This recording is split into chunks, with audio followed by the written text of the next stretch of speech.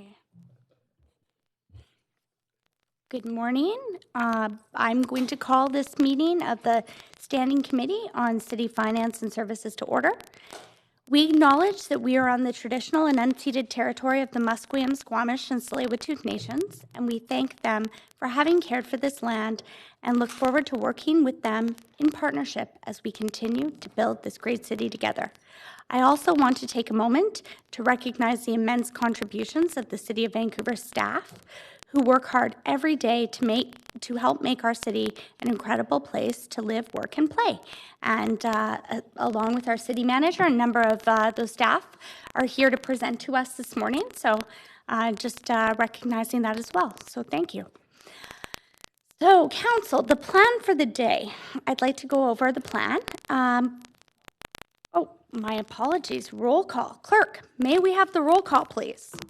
Mayor Stewart, Councillor Carr, Councillor DeGenova is in the chair, Councillor Fry, Councillor Swanson, Councillor Hugway, Councillor Weeb is not in the chamber, Councillor Boyle, Councillor Dominato not in the chamber, Councillor Bly, Councillor Kirby-Young not in the chamber. You have quorum, Chair DeGenova.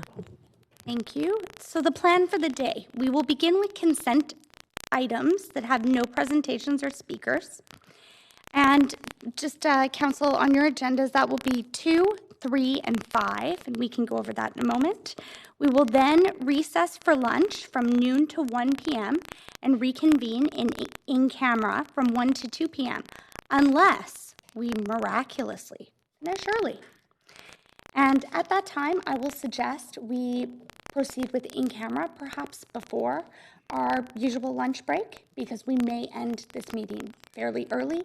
We could have the in-camera portion, reconvene in camera, and then at 3 p.m., as per the meeting procedures pilot project, we will start hearing from speakers on the 3 motions that were referred from yesterday's regular council meeting. So the speakers were notified that they'd be coming at 3 p.m. today. So I think that it's important that we note that, even if we do have a break here.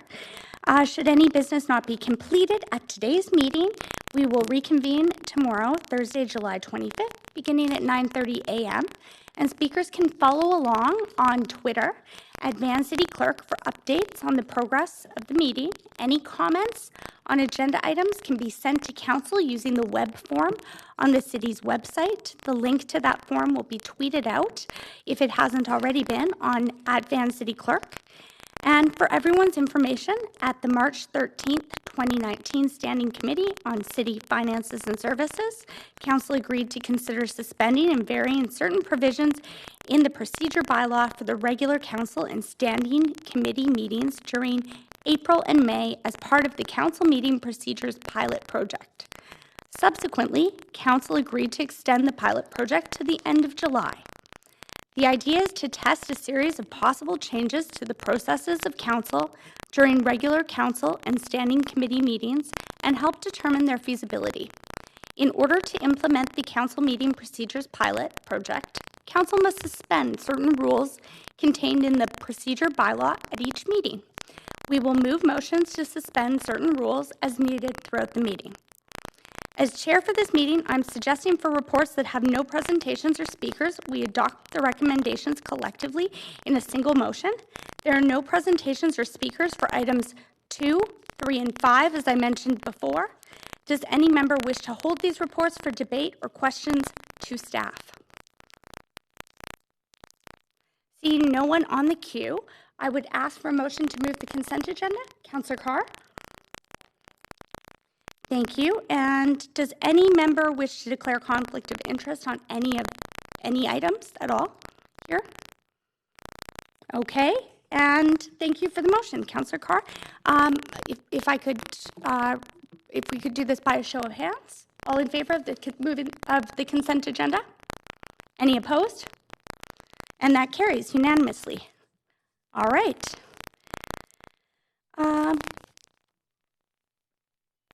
For this meeting, we will now need a motion to suspend Rule 13.8 in the procedure bylaw. That rule permits members of the public to speak to the Standing Committee for up to 5 minutes. Oh, just a moment. Let me confer with the clerk.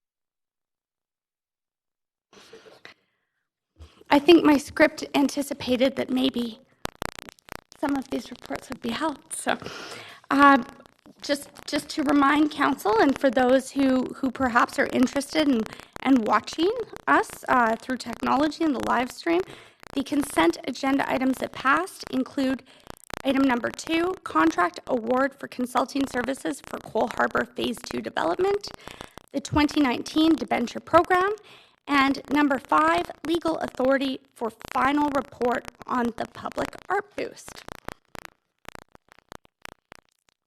And then, all right, we don't have speakers until later, so we can proceed directly to item 1, which is a staff presentation on review of Vancouver's rental incentive programs, initial findings. Gil Kelly, General Manager, Planning, Urban Design and Sustainability, is here to introduce the report. Mr. Kelly.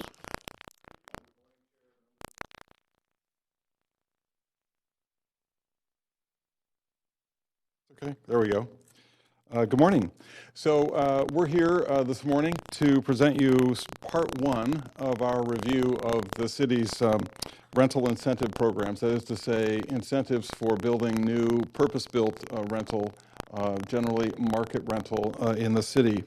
And I say part 1 because you asked us earlier this year, as soon as we were wrapping up the tenant protection policies and the renters' office work with ACCS, to focus on the history and the efficacy of our programs to incent rental production, market rental, in lieu of strata development. So as an option to strata, how we have been incenting rental development and how successful that's been and what the financial needs are for that.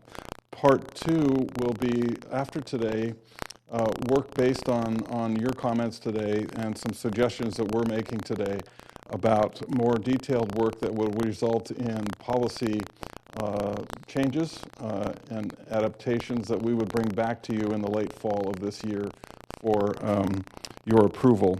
Some of those may require bylaw amendments that would require a further public hearing after the November or early December date in which we come to you.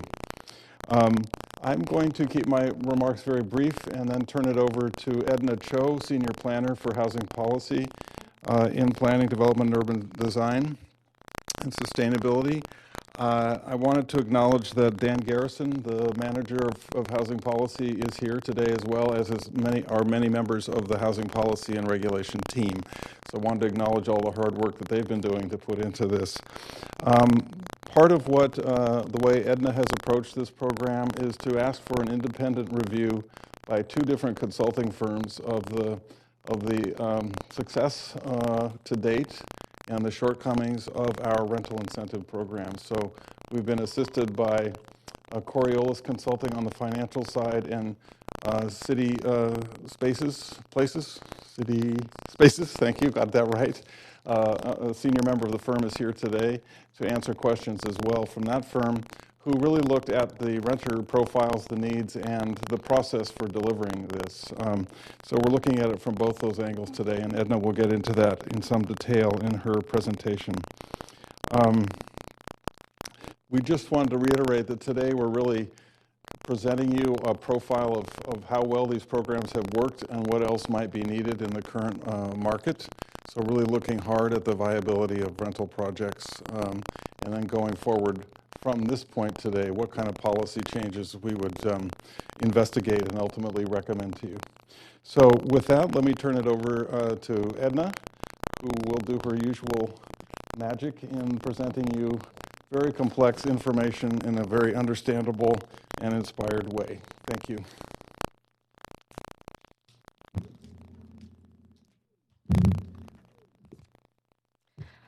Okay, good morning, Mayor and Council. I'm Edna Cho, Senior Planner in Housing Policy in the Planning Department. So today's update to Council will cover 4 topics. First, we'll go over the background, then share with you the results of the last 10 years of rental incentive programs. Next, we'll look at issues facing renters today, so what's changed in the last 10 years, and conclude with next steps for program improvements. We've received significant direction from Council to review the city's rental incentive programs, beginning with the adoption of the Housing Vancouver 3-year action plan in 2017 to increase supply to meet targets, to a series of motions passed this year to explore increased affordability and ways to improve the DCL waiver. We're doing this review in 2 phases. Phase 1 is backwards looking. We've documented the results over the last 10 years and assessed whether the program is meeting city objectives. And that's what we are reporting out to you on today. Phase 2, beginning in August, is policy development. We'll be exploring improvements to our current policies and bylaws, as well as looking at ways to introduce the use of the new rental zoning tool recently enabled by the province. Here's our work plan. We're now finished phase 1. We are targeting a report to Council in late fall with an amended rental incentives policy and amendments to the DCL and utilities bylaws. Implementation will be in Q1 2020, where we'll be bringing back specific changes to relevant district schedules at a public hearing. So that's a bit about the work plan. Let's go into the results of phase 1. So to help complete this work, we hired 2 consultants. First, we have City Spaces Consulting, which provides community planning, development consulting, and consultation services, including developing affordable housing strategies for communities throughout Western Canada. City Spaces helped us document and analyze the results of our incentive programs, including a review of all the rental applications that were approved under these programs and a summary of the consultation process. We have Noha Sedki from City Spaces here with us today, and she'll be available to answer any questions from Council. Our second consultant is Coriolis Consulting, experts on urban land economics and development. In phase 1, they looked at the viability of rental projects and tested whether our current incentives are working, as well as a number of other ideas that came up during the review. Moving forward in phase 2, they will be testing our policy options to ensure they're economically viable. Okay. So let's start with the results from the City Spaces report. We know that the majority of Vancouver households are renters. Market rental housing is just one element of the housing continuum, as shown in the graphic here. Each type of housing responds to different needs, and all parts are important in order to ensure a healthy system. Stepping back, it's important to acknowledge that there were a number of federal programs put in place during the 1950s to the 1980s that encouraged the private sector to build market rental, and which has created the vast majority of Vancouver's rental stock. You can see the sharp decline of rental supply after 1980 when the federal government withdrew these programs, along with the introduction of the Strata Titles Act in 1966. It's these 2 things together that have significantly impacted the production of new market rental, resulting in very little new supply constructed over the last 40 years. And this has led to persistently low vacancy rate. So it's within this context that the city's rental incentives were introduced. Over the last 10 years, the city introduced a number of policies and programs to fill the rental supply void. Beginning in 2009, the city launched the Short-Term Incentives for Rental program, STIR for short. It was a 2.5-year pilot that was introduced right after the financial crash of 2008. The program was designed to stimulate the local economy as well as to test interest in rental development. Back then, we honestly didn't know if the industry was interested in developing rental, since there had been so little built in the previous decades. The incentives offered were increased height and density, parking relaxations, the DCL waiver, unit size relaxations, and expedited processing. Projects could also be mixed strata or 100% rental buildings under this program. So STIR was replaced with Rental 100 in 2012, which narrowed the program parameters to provide more clarity around densities and heights and to allow only 100% rental buildings. Next, the Affordable Housing Choices interim rezoning policy was put in place in late 2012 out of the Mayor's Task Force on Housing Affordability. The goal was to demonstrate the transition zone concept, where ground-oriented housing types provide a transition between higher density arterial streets and single-family areas. Finally, recently completed community plans have put in place policies to achieve a wide variety of housing, including new market rental. So City Spaces reviewed and documented the results from these 4 streams. In terms of the results for STIR, the program resulted in 1,300 rental units, with the vast majority of them, 82%, being studio and one-beds. For form of development, there was a mix, but mostly apartment forms with an average of 14 stories. STIR allowed mixed rental strata projects, but we found that significantly more rental units were created in the 100% rental buildings compared to the mixed strata rental buildings.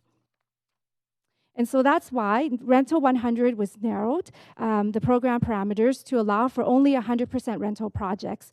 The program also provided more clarity around supportable locations, form of development, heights, and introduced family housing requirements. Under this program, 40 projects with over 3,200 units were approved. And out of the 4 program streams, this is the one that has produced the most rental. It also produced buildings with lower heights and densities compared to STIR, and more family housing units were approved, with over 37% compared to 18% under STIR. Next is the Affordable Housing Choices interim rezoning policy. So the intent of the program was broader than just delivering rental. It was to test affordability through innovation in housing tenures, such as co-housing, life leases, etc. So as a result, we didn't get the same take-up for rental in this policy compared to the others. 8 projects with approximately 420 units of rental, with 33% of those units suitable for families. In general, applicants found this program confusing. How is it different than Rental 100? What constitutes an innovative housing form? And we also heard it was difficult to deliver the projects due to the spacing requirements of no more than 2 projects on a 10-block radius. The community plans have produced a significant proportion of the overall new rental in the city, with 2,000 units, the majority of which have been approved under the West End plan. Looking at the DCL waiver, we found that it has enabled over 2,700 units of rental.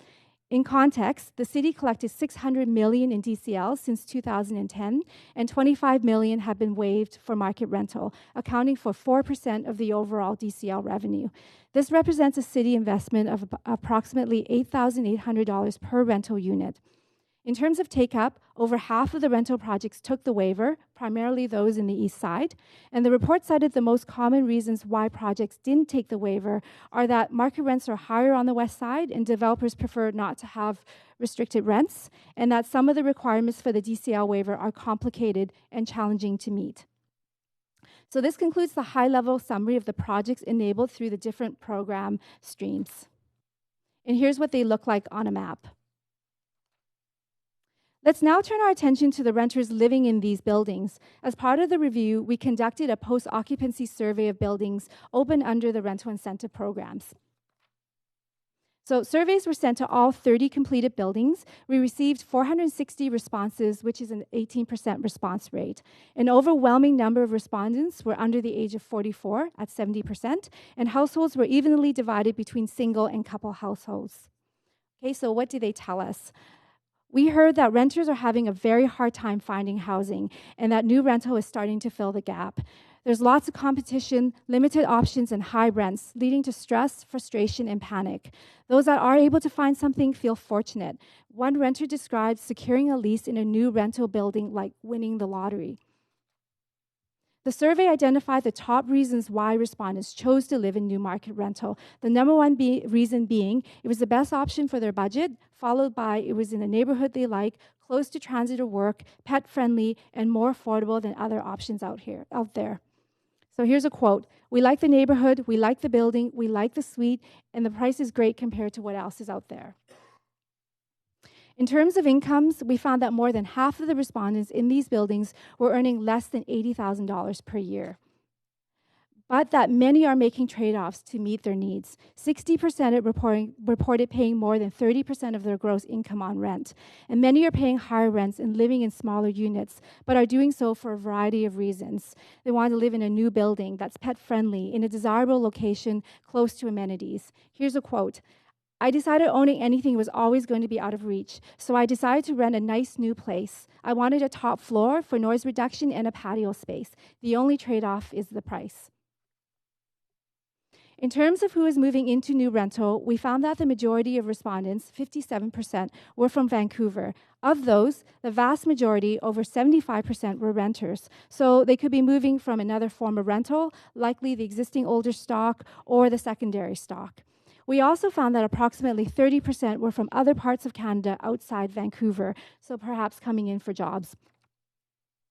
Finally, we found that the vast majority, almost 80%, agreed that incentives should be provided to encourage the building of new market rental. Here's a quote.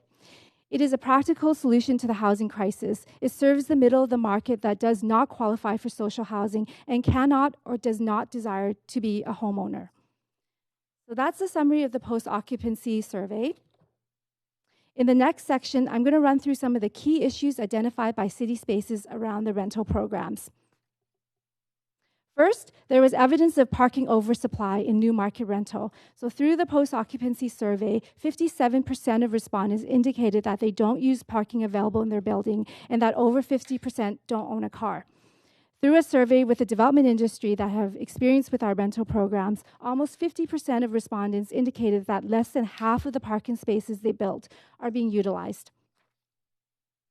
Next, City Spaces analyzed the processing times for rezoning projects over the last 10 years.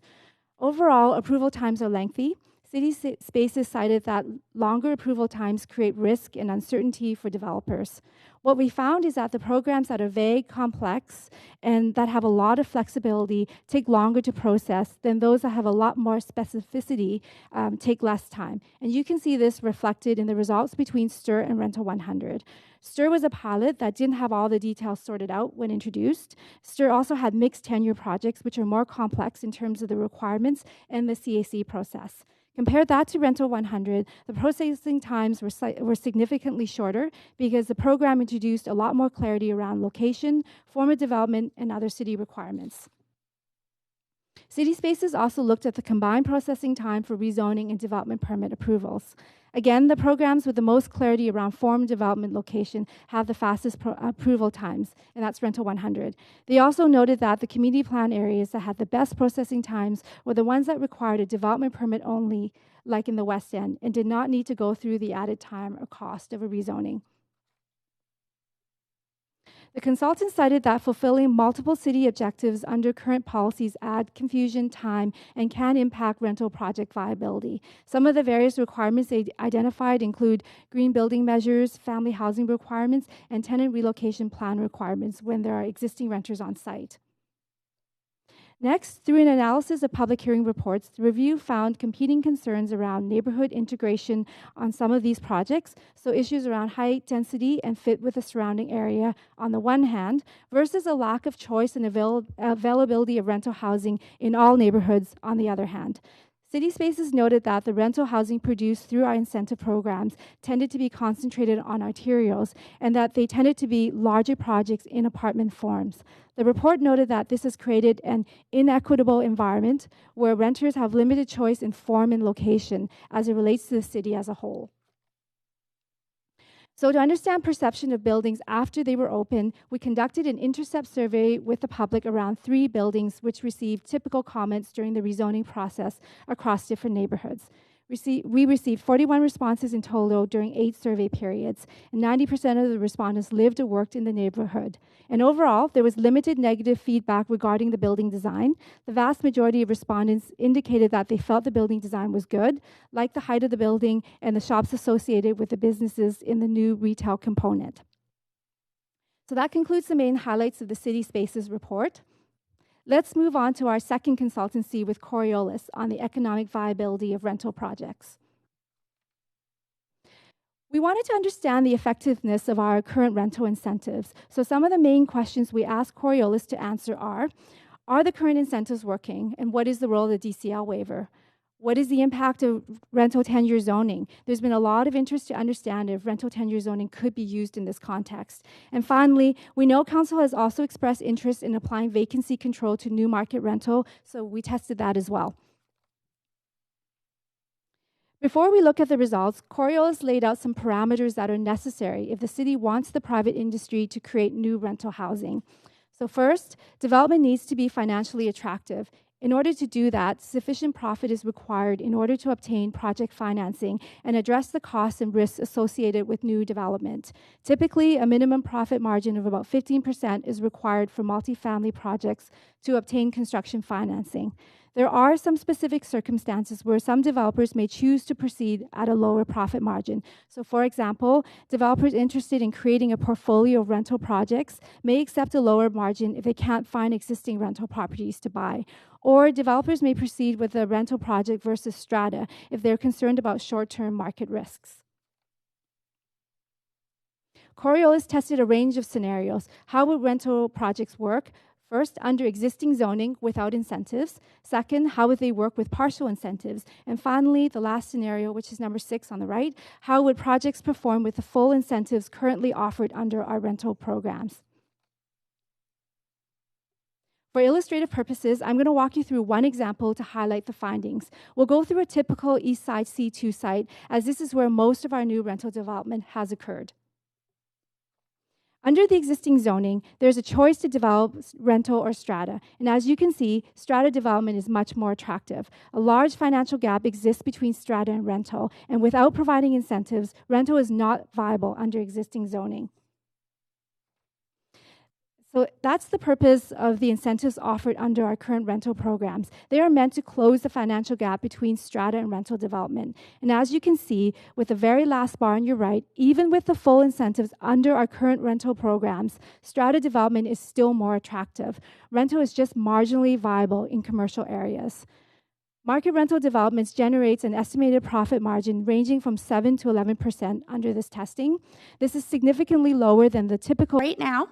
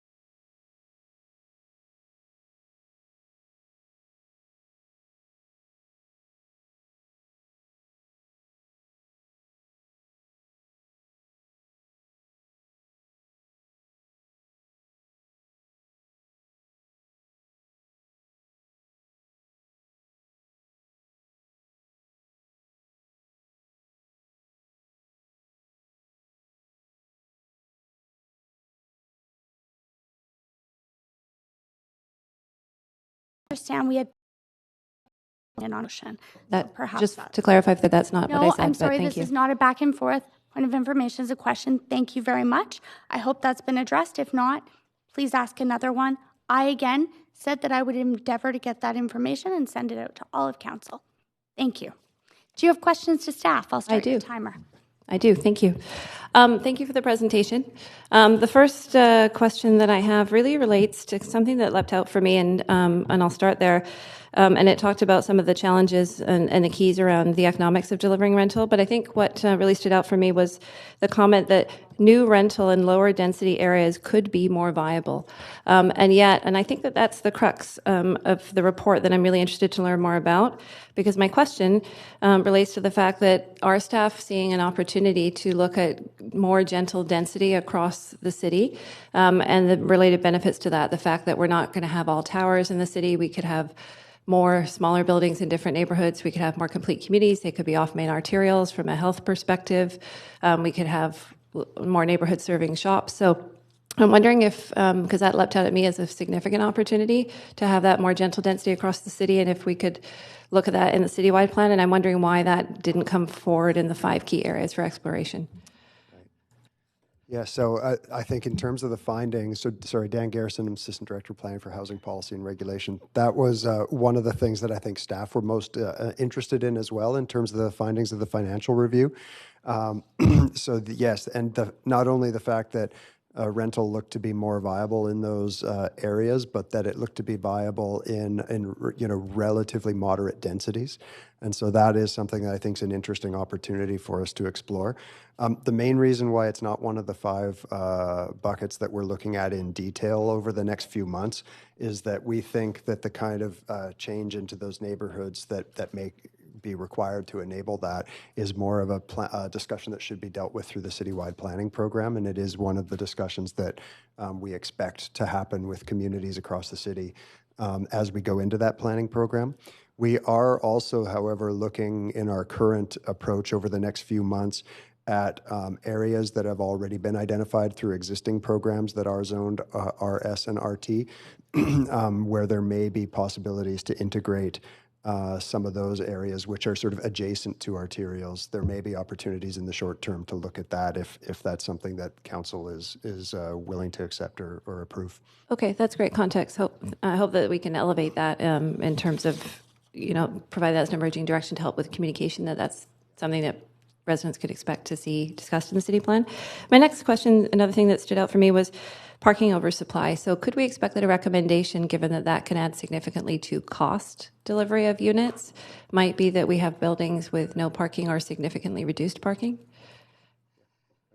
I think we were also really interested in the finding around the parking oversupply, but that was verified and supported from sort of 3 different sources, so triangulated. And so I think that's something that we're really interested in exploring as well, is looking at ways that the parking and the costs associated with them could be reduced to help improve the delivery of rental housing. Absolutely. So the older style walk-ups that we see in so many of our neighborhoods, you think South Granville kits, that sort of thing?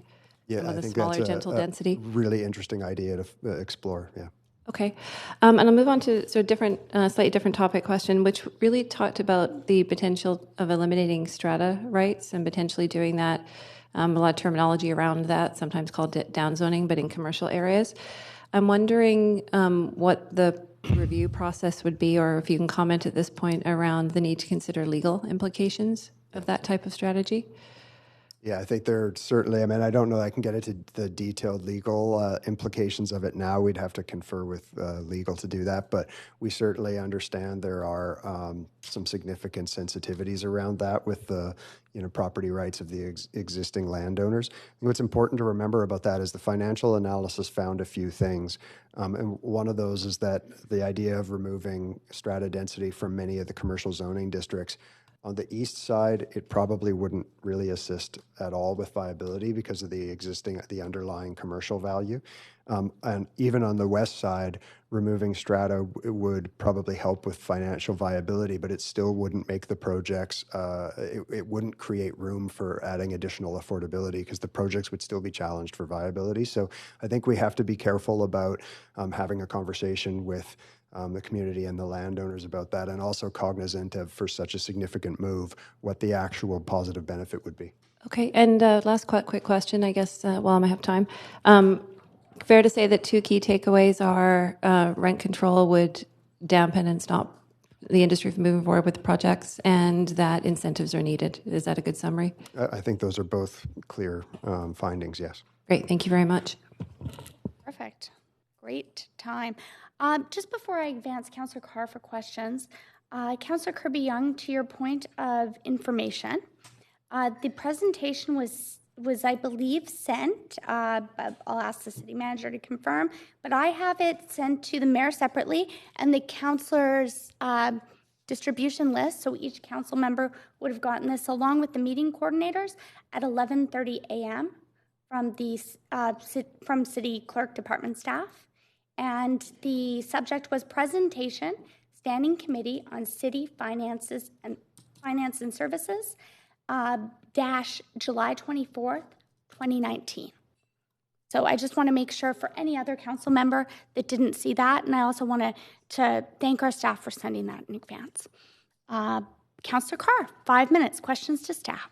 Great. Thanks so much. I really appreciate the presentation. I've been waiting and with anticipation. There was one element that I had put in my original motion that I didn't hear a report back on, so I'm wondering if the information was collected, and that is what happens. I mean, we waive DCLs based on rents, and one of my questions was, what happens to rents after the first renter? Like, did we track that at all?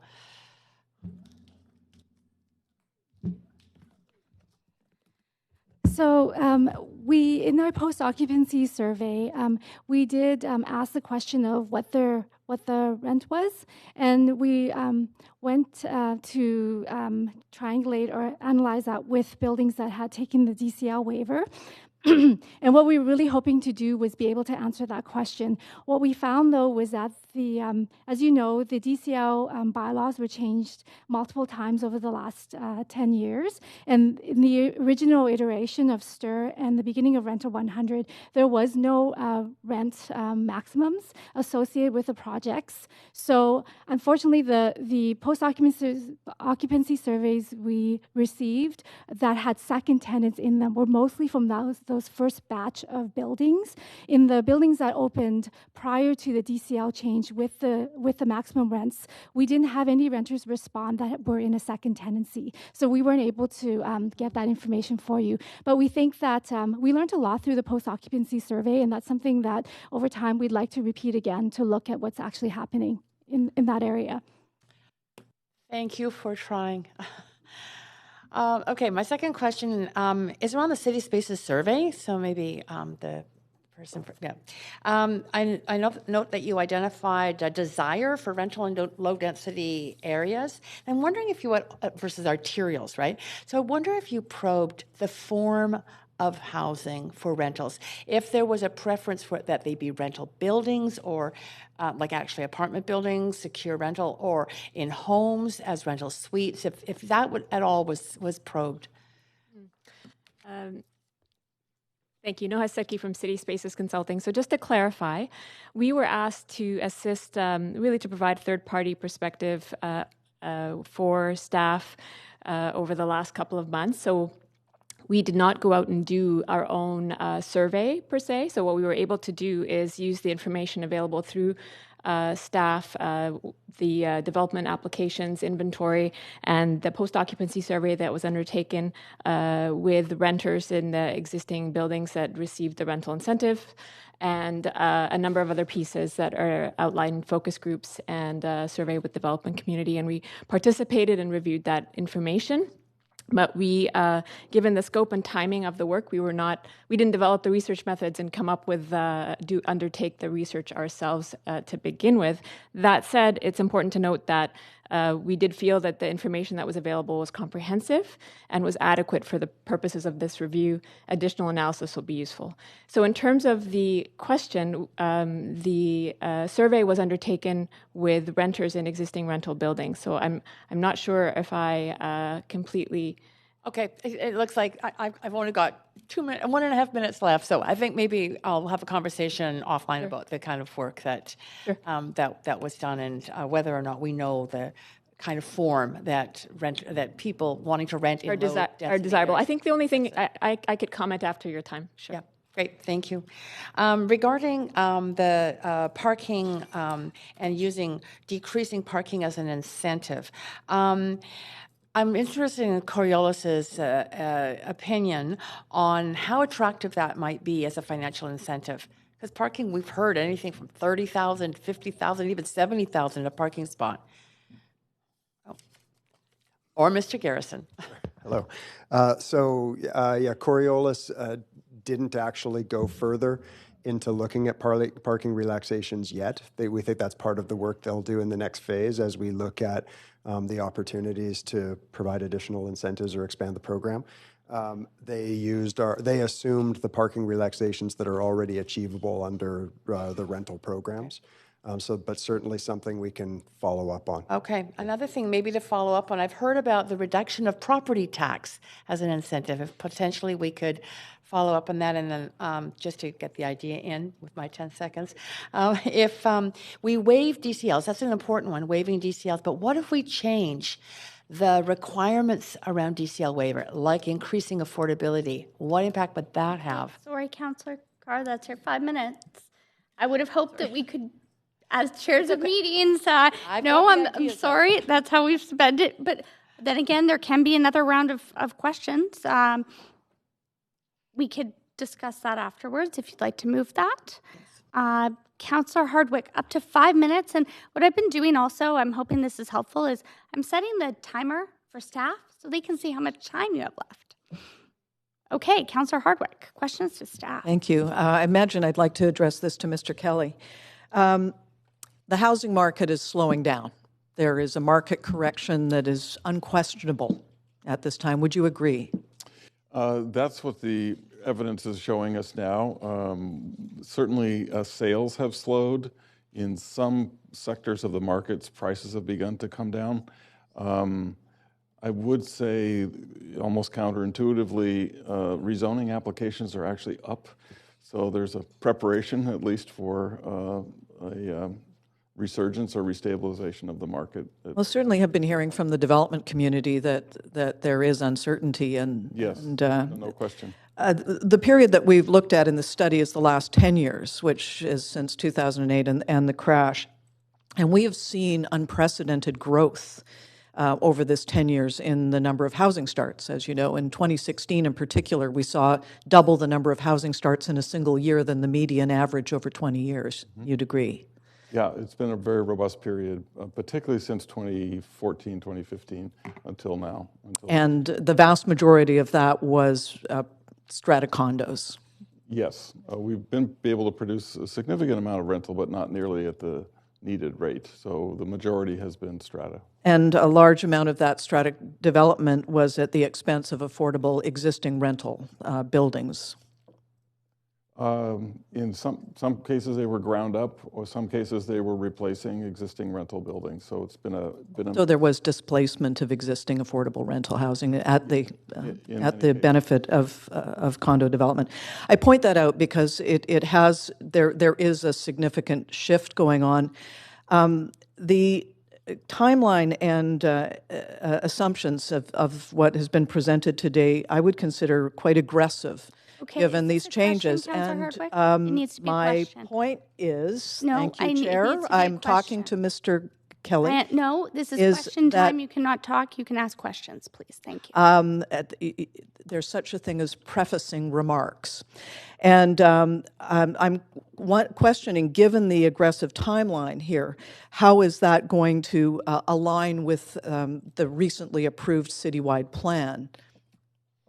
Yeah, there were a number of aspects in answer to the previous question around infill development in lower density neighborhoods that need really to dovetail into that effort to explore that. I think there are elements of this current study between now and November where we'd like to come back and say for existing defined policy areas, the corridors and so forth, station areas, What more could we do, or do we need to do to incent rental development? My understanding was that, in large part, the intent of the citywide plan was to determine what the people, the residents of the city, want across their neighborhoods, recognizing that there is no one-size-fits-all model. How do you see that aligning with what we've seen here today? Yeah, I think we will be testing alongside people's desires. We've heard throughout our engagement so far over the last several years that the need for rental housing and affordable rental is very high on the community's list of desired outcomes. And so this is following along that path, but we will continue to test and retest during the city plan, particularly how that should land in neighborhoods throughout the city. I've previously taken exception with the underlying assumptions underlying the Housing Vancouver, in particular the aggressive targets of 72,000 units over the 10 years between 2017 and 2027. Will you also be revisiting those targets based on what we're seeing in population growth, especially as we know that we're anticipating the next round of census in 2021? Yeah, the census in 2021 will come a bit late in the city planning process, but it will serve as a good checkpoint toward the end of that process on the assumptions and the policies that will then not yet have been adopted by council. I think the other thing to note is that the purpose for the rather ambitious number in Housing Vancouver was to balance the supply, because much of what we had to balance was the 30,000 or so strata that were already in the pipeline with incentives for new rental. If the market is slowing for strata, the 70,000, 2,000 could actually drop and be the proportion of rental could be greater than we might otherwise have seen without the Housing Vancouver strategy. Well, I totally agree that that's your the time, slowing of Councillor pre-sales Hardwick. may have a That's positive your time, effect. Councillor Hardwick. I'm sorry. Thank you. Again, as I said, if you have more questions, we can move for and debate another round of questions afterwards. Councillor Boyle, questions to staff, up to 5 minutes. Thanks. A couple of my questions were already asked, and as others have said, this is really helpful information. I really appreciate it. As Councillor Kirby-Yung stated, I am also glad to hear that further exploration of gentle rental density in our SNRT is part of where we're going. It was certainly an interesting finding from this. I'm curious on the C2 piece, if we have any sense of how something like downzoning or rental-only zoning might impact small businesses, hearing as we have been that those skyrocketing land values have been a key part of the cost pressure on small businesses. So what downzoning might do to dropping those property values in terms of viability of small. So maybe that's outside of scope, but they're clearly all related. Yeah, I think you've touched on a point that is slightly outside of the scope of what we looked at in the financial analysis we did.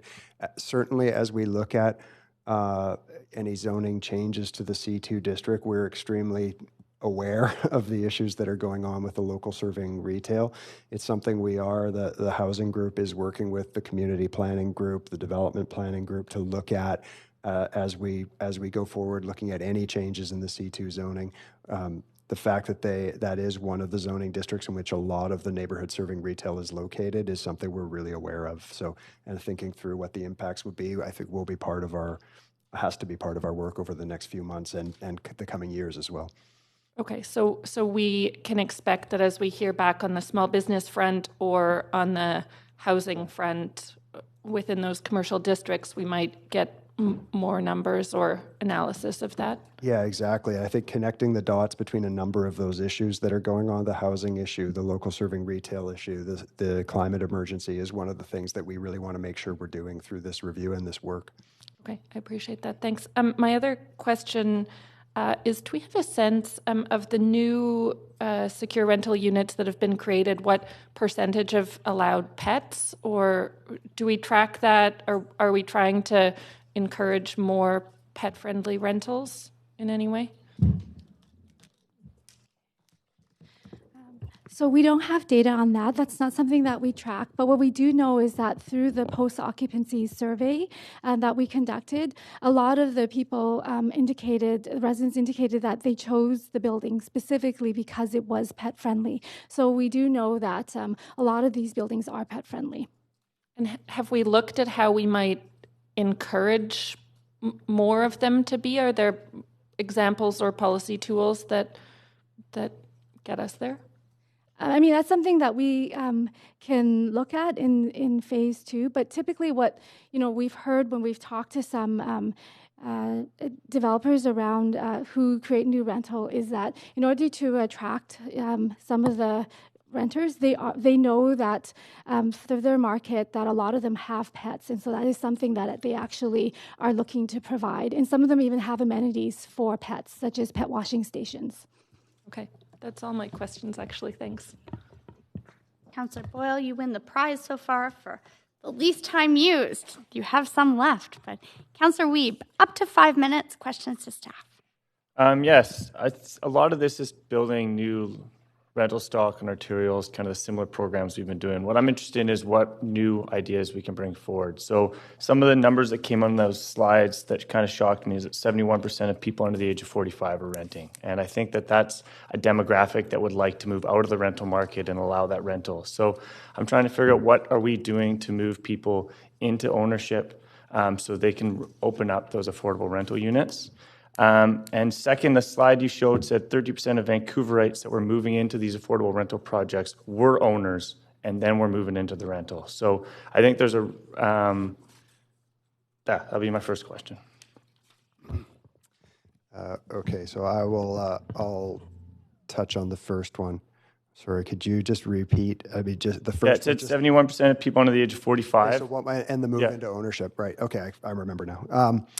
Okay, so mainly this review is about the rental programs and what we could do. Moving people in, one of the findings we've found over the years, and including looking, for example, in detail at these issues through Housing Vancouver, is that unfortunately our ownership market, one of the things that's driving the high demand for rental is that our ownership market has sort of gotten so far away from incomes in the city over the last number of years that that leap from the rental market into ownership has become extremely challenging.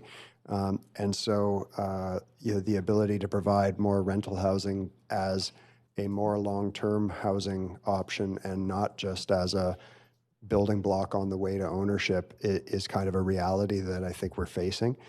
That said, one of the ideas that is sort of going around is the idea of affordable home ownership programs. And so the provincial government, both through BC Housing, has now developed an affordable home ownership model that they have, and we are discussing that with them.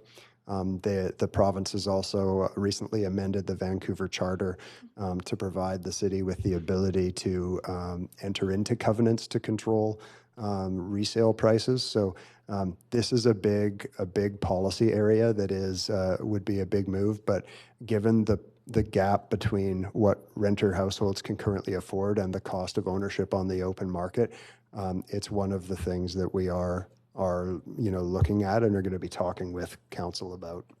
To me, that seems like a huge opportunity to increase a lot of rentals by moving people into it. And yes, if we were doing 4-story strata and 4-story rental, if we could bump that up to 6-story strata, however it's affordable, some of those units being rented out, we could be delivering what we're looking for. Yeah, certainly the continuum of housing is and moving people along it is one of the challenges that we face at all points on the continuum right now. Okay, so that's something I'd like to see. Other co-housing, co-op, all different models that we're seeing where people are getting into, I guess the main one for me is there's a lot of houses that are now one person, two person living in it, and they want to increase the amount of units, right? So a home in Kitsilano could put 2 new units on if we had a program to kind of incentivize that extra units and visible density. You talked about the reinvesting to protect housing. Are we having an option of creating a fund for people that want to add rental units? So they could add 2 rental units to their place. They would get a fund from the City of Vancouver, and that would be 2 units at a minimal cost for the city compared to the expensive cost of us building new rental. Right, so this would be looking at like a owner of a single family house looking at incentivizing. We certainly are looking at a secondary suite Third initiative. suite, fourth suites. I mean, Yes, where we're looking at both a sort of a regulatory and an incentive-based, what are the tools available to us? So that is a discussion that staff are having across multiple departments, primary planning and development, building and licensing. so in the fall, will we see if someone wants to live in their family home and create 3 different units in their home? Are we looking at ways to incentivize rental in single-family homes? That's what I can't tell you what the timeline for the work is. I just don't know off the top of my head right now. So, but it is something that we are working on. But it won't be involved in the rental incentive program findings and Likely not, just because of the geographic areas that we are looking at. I think, as you pointed out, are primarily targeted on the geographic areas where the rental incentive programs are already in play. And some of those conversations may be at a level where the scale of change you're talking about is small enough that we could proceed in advance of a citywide plan. But some of those conversations will also be the kind of conversations that we'll be having with communities through that planning process. Thank you very much. Just on time. Thanks, Councillor Wiebe. Councillor Fry, up to 5 minutes. Questions to staff. Thanks, Chair. Thanks for the report. This is a lot of excellent work that went into it. I have a couple of specific sort of math questions, so this might be questions for Ms. Cho. On page 66, I'm curious actually about the DCL waiver threshold. On page 66, it references the average monthly rent for a studio at $1,576, but a lot of the DCL waiver apartment applications, I think most recently of the one at 796 Renfrew in Hastings, that came in with DCL waivers in the tune of $1.25 million, and the studios were at 1607, and that's for not even built yet. So presumably, those studio rents would go up quite a bit higher than even the 1607. So what is the criteria at which we determine what a DCL waiver rent threshold is? Because it's not market, obviously. So the numbers in the slide, they're the average market rents in newer buildings east side as per the CMHC 2018 report. The DCL waiver criteria that we use for the east side of Vancouver is actually the citywide average. So it's a little bit higher. And the reason we did that was back in 2013 and then changed again in 2016 when we did this, there wasn't enough data in the 3-bedroom units to use the average newer market buildings in the CMHC report. So there hadn't been enough new market rental produced for them to disaggregate the information like that. So since then, there's been a bit more. And when we relook at the DCL waiver and the changes to the bylaws, that's something we can look at. Yeah, so certainly that jumped out at me that we're essentially subsidizing rentals that are higher than market. And when we look at this number here, I guess so. On the subject of that too, one of the things I would have liked to see, and maybe we can see this in the update, I crunched the numbers from the Housing Vancouver progress report, and I came up with about 7,000 rental apartment units built between 2010 and 2018. And comparing to the slide on page 19, which talked about 2,700 units built with DCL waivers at that same time period. So I'm sort of curious, the ones that were built without DCL waivers, what do those look like? What's the viability of them? I appreciate that that's a whole different kind of work thing, so that's really maybe something I'd like to see in the update report, where the ones without DCL waivers come in and how they work. Sure, okay. So just to clarify that, so there's 2,700 units that took the DCL waiver that we could quantify a cost for because we only know the full amount of the waiver at building permit. There's also about 1,400 units that are currently in the system that we haven't confirmed a cost for. So overall, there's, more like almost 4,000 units that took the DCL waiver. And overall, we would say that most of the projects that took the waiver are on the east side because they needed it. And on the west side, where rents are higher, some of the projects have chosen not to. And if you look at the spread of some of the projects, some of the original projects had higher densities.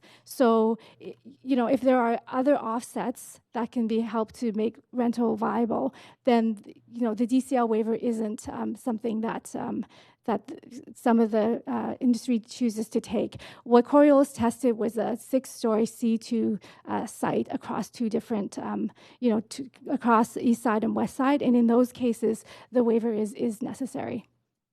Okay. Still, it would be something I'd like to see in the subsequent update. And then, more largely on the subject of the affordable for-profit housing as defined in the charter under 10.3, have we challenged what that actually looks like? I mean, I appreciate that you're talking to the province about changing the definition, but when we talk about for-profit affordable housing, for-profit affordable rental housing, does that define all the units, or could we have like more of a MERP approach where some of them are more affordable and some of them are market? 20 seconds.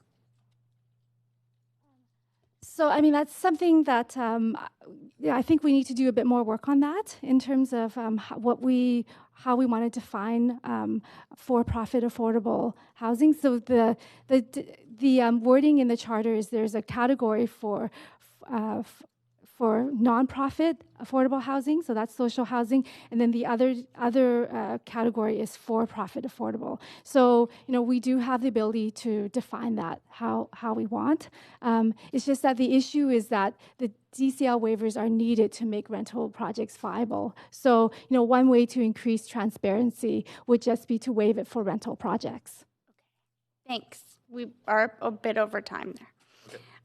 Councillor Dominato, questions to staff, up to 5 minutes.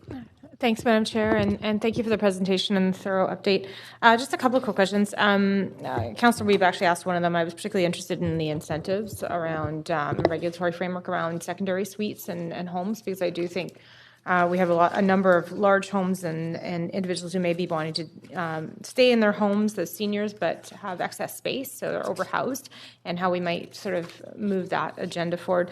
But I do want to ask about, it's linked to sort of the rentals, but it's around the National Building Code. The draft National Building Code is looking at up to 12 stories for tall wood buildings, so mass timber. And I'm just curious if we've looked at that in the context of, because and you've already identified this in here as a report as the challenge around timing, application, rezoning applications, but there's the actual time of construction as well, issuing permits. Is that part of this conversation? Because I think there's a real opportunity there, because it can be done more quickly with other materials, Yeah, so that is something that we're going to be exploring through phase 2 of the work. Looking at different construction methods like mass timber. Okay, so that is definitely being looked at, and prefab materials and...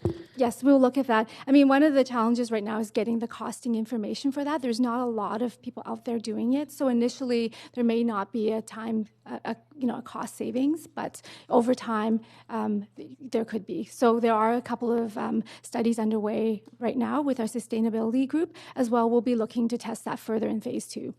Okay, and I guess, I'm just going to circle back to that, is in terms of our rental programs now, though, do they encourage that?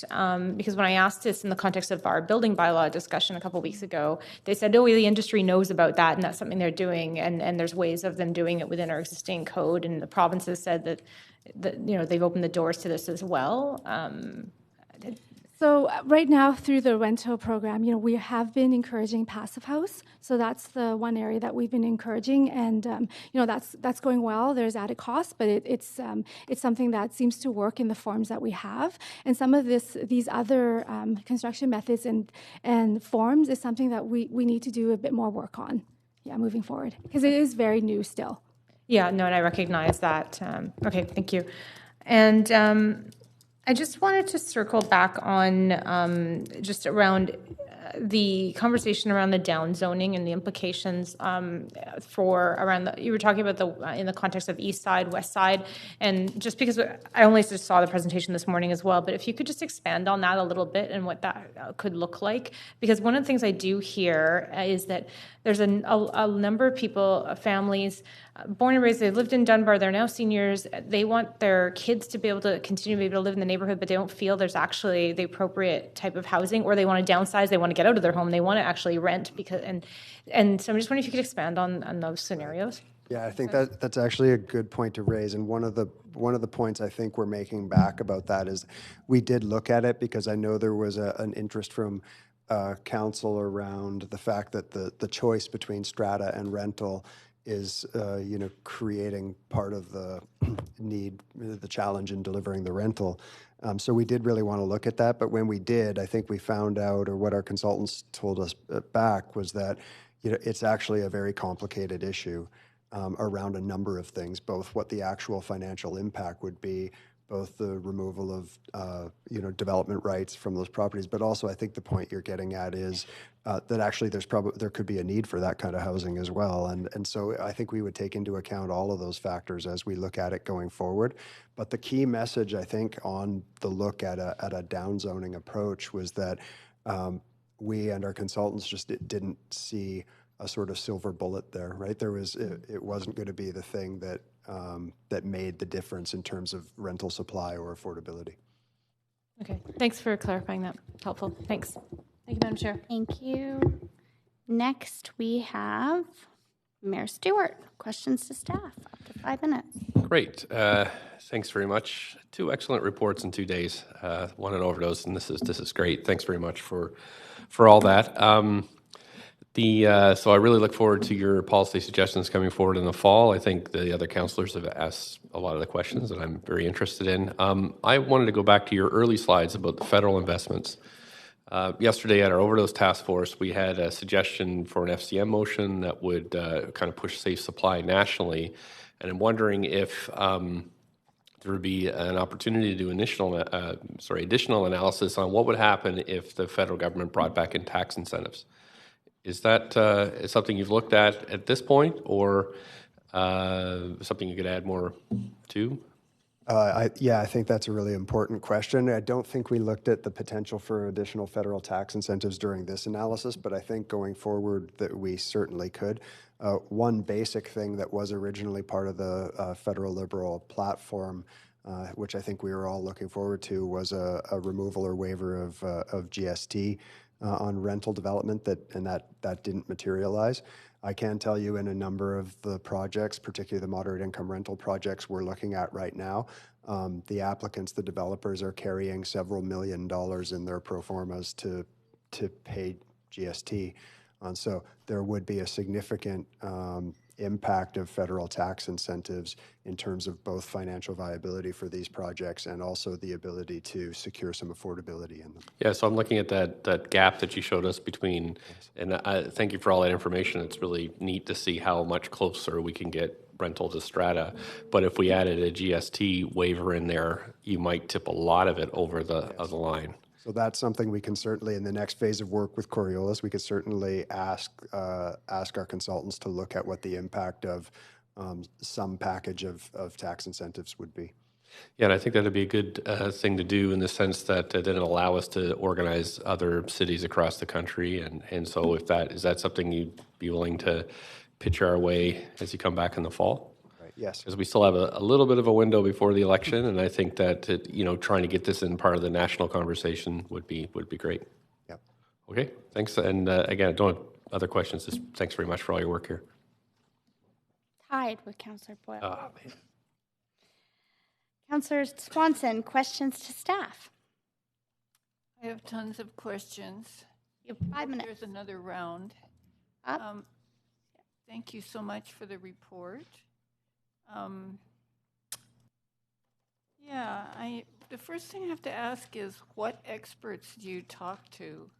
Like, all of this report, it seems to be based on supply of private rental stock. What if you asked another expert that might come up with a different report from a different perspective about what can we do to supply non-market housing? How can we push for that? So the first point, I think our consultant, Ms. Sedke, would like to just speak to that, but I would say that City Spaces is an example, actually, of a consulting firm that does a heck of a lot of work, both on the private side, the analysis, the analytical side, but also works project managing nonprofit housing projects. So I'll let her speak. Hi, thank you. I just wanted to comment because we do work a lot with the nonprofit housing sector. We do a lot of work with municipalities looking at housing policy and research and social plans and so on. But we also, a big part of our work is working with nonprofits, helping them realize new projects. And there's funding programs right now. So we're working very hard to try and help nonprofits do social housing, emergency shelters, and so on. And what we're finding is it's very, very difficult to make those projects viable, even with low financing, relatively low financing from BC Housing or sometimes CMHC increasingly now. But also with an operating subsidy from those levels of government, it's still very challenging to make the non-market housing work. So we're trying to find multiple sources of funding or creating a mix of incomes for the nonprofit housing. So the point I'd like to make is that on the rental housing, it comes back to that as well, is the challenges of making those projects viable. We're seeing it on the non-market housing side, even with the subsidies and the lower financing. So it's about encouraging that so that we're creating a continuum of housing. Oh, thank you.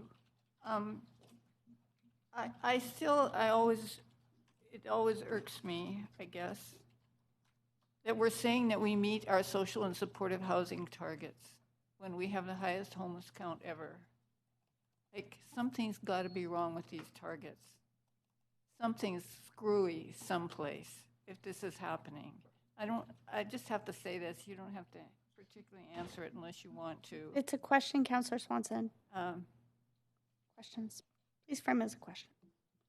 Then there was the graph about the vacant and the occupied units, and it showed that the newly vacant units were renting at hundreds of dollars more than the currently occupied ones. And that the whole thrust of this is if we get people out of those units, then the low-income units will become available. But in fact, they aren't low-income after the person leaves because we don't have vacancy control. And is that a question? By hundreds of dollars. So how does your logic work around that? Just with that graph, my understanding is that the vacant units, what that shows, because the rents are higher for the vacant units, it's a confirmation that there is considerable demand for those units and there's not a lot of supply. So there's opportunity to increase rents for those vacant units. And so what that really tells us is that there's considerable constraints on, again, on supply, and it's about trying to facilitate more and more units. And if they're at a higher higher rents suitable for more moderate income renters, that hopefully that will free up units for the lower income renters and create less pressure at that lower income side. But also, if somebody moves out, then that increases the rents in the low income units. That is the reality across the entire rental stock. But one of the slides said that the average single renter made about $32,000 a year, which would mean that they could afford $800 a month, which is about half of what 15 seconds. Units are renting. So is there some way that your work could push us more towards affordability and maybe not so much emphasis on supply for people that are at the upper. Councillor Swanson, you're over your time. I did give a little reminder there. There could be maybe another round of questions to staff, but also I know that staff do respond to questions that are emailed to them as well. I just wanted to remind Council of that, as I didn't before this item. I have Councillor Carr and Councillor Swanson back on the queue. I've seen that everyone has had a chance that's on the queue. I will ask a few questions myself, start my own timer here. And and I'll try and keep them brief, and then I will email the rest of my questions. But specifically in looking at, I suppose, tenure in the Rental 100 program and the way it's currently set up, that rents may not continue on to be controlled throughout that time. I'm wondering if there was any concern in looking at the policy surrounding that in fact, the residential tenancy agreement says that any lease over the term of 4 months has to, any landlord has to consider allowing that unit to be sublet. So we could actually see someone taking in cash and subletting that unit. So they could apply, and I'm sorry to talk about another potential loophole, as it's been called. But if it's allowed under the residential tenancy agreement, it's a concern to me that then that unit might be rented to someone who's actually profiting off of that housing instead of living in that unit. I'm just wondering if that was ever a concern as to why we have to allow the prices to reflect the market afterwards. Yeah, this is a concern that has come up, and we have heard this. I'm not sure that it's a concern in relation to allowing market. Our housing agreement authority gives us the authority to secure rents for sort of whatever period of time council determines. But certainly the ability to sublet the units at a landlord's, discretion in agreement with the tenant is something that could happen in Rental 100 projects, the same way that it could happen in older rental stock or really any privately owned rental stock. Of course. I also just wanted to clarify that the residential tenancy agreement that would be signed, even if we have a housing agreement or Section 219 covenant, as most of the nonprofit sector has for affordability, specifically to that question, it says right on the form of the residential tenancy agreement that any lease over the term of 4 months has to reasonably allow that person to sublet. So they could then sublet at a higher rate. We wouldn't be able to control that. That would be in the residential tenancy agreement. Is that true? To be honest, I'd have to confirm Okay, that. I'm not that's sure. fine. I'm happy to have that answered by email. Also, just on touching on the affordable home ownership, and I found 13 motions that I either put forward or amended into about affordable home ownership. Very happy and want to congratulate and thank staff for the work that you did. Specifically to move that forward and request the charter change. Wondering if there's a little bit of information that could be provided. I know, Ms. Cho, you have shared before what that the renters that would like to move into home ownership but weren't able to do that because they weren't able to afford that down payment, that either the BC Housing Program or our own pilot project that we weren't able to move forward with could achieve and anticipate. With that, to Councillor Wieb's question, I mean, is there information on how that would help people, but also on the consultation side, as Councillor Hardwick had asked before, how many people want this? I think that's important. Will you be able to provide that information later, and can you comment a little bit on the rollout of that program? Yeah, so I just checked with Ms. Cho, and we don't have the information today, but it is certainly something we could provide in a future report back. Staff right now are actually drafting an update memo to send to council on affordable home ownership that will outline changes with the province, as well as the conversations with BC Housing around their model and some of the developments that are currently moving forward that may include potentially some element of affordable home ownership to it. So that is something that you'll be receiving a memo on to outline the sort of steps forward are. Thank you. And when it comes to purpose-built rental, last question, doesn't need to be a long answer, and I'm happy to have anything by email. I'll email you the rest of my questions, but specifically towards appropriate housing. So we have some families that have said a den is a fine bedroom for their child, and in fact, not allowing dens or light bedrooms right now. Will we see that later on in rental, and will that be coming with the housing update later this year? Is that if you don't have that information, I can email that over.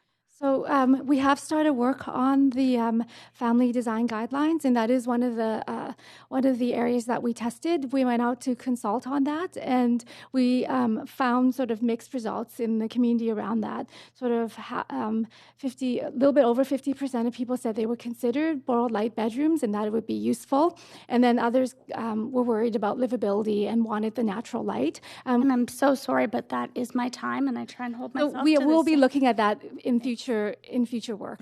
Thank you, and I have so many questions. I'll email over the rest. I see Councillor Carr on the queue. Councillor Carr. Yeah, thanks. Just a moment there. Yes, your microphone's on. Yes, thanks, Madam Chair. I do have more questions, but I am actually happy to send my questions by email to staff, especially if we can get to speakers on the next item before lunch. I'm not sure if that's possible, but I'm sorry. If you could give me an assessment on what the schedule would look like before lunch. I will confer with the clerk, but perhaps I could ask the city manager if, and it's my understanding you would want all questions shared and all answers shared amongst council that we have. Would that be? That would be great. A proposal? Maybe the city manager might be able to comment on that. Thanks.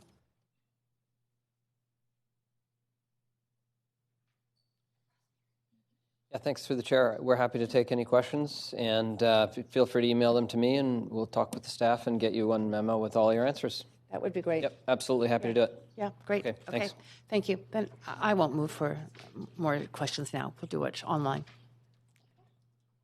Thank you. And Councillor Carr, to your point of information, I believe that's what it was earlier. We have item 4 still to deal with on the agenda, which is amendments to the procedure bylaw, number 9756. And we do have speakers to that item and a presentation, is my understanding, from staff. Oh, no, we had a report that all councilors received all council members received in advance. It was also on our website, but we do have speakers to that. So we would move forward with speakers on that item. That's my understanding. Do as much as we can until we get to noon, and then reconvene if we needed to afterwards. But that is the only business that we have for this portion. And then we would go to the member motions that were moved to this committee, starting at 3 p.m. Thank you. Councillor Swanson. Yeah, I have a few questions. Oh, okay, Councillor Swanson. I'm not sure. I think Councillor Carr just moved a motion that we email questions to staff, but I'm not sure. I just want to make sure that I'd heard that correctly. I don't want to speak for you. Councillor Carr, did you move a motion that we would? I didn't really move a motion. I just made a suggestion that that's what we do instead of moving a motion to have a second round. I did not move for a second round of questions. Okay, but you did ask for an update. All right, Councillor Swanson, would you like to move another round of questions? That would mean we'd hear from speakers likely after lunch, but that's up to you if you'd like to move the motion. Yes. Okay, and we don't need a seconder. All in favor of the motion for another round of questions? To staff here on the floor of council. If not, as I mentioned, we could email them, but Councillor Swanson's moved that motion. All in favor, show of hands. Any opposed? Sorry, again, in favor? I just need to count. In favor? Okay, and opposed? Councillor Carr, Councillor Fry, Councillor Kirby-Young. So it's the motion successful. Councillor Swanson, please go ahead. I'll start your timer again. That I also just wanted to mention to those of you who voted against this motion, that doesn't mean you won't get your questions answered. You're welcome to put yourself on the queue, or you can also email your questions to staff. That doesn't need to be a motion. So Councillor Swanson, just a moment. I'm having a bit of trouble with your timer here. I just might need the clerk's assistance resetting it. It's not resetting itself. I'll just reset the timers. There we go. Councillor Swanson, questions? So, yeah, I don't mean to be too ferocious here. I think I'm just coming from a different point of view. Can you speak into your microphone, I Councillor? like the idea of green retrofit, but I'm wondering if you guys are thinking of coupling it with rent control. Yeah, I think that's a good question. I mean, actually, I'm going to pass this over to Ms. Cho. So the primary objective for that program in phase 2 is to look at how we can improve existing rental stock without displacing tenants. So that's the number one thing we want to do. We want to pilot it and we want to show that it's possible. So that is something we're going to look at in phase 2. We hadn't considered yet the issue around the affordability and putting rent controls in place, but that's definitely something we'll have to sort out in the phase 2 of the review. There's an old program that I know of because I'm old. It's called RAP, Rental Assistance and Rehabilitation Assistance Program, that was coupled with rent control. Okay, another question, equity. So we're talking about equity lens put on everything. And I'm wondering how you're going to be putting an equity lens, because it's like if your slide, 3,200 for the average single person, which can afford 800 a month, and a lot of these people, they're poor, they are racialized, they're indigenous. How are we going to make sure that we have some housing for them in what happens here? Yes, and obviously this is a really complex question to talk about, to get into what it is we mean when we talk about an equity lens. But I think part of the answer to the question in terms of the program we're talking about today, or the kinds of work we're talking about today, it's around meeting housing needs in the market that are not being met, or in our housing system that are not being met by the housing that's being delivered today. I think one aspect of an equity lens that's referenced here is looking at the fact that we really are enabling virtually no purpose-built rental housing in more or less 2/3 of the city's residential zoning districts. So that's something that's come out of this review, and that's one way of thinking about equity. Another way of thinking about it is part of the rationale for providing this new rental supply, as I think was demonstrated in the presentation, is to take the pressure off of the existing lower income rental housing from folks that are moving here and other things, so that lower income households are retained or have the ability to be maintained in that. And then I guess the third thing I would say is that this is only one element of our overall housing strategy. We have significant elements of our housing strategy that are focused on issues of homelessness. We have a temporary modular housing initiative that's been quite successful over the last year or two. Council's allocated $540 million through the capital plan to build new social housing over the next 4 years. So these are things that are strong priorities for us as well. It's just that some of that will be delivered through other programs at other parts in the housing continuum. I was going to ask you about the 540. I thought it was 75. There's different elements to the capital plan. So there is elements of the capital plan that are then allocated to the delivery of social housing on city land. There's a capital grant program. And then there's the inclusionary program through which we secure projects from the development industry that directly builds them and turns over ownership to the city. So all of that put together is estimated at about $540 million. So I'm still not thinking that you're hearing about what happens when people move out. It always goes up, and those units are no longer affordable. Yeah. I think that, so there's part of it, I suppose, is that people are moving out of those units anyway. People in the rental system do move. And the reason why landlords are currently able to increase rents significantly in those cases is because we have a 0.8% vacancy rate and not enough rental supply. Not adding new supply, from our perspective, is not going to alleviate that issue.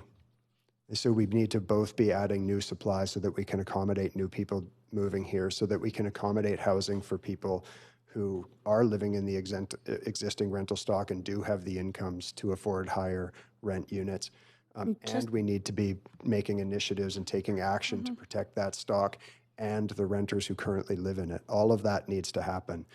So while today we're here talking only about that one piece of it, I think we do hear you on the concerns around the existing renters and the need to enhance our protections for that, and we have done significant work around that. And I've allowed some discretion, but I would hope that, I know that all council members are watching their time, but Councillor Swanson, you're over time on this one.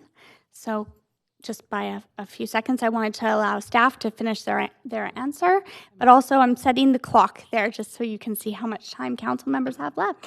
Councillor Carr, questions? Great. Thank you, Chair DeGenova and Mr. Garrison. I did ask 2 questions we didn't have a chance to answer, but I'm going to reframe them. And one of them is to really following the thread of the sort of general density in single family and RT zones. And it's really around 2 questions. One is, you noted in your report that down zoning may be a problem to move from strata to rental, for example. But what if it's upzoning? What if in RSRT zones you upzone so that you allow more density for rental suites if they're secure rental, and fewer suites if it's strata? Yeah, and in fact, that's exactly one of the key recommendations of our consultants, was that the rental zoning tools being used in a way to provide additional development rights if it's secured as rental or even affordable rental is the recommendation about the way we should be going. So exactly what you just said is what we will be looking at. Okay, and it would be secure, right? Yes, absolutely. Right. Okay. And if it was secured, affordable rental, is there any way we can use decreased property taxes as an incentive? Yes. So it is possible to use decrease, and the provincial housing strategy did commit the province to waiving their proportion of property taxes if municipalities do the same. It is a complex issue around the city's operating budget and sort of tax fairness across the city. So it is something that we've talked about. We've done some looking at, but it's also, of course, a difficult issue that's related to the whole city operating budget. I get that, but we put a lot of money into housing too. So maybe there's some kind of balance there. Anyway, thank you for considering that, and I look forward to that next stage. My second line of questioning was around the waiver of DCLs and the fact that we currently waive them for only if the rents are at a maximum. And you said that waiving DCLs is an incentive, a big incentive. But what if we change the actual requirements for DCL waiver? So instead of it just being at something around market rent, it is rent geared to 30% of a neighborhood or citywide income. Or some measure of affordability that we all determine. Yeah, exactly. I think the challenge with it is that right now the DCL with all the incentives that are available through the program, the density, the relaxations, the DCL waivers, the projects are sort of barely reaching the point where a market rental project is financially viable, at least in the current in the commercial zoning districts. So to increase the requirement for affordability for the sort of same waivers that are available right now would make projects more financially challenged than they already are. So I think what we'd be looking at there is, and we have heard the concerns about waiving development cost levies for projects that may not have secured affordability. So what we would be needing to look at is, are there other or additional incentives that could be provided to help with the financial viability and maybe create room for affordability beyond those waivers. Right. And in terms of what you've heard, and through Coriolis as well, in terms of effective incentives, I'm very intrigued around the timing. Time is money to developers. So if we can speed up that process, I'm very intrigued to know how fast it would have to be to really make a difference. And that can come in the next phase report back. I'm fine about that. But that is a question. And I've heard from many developers who are also interested and concerned about how what the incentives might look like to reach deeper affordability, that the great reduction of parking requirements can, especially if they don't have to go underground, 30 seconds. can make a difference.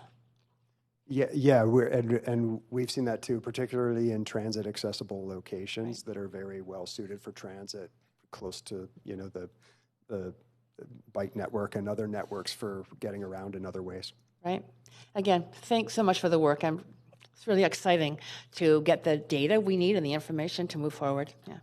Perfect. I'd like to thank staff, and I won't go on and on as we do have some speakers that are waiting to speak to another item, but thank you very much for the report, and I'm sure that the council will be sending their questions through the city manager to staff for those answers, and we'll compile all of the questions and answers and distribute them to you when they're complete, council.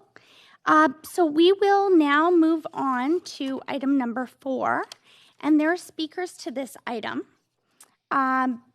For this meeting, though, we need a motion to suspend Rule 13.8 in the procedure bylaw. The rule permits members of the public to speak to standing committee for up to 5 minutes. Suspending the rule will mean, under our new pilot, which ironically, that's the item that we are talking about, will mean speakers will have 3 minutes to address council, whether that is for a staff report or a motion. Would someone like to move a motion? I'll move. To suspend, I still have to say it, Rule 13.8 in the procedure bylaw for the duration of this meeting to provide speakers with 3 minutes to address council.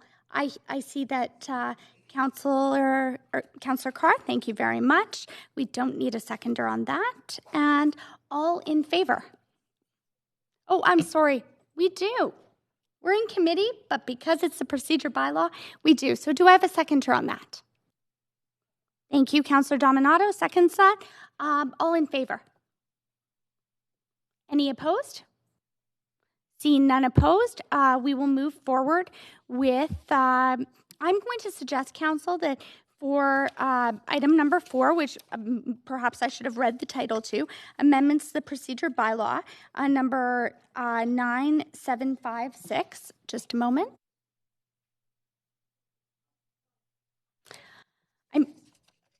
I'm being advised by the clerk that it's best for me to do all sections of the procedure bylaw first before we move on to speakers. I'm just trying to make sure that speakers have the opportunity to speak, hopefully before noon, as we've agreed to break at noon.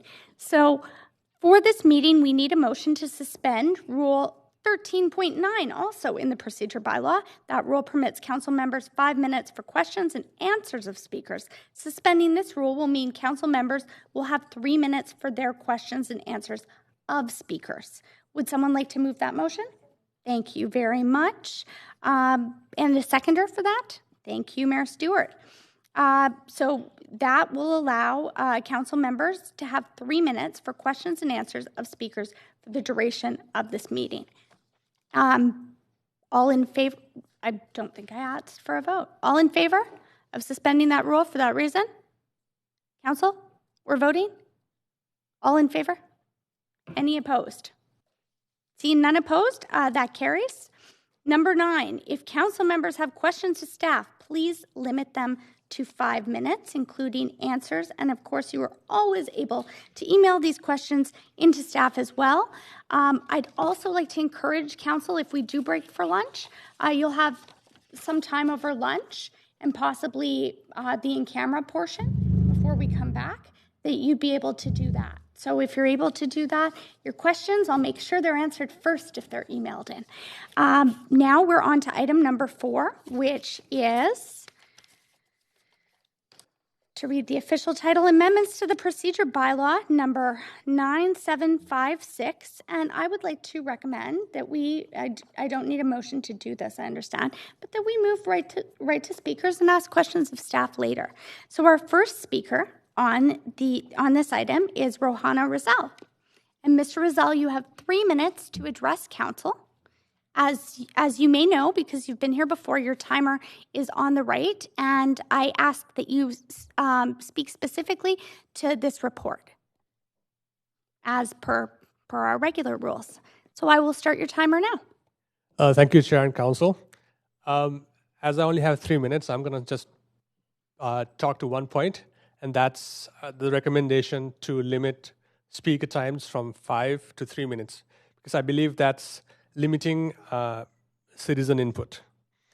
So why do I oppose this? I oppose this on 3 grounds. First, it goes against citizen input.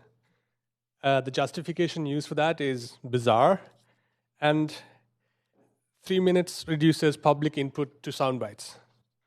First, this goes against citizen input. So when I read the report very closely.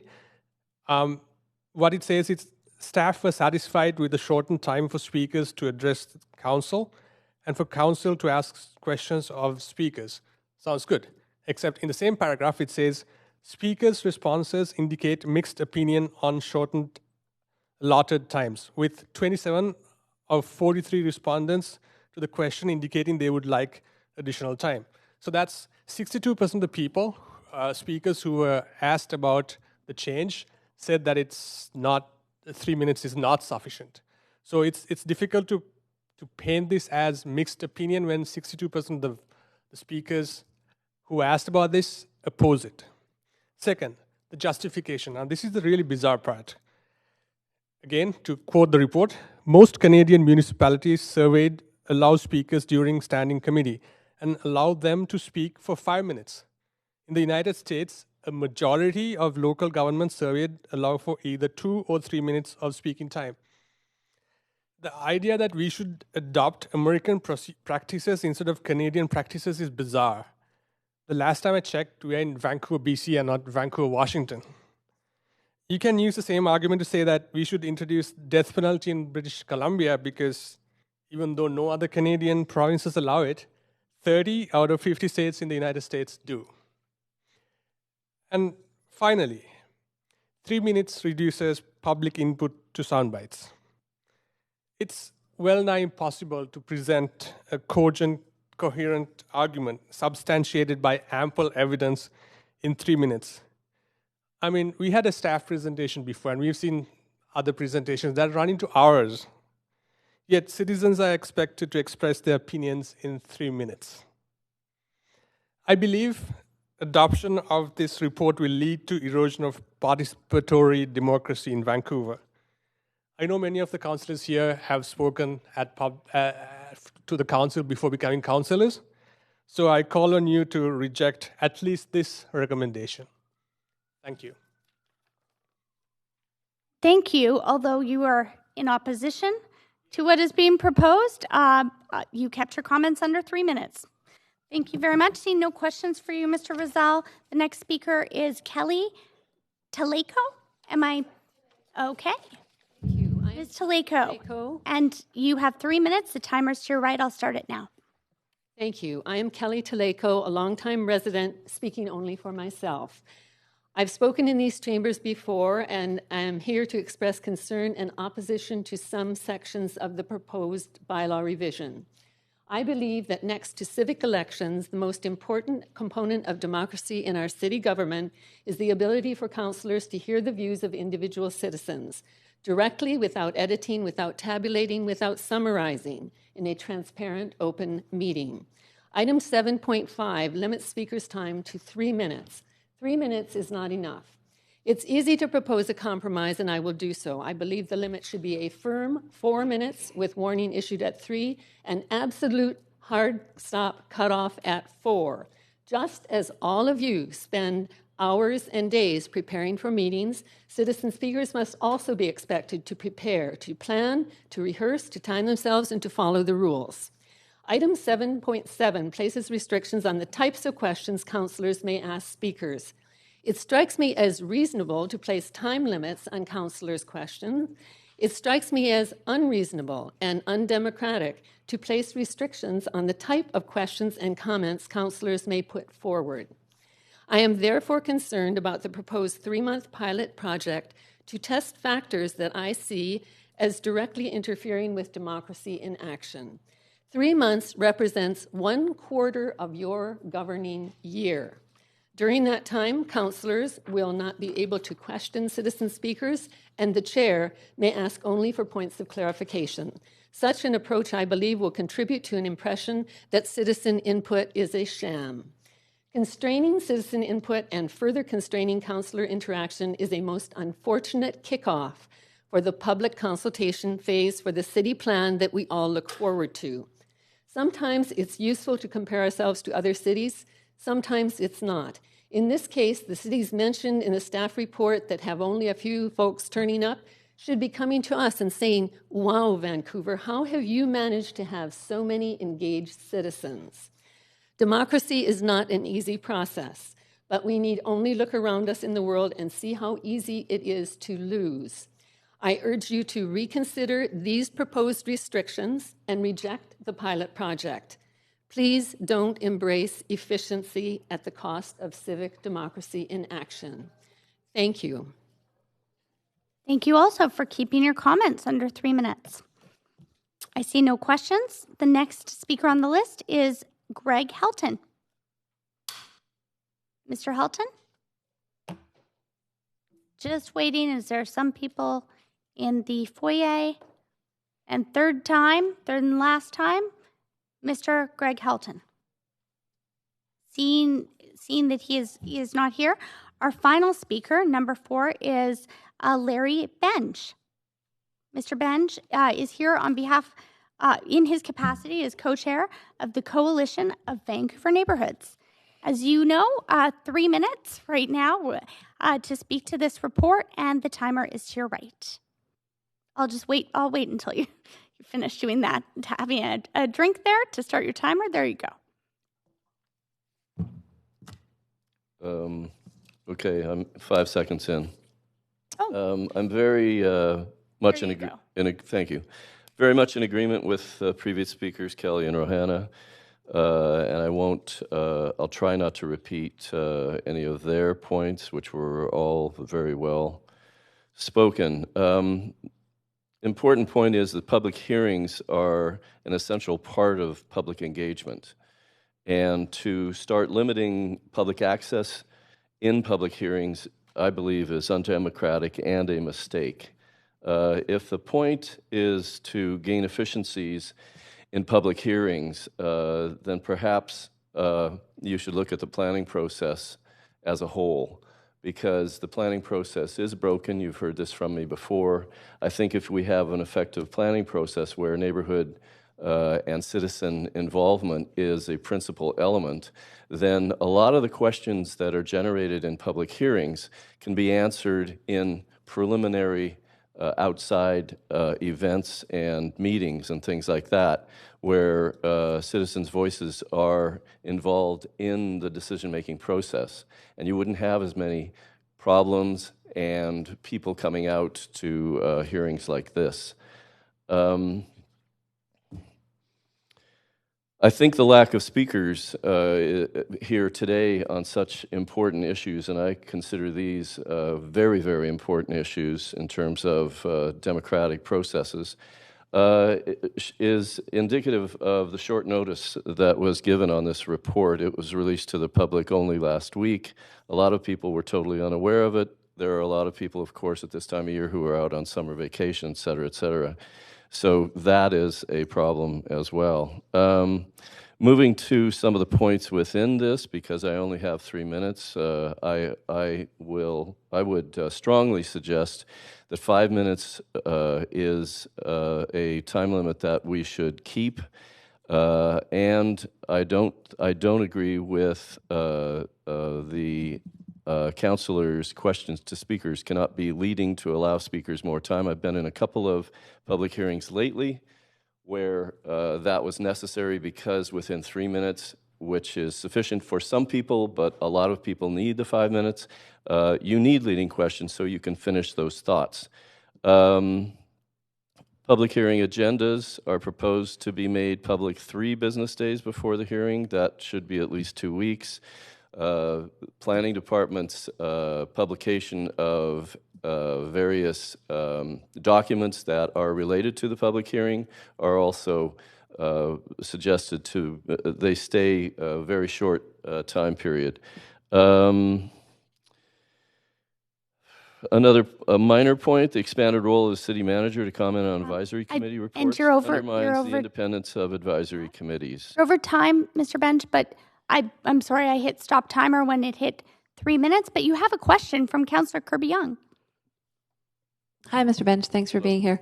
I just wanted to follow up on the point that you raised about the timing of information reports being posted for the public, and just expand on that a little bit more, because you've referenced the short notice. I'm just wondering if you can kind of comment further on the impact that you think that has on kind of the public process and participation, because I also share your concern that the reports go up quite late. The best example I can use is, I believe it was the Housing Vancouver Strategy Report last year. And this was probably the previous council, but it doesn't seem to have changed much with this one.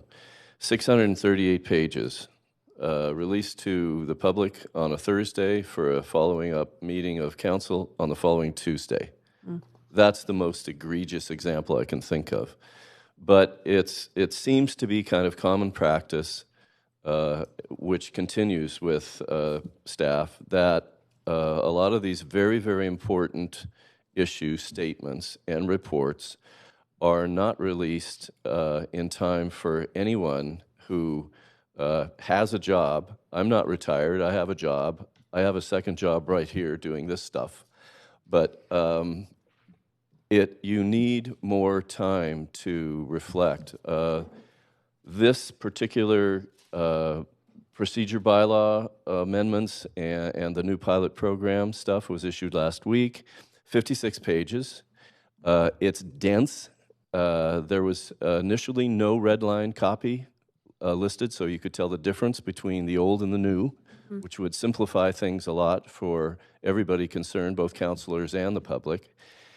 And, we had people going through this thing over the weekend to come up with the points that are problematic within this document. Thank you. I really appreciate that. Quick follow-up question then. And my apologies, Councillor Kirby-Young, as I was taking some advice from the clerk as to how we're organizing the meetings. I didn't start your timer in time, but in stopping it now, you have about a minute left. That's what I would recommend. So I started it a little bit late, but I'm hoping that in the spirit of cooperation, you might be able to stick to that. Thank you. So quick follow-up question then. Do you think, because you said, you're not working, for example, do you think that the practice of having those reports late means that we're only getting certain people at council and precluding broader participation from others that have jobs, families, childcare, all sorts of responsibilities? Sorry, I clarify, I am working. You are working. Okay. And a lot of people work in across the board. It's not just... But I guess the question being, because I just want to be quick with this, is that do you think it's precluding... Yes. Certain, broader participation from hearing from more voices? I work for myself. I'm able to come here at 9:30 in the morning, wait till 11:30, 12 to get on here to speak for 5 minutes or 3 minutes. Yeah, it is very much precluding public engagement. And this is what... I think I might have to leave it there for time, but I really appreciate that. Yeah. Thank you. This is what we're trying to promote, not demote. I have a question for you.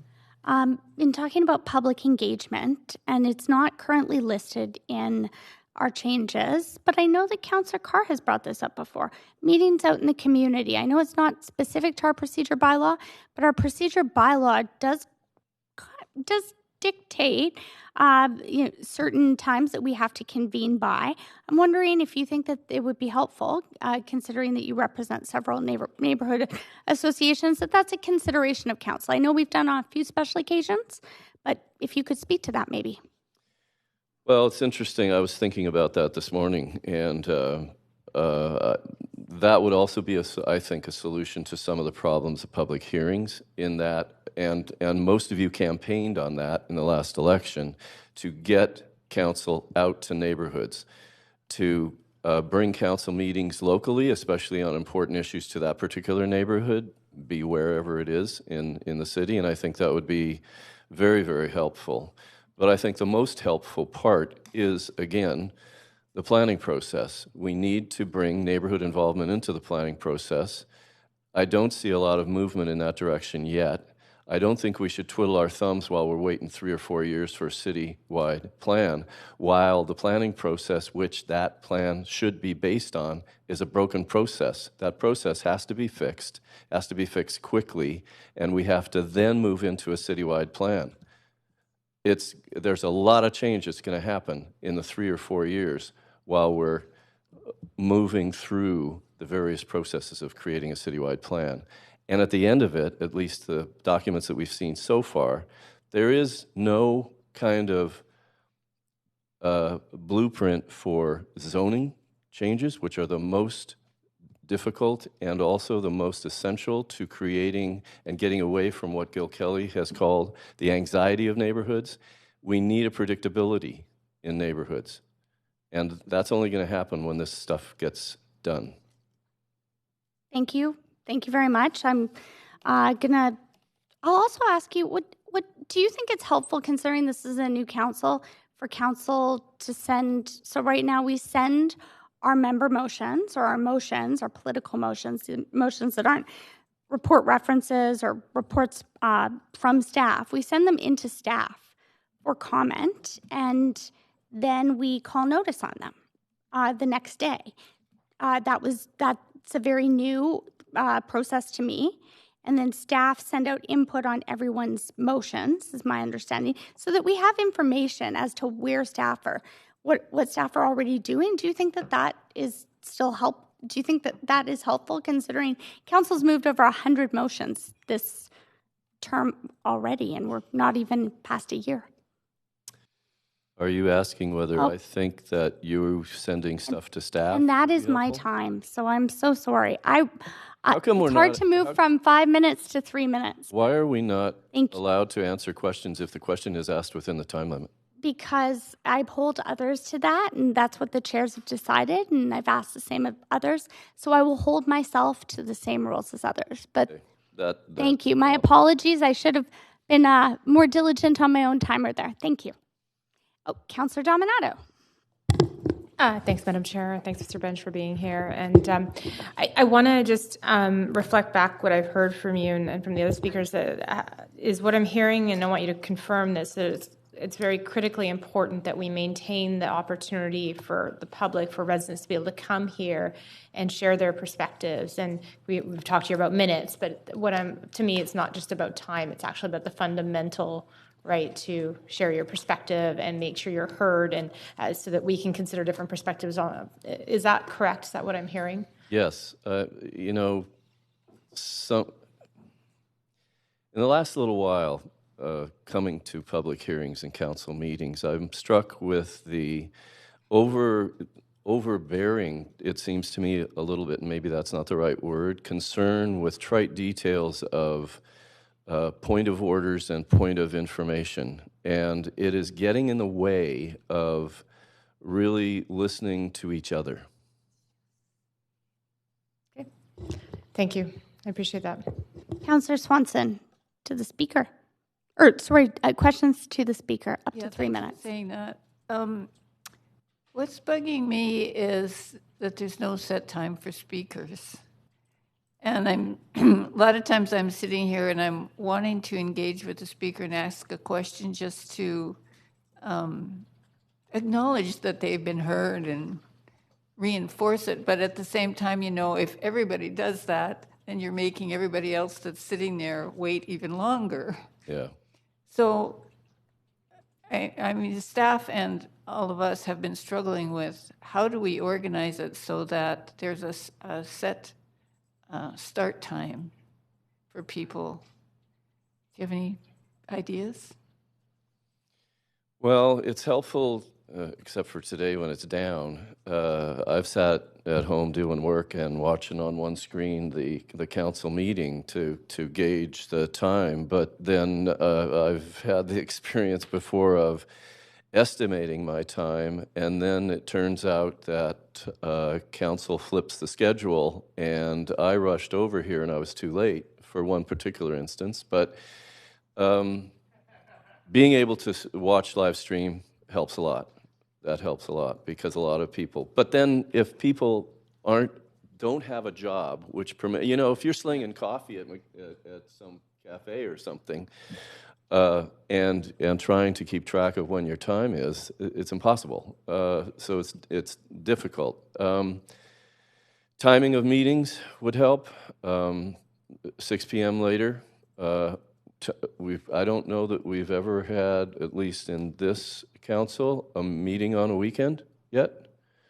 That's another option. I mean, we have to look at all sorts of different kinds of scheduling aspects. I don't know if there's a possibility through some kind of, app or whatever to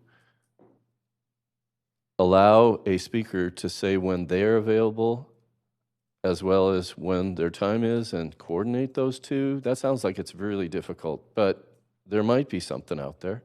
I don't know. I'm just, Okay. And Mayor Stewart, right before we break for lunch, you have the last set of questions here.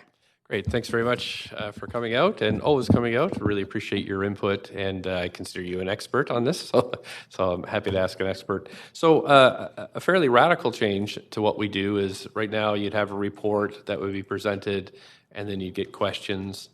There would be a member's motion. You could ask questions or comment. But in other places, what they do is they put a set times aside for people to present to council and answer questions. But the topic can be anything you want on the agenda. So you don't have to wait for the agenda item to come up. You can actually just come in the morning or at lunchtime or after work, and you can just say, item number 6 on the agenda, that's what I want to talk about. Is that something you consider is quite a big change from what we're doing? Is that something that would make your life easier?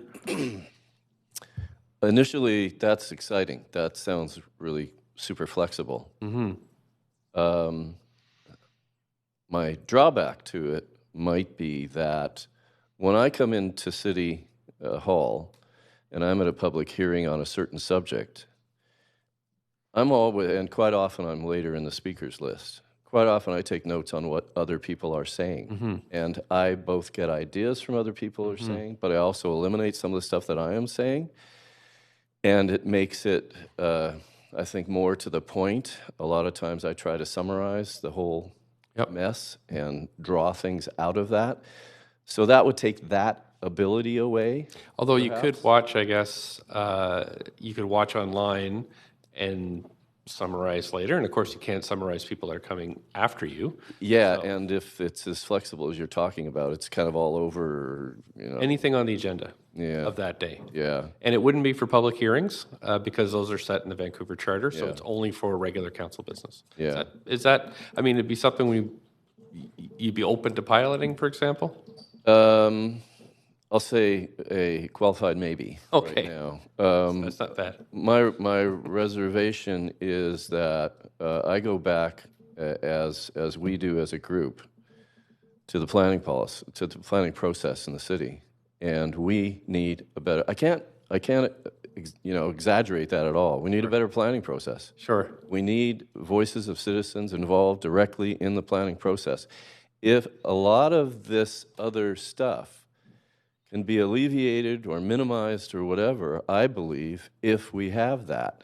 Because on a very base level, you will have people involved. And then there's not as much reason or call for, the public hearing part of the engagement process. Okay, thanks very much for coming in, as always. Thank you for watching your time, Mayor Stewart. Okay, Council, we, in our chairs meeting, we had agreed not to entertain any changes to the schedule. And I think that was actually just mentioned in some of the comments. We had said that we would be breaking at noon. If we didn't finish the business before, we would come back at the appropriate time. So just to go over the plan for the rest of the afternoon and maybe evening, depending how long we will be here. I'm not sure right now. We have speakers that have signed up. I do want to make council aware that the live stream is up and running and is working. And I've actually also asked the city manager, who's told me that it's not an issue to put the presentation, that the presentation is already up for those who missed it. So we made sure it's up even more quickly for those who missed it this morning. Just going through the plan for this afternoon, we will come back here at 2 p.m. and we will reconvene in regular council to deal with the unfinished business from yesterday. Then we will go back into committee for the items that were referred to committee for speakers from yesterday's council meeting, and that includes the motion revisiting the random ballot for equity's sake. And that was a motion moved by Councillor Kirby-Young. Then we have ending sexual harassment and violence in Vancouver's hospitality and service industries, and that was put forward by Councillor Boyle and Councillor Swanson. And then the third motion would be that we would hear speakers on and debate and decision, eliminating generators, greening Vancouver's film and food truck industries, a motion put forward by Councillor Carr that she introduced yesterday. And we'll hear speakers on that. After we finish the business there, we will come back for debate or for questions of staff on this item and debate and decision on this item. So if anyone has questions, please ask them now. Also would like to, and I meant of me in the plan for the day, you can email questions to staff in the meantime on this report, and they will endeavor to answer them before we get back to having the opportunity to ask them here on the floor of council. That might also help to move things along a little more quickly. But we will now recess and we will reconvene in camera at 1 p.m. Thank you.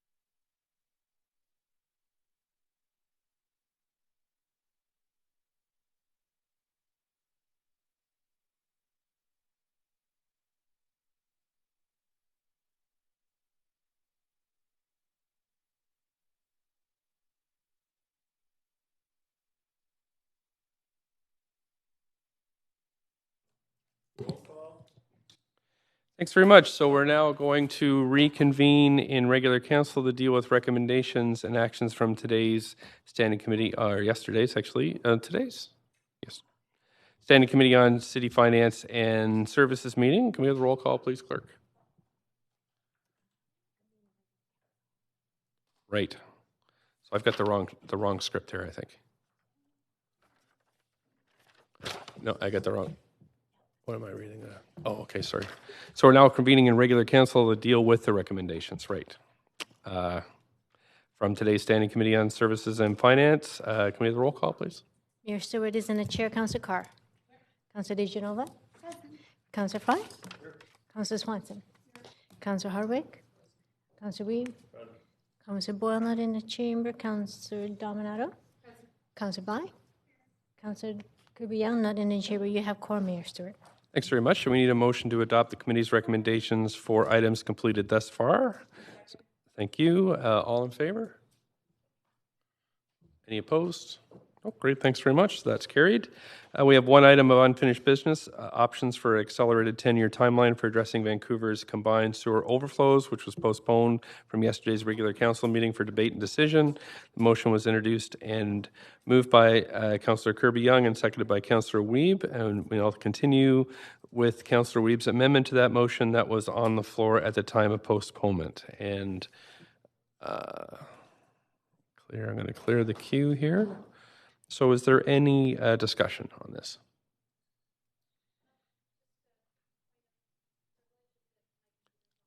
Okay. Okay. Did you want to, I can recognize you here? That's okay.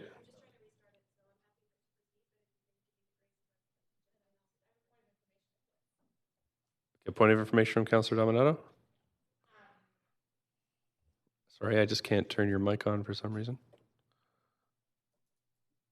There you go.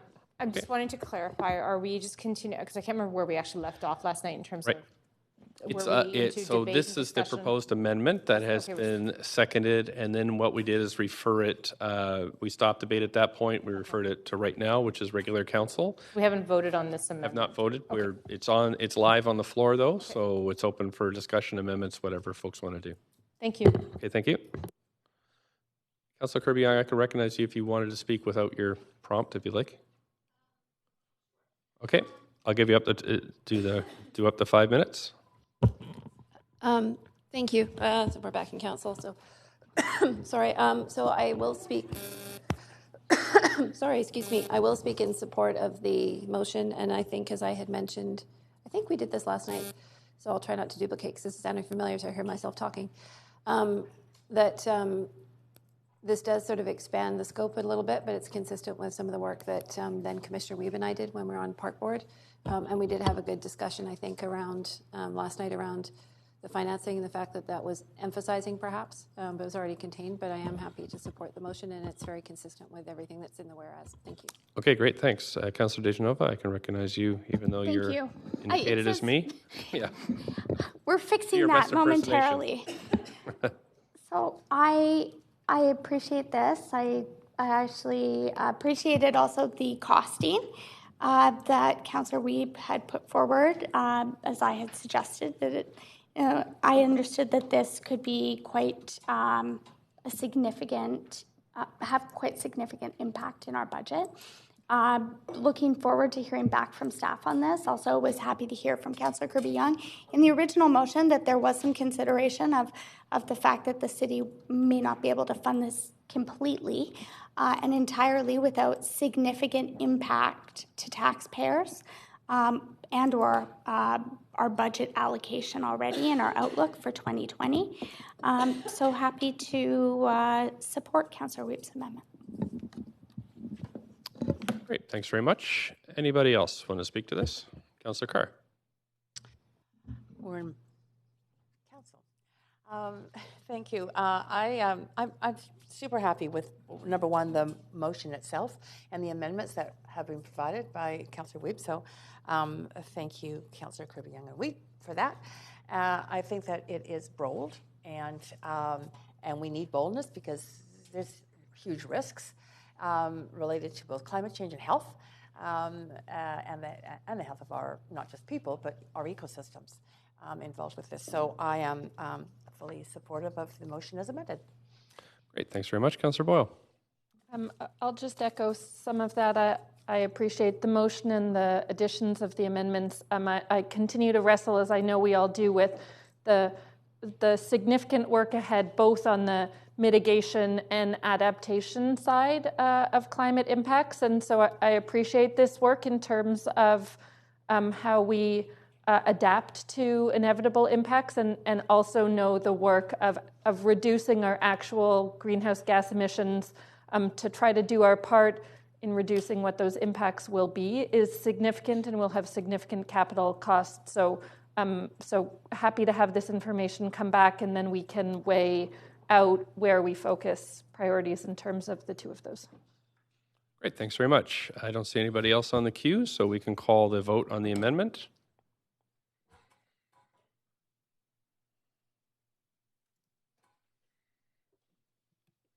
And that's passed unanimously. Thank you.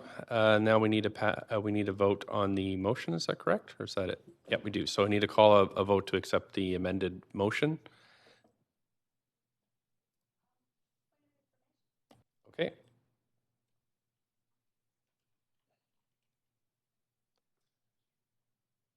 Sorry.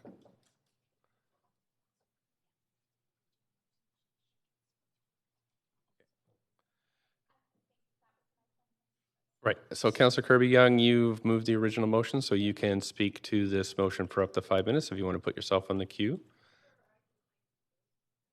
That's right. Yeah, to close. Okay. Sure. I'm sorry. My cues are a little messed up. So I have Councillor Kirby-Yung. Oh, Councillor Kirby-Yung, Councillor Dominato. So we'll just reverse your order. Does that sound good? Go ahead. Sorry, Councillor Dominato. Sorry, yes, Councillor Dominato, you go ahead. Thank you, Mr. Mayor. I just want to confirm I'm speaking to the main motion now. You are, as amended. Okay, perfect. Thank you. I just wanted to reiterate my support for this motion coming from Councillor Kirby-Yung.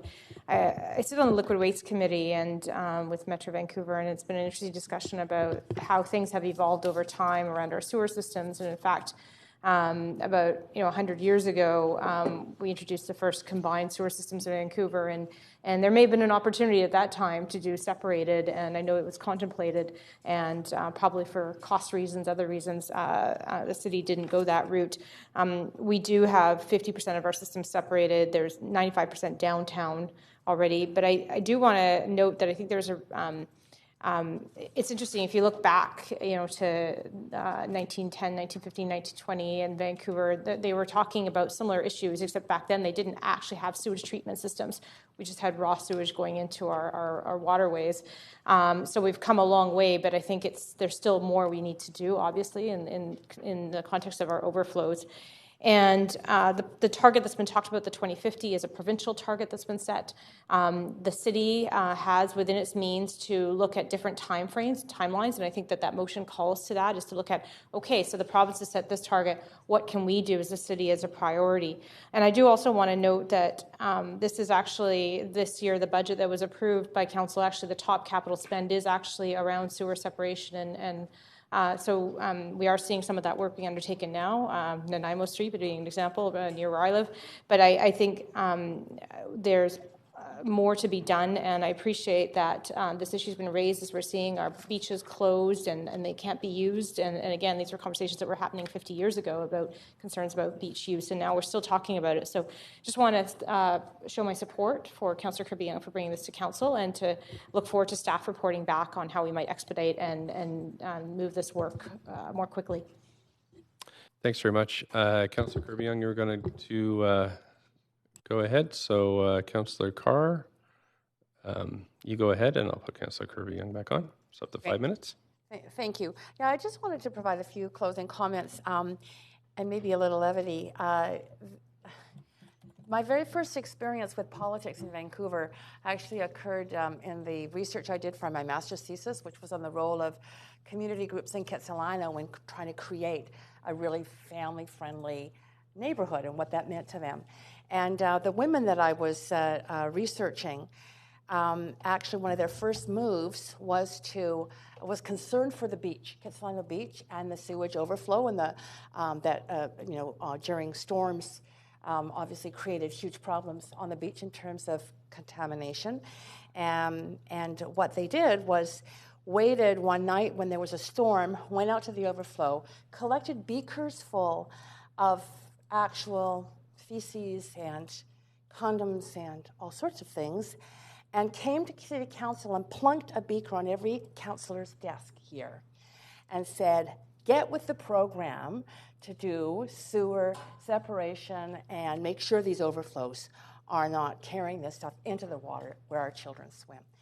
I've never forgotten that as a fairly effective technique, I think, because it worked.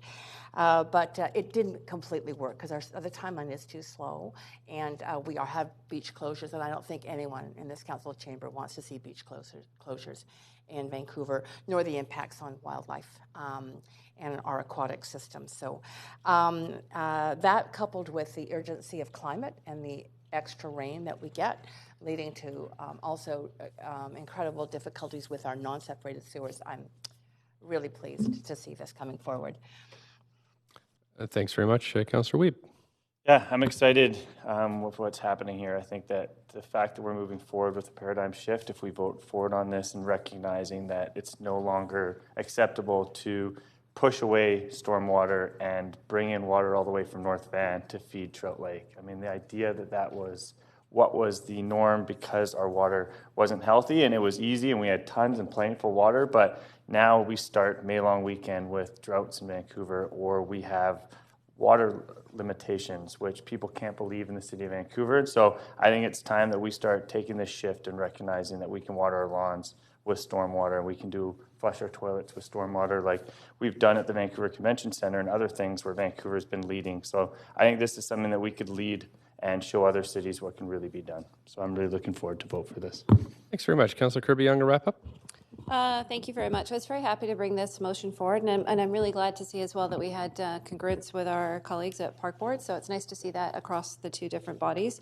I will also kind of just quickly reflect my time on Park Board, and I remember initiating the Clean Water campaign, and which was attempting to kind of work within the jurisdiction of the Park Board at the time, and asked to have boaters not discharge, for example. That's when we started the free pump outs at the Civic Marinas. Have people be conscious of dog waste, all those sorts of things. And staff came back with some very memorable phrases, such as, pump, don't dump, and scoop the poop, and some fun graphics. And it really did raise awareness, I think, about the issue. But the broader one is the fact that we've had this significant issue for a long period of time. And when you look at the metrics, they're actually going the wrong way. So we're seeing more cubic liters that are actually overflowing, more incidences of overflowing. And I think that's not going to change. And I think what's really important is that the notional 10-year timeline is intended to really have a strong conversation about innovatively between a combination of gray and green infrastructure. How could we get there quickly? And I would love to see the information that comes back and kind of the creative thinking from our engineers and be informed by some other cities that have had to invest too much on the traditional infrastructure side, and others that are sort of pushing the envelope on innovation, and have Vancouver lead in this area, because I think we can expedite and make some progress. And I liken it to the IPCC targets when we said, and everybody rallied behind that and said, okay, we only have 12 years, 11 now. And I think that's sort of similar in terms of water quality. It's fundamentally important. So we're doing a lot of things that are very helpful, and they add up in sort of incremental things, such as parking benefits for car share. But fundamentally, clean water is so important for health, and it's also really important for wildlife. But we're a water city, so people are on and around our water. And so I want people to be able to paddle without having to worry that they're going to have to wash their hands and get sick. I want people to be able to work on and near the water, so the people on those hop-on, hop-off ferries that don't get gastrointestinal illnesses. And I want people to be able to enjoy and get outdoors and enjoy our beautiful kind of nature that makes Vancouver Vancouver. So I really appreciate Council's support on this one and the additional inclusions from Councillor Wiebe, and I'm very much looking forward to seeing what staff come back with. Thank you. Thanks very much, and that's it for speakers, so I'll call the vote on this one.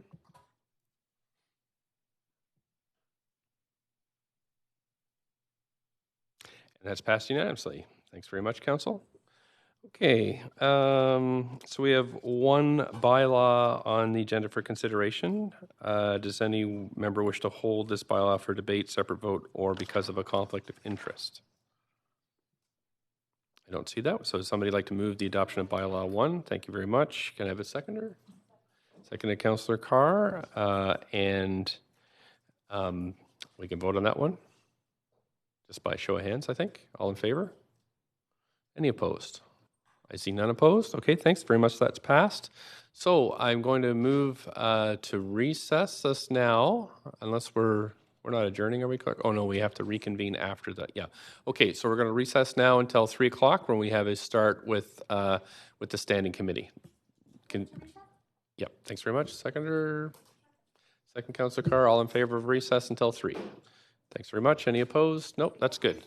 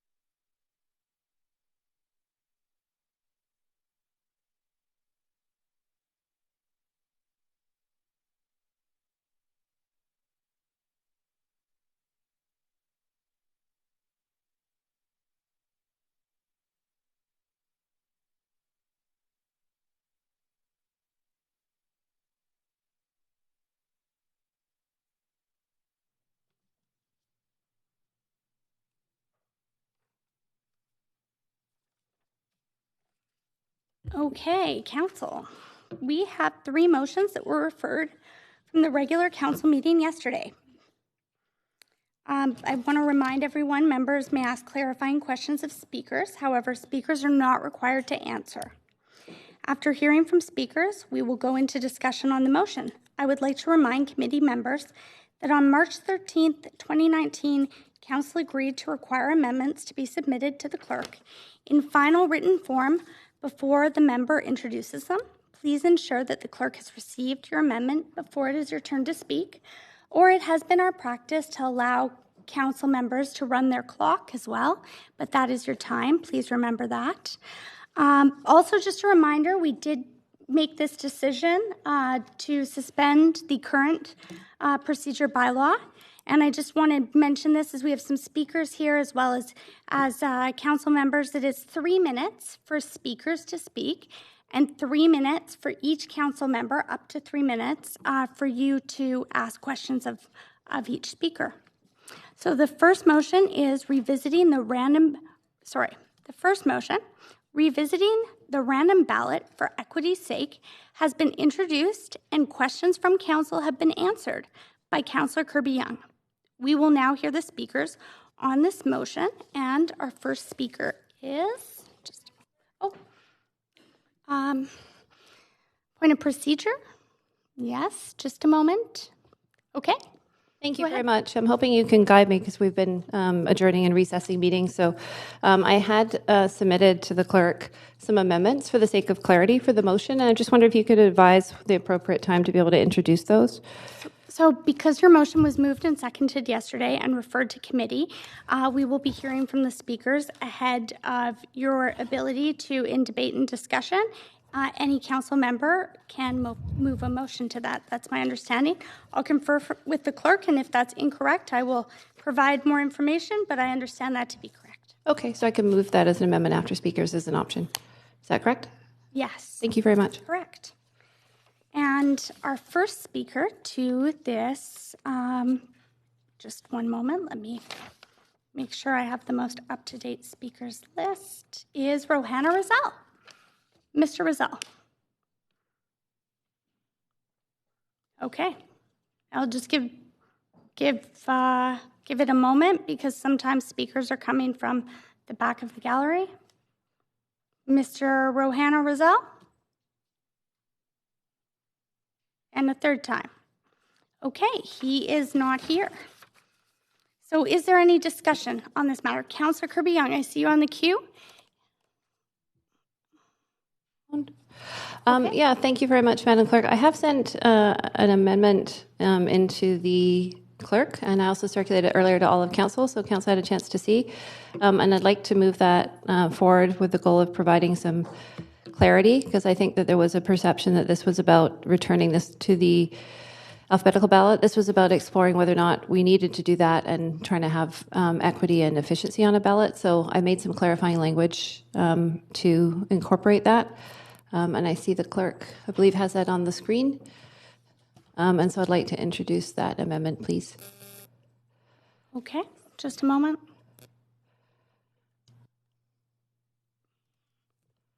Okay, I'm moving us to an amendment queue. Councillor Kirby-Yung, would you like to put yourself on the amendment queue? Thanks. All right, Councillor Boyle, I think you were on there. Thank you. Okay. Can I just speak very quickly to the changes, just to clarify? Is that okay? That's part of your time. So. Okay. So I just want to draw attention to the fact that it does refer to the committees. It does achieve an additional clarification statement around that the goal is to identify a ballot that achieves equity and effectiveness. And it does identify that the review of alphabetical versus random ballot types consider things potentially such as also the option for numbering candidates in a random ballot or having multiple randomized ballots. So I'm looking for us to, just as we're doing with our procedure bylaws, to be open here that as we make changes, sometimes refinements are helpful. And that's the spirit of the amendment. Thank you. Thanks. Councillor Boyle, to the amendment. Yeah, I just wanted to say that I'm really happy about this amendment. There were just a few pieces of the original that I felt a bit nervous about, and really appreciate the focus here on achieving equity. I appreciate the consideration of numbering, I know that's a recommendation I've heard from folks, and so glad to support this and see where what we get back from people. Okay. All right, and seeing no one else on the amendment queue, I will call a vote on the amendment. Please vote on screen, Council.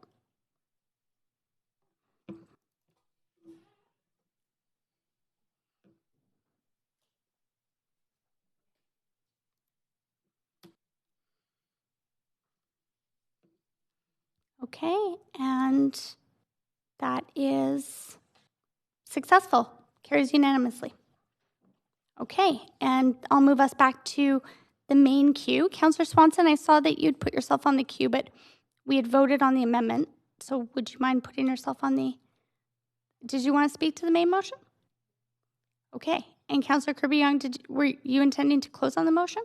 No, not this time. I think that was a holdover from the amendment queue. Okay, so Councillor Swanson. To the amended motion. I just wanted to thank Councillor Kirby-Young for putting forward the motion. I think it's a good motion. I'm going to vote for it, but I also want to make the point that if you have 71 candidates on the ballot, you're not going to really be able to make it unconfusing, and what we really need is a ward system so there's fewer candidates per ballot. Okay. Councillor, and that's all to the main motion. Councillor Carr. Yes, number one, just want to thank Councillor Kirby-Young for bringing this forward, and also for the amendment that she's put forward. I think that does broaden the discussion, which is good, and say that I will be supporting this.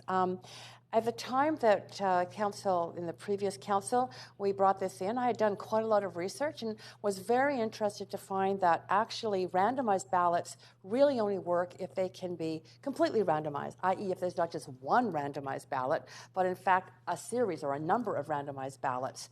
Otherwise, it's just the top people on the one randomized ballot, but still get some advantage. But the other thing I learned, which was really interesting, is it's not just the ballot order that makes a difference. In fact, it rarely makes a difference if there are political parties on the ballot at the same time. The research has shown that where there are no political parties and just individual names, randomized ballots actually does produce fairness. But where there are political parties, in fact, it has negligible effect. And that research is very solid out of particularly Eastern Canada, and there's also a lot of studies that have been done in the United States on this, but basically I think it's the Eastern Canada ones which are very interesting. So I think to send this to our advisory committees is very appropriate. There were concerns raised to me, particularly by people who, seniors who have some, I think, long-term familiarity with alphabetized lists. That did find things difficult. So happy to see the feedback in the end from those advisory committees to us in the consideration of whether we keep this or not. Thank you, Councillor Carr. Councillor Fry, to the motion as amended.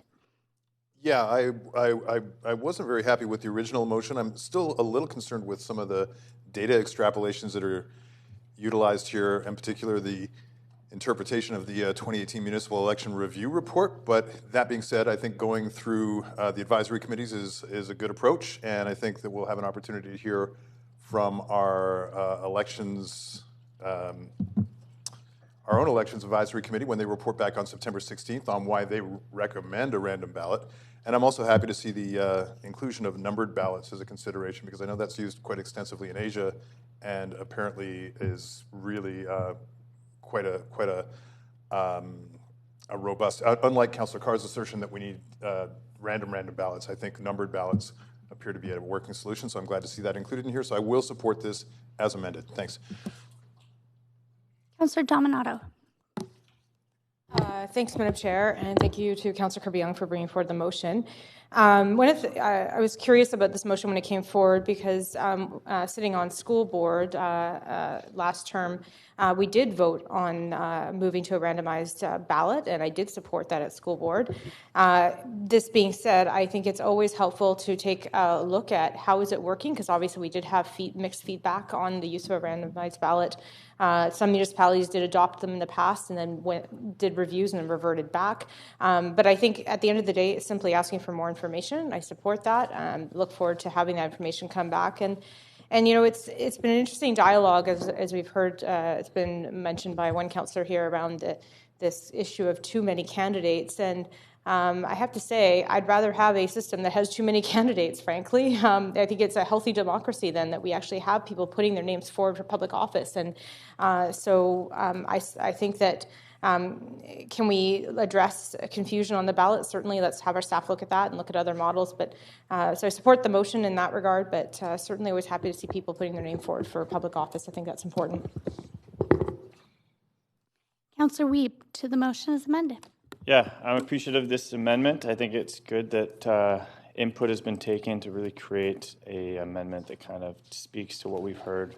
And the second is I had a constituent talk to me about that we should have randomized letters that start, but keep it alphabetical. So, right, you'd roll dice and it would be, starts with M, so all the last names will start with M, and then you'd go all the way through. So if you're having trouble, it's still in alphabetical order, but it starts with a different letter at the top of the ballot, and that was just a different way of looking at it. So if you're looking for people's names, it's still in alphabetical order. It just doesn't always start with A, and maybe with W.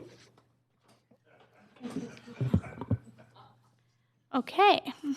And I see that Councillor Kirby-Yung wants to close on her motion, so I will advance myself on the queue and start my own timer. I appreciate the motion being brought forward. Definitely understood here that there was a lot of conversation around new election rules for the first time with municipal elections, and it seemed to be an ongoing topic. I really appreciated all of the work of our chief election officer and the whole elections team. I also do note, in looking through some of the reports, that it cost, or council was asked for an extra $235,000. I see the city manager, who's very prudent with our budget, shaking his head because it was quite costly to introduce a new system. That being said, as a political science major, I take an interest in these things, as did Councillor Carr, and we used to sit right down there together. So that information was helpful, but also being the liaison previously to the Seniors Advisory Committee, also the Persons with Disabilities Advisory Committee, I think that it's important that we consider the way that people perceive barriers to this. And I don't think that we here alone will know that sitting in this chamber. I think that there's different ways to look at it. I do believe that it's difficult for people who have learned a certain way of doing things to move forward with a different way. If there's not a lot of lead time in that or assistance with that. And I spoke to those examples yesterday, including my grandfather, who was more than just legally blind. He could not see at all, had a guide dog, and read in Braille. I understand from other people who are blind, often what I've heard, and being a liaison to the Persons with Disabilities Advisory Committee, alphabetical lists or lists that are done a certain way can be helpful. Also, as a person with a learning disability myself, and with my dyslexia, I can say that I was taught to learn a certain way. That being said, I think it'd be great to hear from all of the advisory committees on this and appreciate the amendments as well as the motion. So I will be voting in favor of this. Councillor Kirby-Yung, would you like to close on your motion? Would, and I'll try to do that quickly. Thank you, Madam Chair. I'm really happy to bring this forward because I think whenever I see a potential equity issue, that's always something that sort of leaps out for me.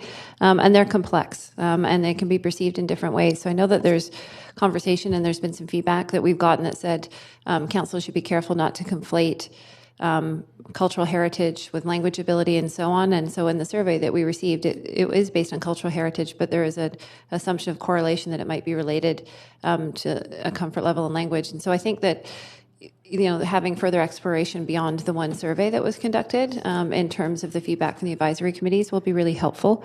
And I think that really what we're striving to get to here is just a great ballot. I do share Councillor Dominato's spirit that I think it's just like having a lot of public engagement here at Council. We don't want to preclude that in candidates running for office, but we also want to encourage maximum voter turnout. And that's really the goal here, is that people want to come out and vote. They find the process easy. Everybody, no matter what their background, finds it equitable, and we end up with a very clear ballot and a clear process. So that's the spirit of it. I did want to just also mention one quick comment, because it was referenced a couple of times about the Independent Election Task Force report that is coming back, also addressing this issue. But I thought it would be helpful for the record to note that on page 5 of that report, it does say that that was outside their original mandate, but they recognize its importance in creating a level playing field for candidates which benefits voters. But I don't think that we'll be getting substantive recommendations back, because the focus of that task force is on financial, sort of predominantly on financial reform. But I do really look forward to seeing what comes back here. I gave a bit more time to the committees to do their work, because we're sending some things to them. But I'm also conscious that if there's only a certain amount of changes that we can make within the Vancouver Charter, and if we do need to go potentially forward based on recommendations for charter change, for example, if it was multiple versions of random ballots, we would probably want to do that by the end of next year. So that could be done well in time in 2021 before an election. So there's some additional context, but I thank Council for their support, and I'm looking forward to the feedback we get. Thank you.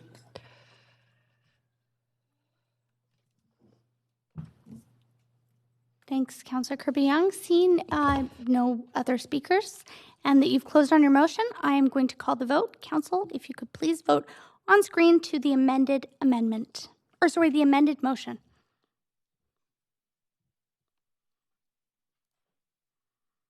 Councillor Fry? Okay. And that passes unanimously. Okay. All right. The second motion, ending sexual harassment and violence in Vancouver's hospitality and service industries. We will now hear speakers on this motion. Our first speaker on this motion is... So we have two sections of speakers. I just want to draw Council's attention to that. And the first section is union representatives, and their first speaker is Karen, and I apologize, is it Renalata or Renaletta? Renaletta. And you're here in your capacity as president of QP 2950? That's right. Yeah. Thank you. And you'll have, I just want to confer with the clerk on the amount of time.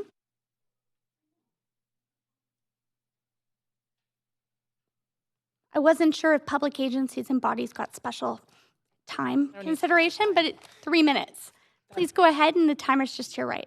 Great. Thank you so much. My name is Karen Ranaletta. I'm the president of QP 2950, and I represent the clerical, library, and theater workers at the University of British Columbia in our great city. And I'm here strongly in favor of the motion before us, and I want to thank Councillors Boyle and Swanson for putting this motion on the floor. I've lived in Vancouver for a long time. I'm a really proud citizen of our awesome city. I was really proud when we were the greenest city initiatives, that we're the city of reconciliation, and now the opportunity to be the safe city. My friends in Unite Here Local 40, I know are here and will be able to speak to their experiences, and I stand in solidarity with them. But I want to talk to you a little bit about the process at UBC, because in the post-secondary sector, this is something that we have been dealing with over the past couple of years. In the motion, when you're talking about meeting with stakeholders, what the university didn't do very well when it came to Policy 131, the policy on sexual violence in post-secondary, the unions and frontline staff were treated as an afterthought. We have specific there's a specific legal context in which unions especially deal in, and that's under the Labor Code. And so if policies and the context of bylaws, et cetera, aren't clear, and you haven't consulted with these groups, it can lead to shoddy policies and procedures that put a whole bunch of people at risk, including survivors. And I think it's also important to note that we have to recognize the inherent power imbalance between hotel owners and hotel workers. If you're lucky enough to be in a union and you have the collective resources of being protected by a trade union, it's not quite as scary, but there are a number of workers in the hotel industry who are not unionized that are very, very vulnerable. And if you are looking at consulting, ensuring their safety is something that I just cannot stress enough, because they could probably lose their jobs for speaking up. And speaking of speaking up, at the university, once we had the policy in place and there was some resources and staffing on campus for staff and students and faculty when it came to sexual violence, the consent culture has made the campus more safe. And so if we can build a consent culture here in the city, I think this will make our city better. I highly, highly recommend you reach out to UBC, to SFU, Emily Carr, Langara, and Vancouver Community College so that we can talk about what best practices may look like, whether it's on the consulting side of things or on the process side of things.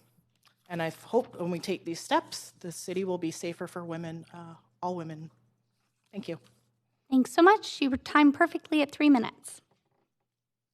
And our next speaker is, just a moment. Oh my, Councillor Swanson. I did look to see if you had questions, and it was a late addition to the queue, but Councillor Swanson, up to 3 minutes. And I'll set your timer too, so you can see the amount of time that everyone has. So this is asking staff to work on, this motion asks staff to work on stuff. Would it be all right with you if we gave them your name as someone to consult in terms of what's happening out at UBC? Absolutely, and I am also happy to connect them with the right people out at the university as well. Okay, thank you. Is that all, Councillor Sol? Okay, thank you. The next speaker is Cheryl Burns. Cheryl Burns, President, QP 1936. And third and final time, Cheryl Burns. Okay, we'll move on to the speakers list. Stacy Forrester, Good Night Out, Vancouver. And you may be aware that you have 3 minutes to speak. Timer's just there to your right, and council members may have questions for you, but you don't. I just have everyone. You don't have to answer the questions, but there may be questions for you afterwards. And I'll start your timer now. All right. Thank you, Mayor and Council. My name is Stacy Forster, and I am the co-founder of Good Night Out Vancouver. And I, of course, wish to thank Councillors Swanson and Boyle and Unite Local 40, and of course the brave women who have told their stories to set in motion the chain of events for today. For the last 4 years, Good Night Out's main work has been inside the hospitality sector. We have one of the first programs in North America that focuses on equipping restaurants and bars and others in the service industry to prevent and respond to sexual harassment and violence. We do this through an existing reporting system, audit program, and training. When Good Night Out started in 2015, we emailed nearly every liquor primary in town, and with the exception of about 5, we were told that this wasn't an issue, that we should offer the training for free, that we should pay the staff wages in order to get people to show up, or that there wasn't a problem, which was the most common answer. However, our email inbox at the time was telling a very different story. I've said this publicly before, but for the last 4 years that I've been working on Good Night Out, I haven't been able to go 5 days without receiving an email, a Facebook message, or being tagged in a social media post, which details a stranger's experience being harassed, followed, groped, drugged, or assaulted while working or partaking in the service industry in Vancouver. Ms. Forster, I'm just gonna, I'll say, can you just move a little bit farther back from the mic? There won't be so much feedback. Okay, thanks. Stories spike on Sunday and Monday mornings, which reaffirms my solidarity with these survivors and my commitment to changing the idea that this isn't a problem, or that Good Night Out is being too political in choosing to talk about this, or that measures aren't needed. Last year, we trained about 1,000 people in the service industry, and while some of those sessions were booked proactively, most were reacting to an incident that had happened. And before we set foot in a venue, we do ask to review any policy that a place has, and to date, I've only ever received 4 policies. So that tells me that establishments won't do this independently. It must be mandated. And I just want to end by saying sexual harassment and assault is a form of power-based violence. Power flows through the bars and clubs and hotels and corners of the service industry in Vancouver in the form of money, sexism, precarious labor, sexualized workplaces, gender inequity, and liquor. And just as establishments have to submit a plan for sanitation and fire evacuation, I do believe that they need to submit a plan for preventing abuse of this power. Thank you. Thank you. That was perfectly timed at just under 3 minutes. And there aren't any questions. Oh, Councillor Boyle. And Councillor Wiebe afterwards. But go ahead, Councillor Boyle, up to 3 minutes. Thanks for coming in and for the work that you do. I wonder if you can tell us a bit more about the current accreditation program that Good Night Out runs, and whether there's pieces that could be scaled to be citywide. Yeah, definitely. So there's many moving parts to our accreditation program. One is that 75% of staff attend a training. So that includes all staff, bussers, security, management, and service industry staff. It requires, as I said, that they submit their policy for review, and it's totally okay if they don't have one. Most don't. But that they work with us to write a policy that we can then reflect on in the training. We then do a 2-hour training around identifying risks for perpetuation of sexual violence for staff and patrons, as well as safer space measures. And then after that training, we work with them to create a plan on which ones are realistic to implement and when in phasing. And then they have to, we give them like a train the trainer package, because recognizing that turnover in the service industry is very swift. And so they have to offer that to all new employees, and then at 18 months, refresh all new staff. Great, thank you. Thanks, Councillor Boyle. Is that all of your questions? Okay, thank you. Councillor Wiebe, questions up to 3 minutes too. Yeah, mine's on kind of the training component of it. If someone's been trained, is that something you're trying to promote, that they could, when they apply for a job, say that I've been trained in this, when they're applying to a service industry, that they could go into different spaces and help kind of spread these ideas? It's more venue specific.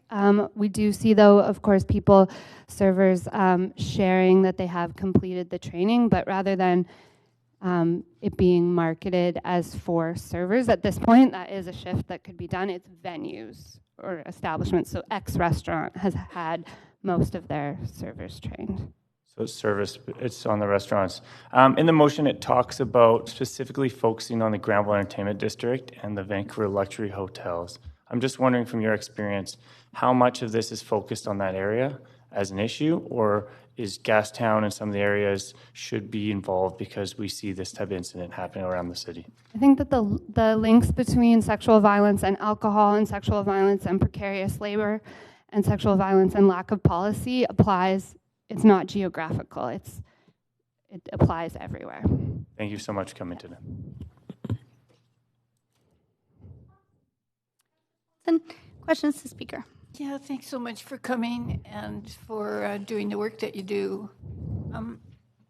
There's one section of this motion that says, ask staff to report back with implications of and options for mandating sexualized violence prevention training as part of either liquor license or business license approval process. Do you think that would help get around some, like you said, you sent out to all the liquor primaries and you only got 5 back? Do you think that would get more buy-in? Yes, of course. I think that the only way to get this universally applied is to mandate it, as 4 years of trying to market this program have shown. The norm is that venues won't sign up if it's optional or if there's a fee for them involved. I do think tying it to the business license is very important. Thank you. Thank you.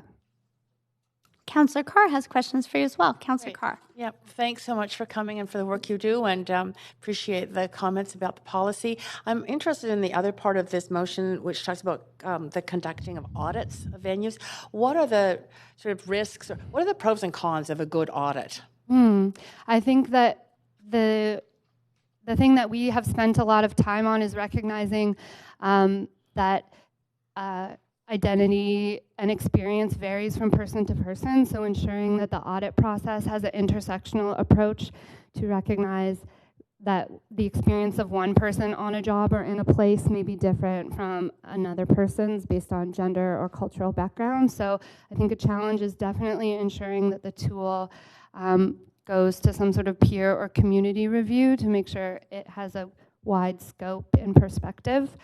I think the pros would be that it creates some kind of standards. It really is the Wild West out there. And there's no, like I said, our Facebook page has become this kind of reporting system and list of issues. And I think that something more formal would be a benefit. Thank you. Really appreciate that. Yeah. Thank you. Councillor Wiebe. Yeah, you talked about a more formalized hang on just a moment. You're starting your time? No, I've already minutes 16 into my time. Okay. Usually we only do one round, but I'll allow it for now because. Thank you.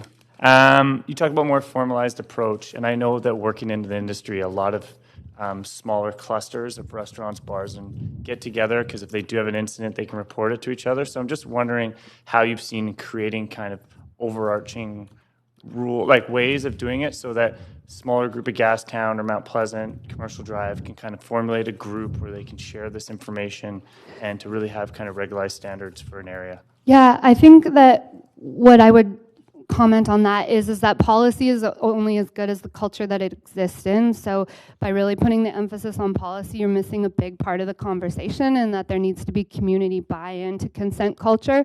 Otherwise, this policy is going to sit on the shelves along with every other policy that you probably have that no one knows about.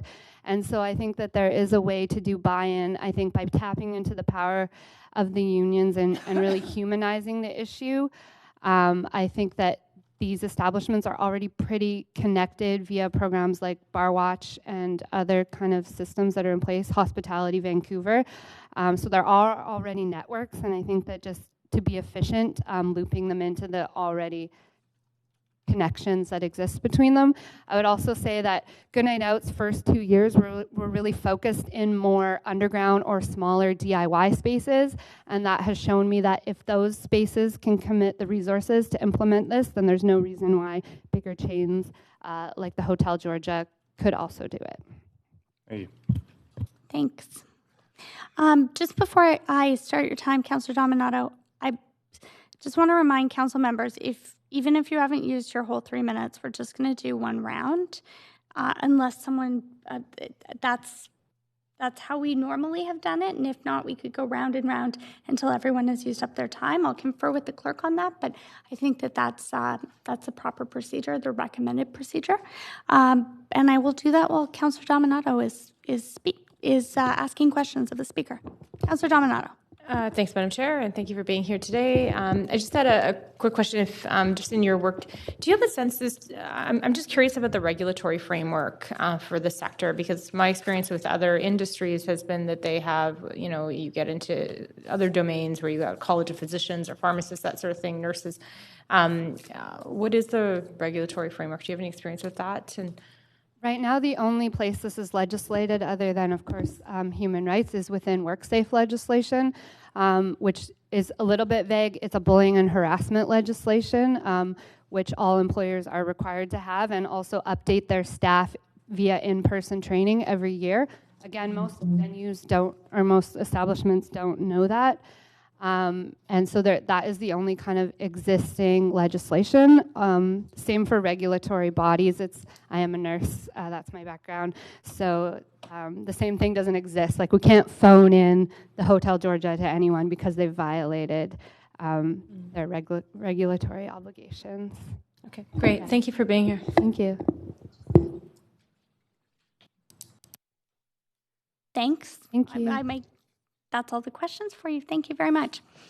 The next speaker is Omri. Is it Haven? Omri. Is Omri here? Okay, and Harley Agostino? And you are here in your capacity, I understand, as the organizer of Unite Here Local 40. Correct. You'll have 3 minutes. Timer's to your right, and council may have questions for you after. You don't have to answer them. Go ahead. Thank you and good afternoon, councilors. My name is Harley Agostino. I'm an organizer with Unite Here Local 40, Vancouver's hospitality union. We are here because several women have courageously come forward with stories of sexual harassment and sexual assault in the hospitality industry. Yesterday here at City Hall, over 200 people representing women's organizations, faith organizations, and labor unions came to show support for women speaking out and to call on the city to hold employers accountable to create a safe working environment. The Hotel Georgia, a 5-star iconic hotel in the heart of Vancouver, is rated the #1 hotel in all of Canada. Yet the treatment of women is some of the worst. Women servers interacting with guests have been grabbed, propositioned, and forced to drink with guests. Some women have come forward to management only to see their stories minimized. Today, you will hear from 3 courageous women in the hospitality industry coming forward with painful stories that should not be tolerated in any workplace.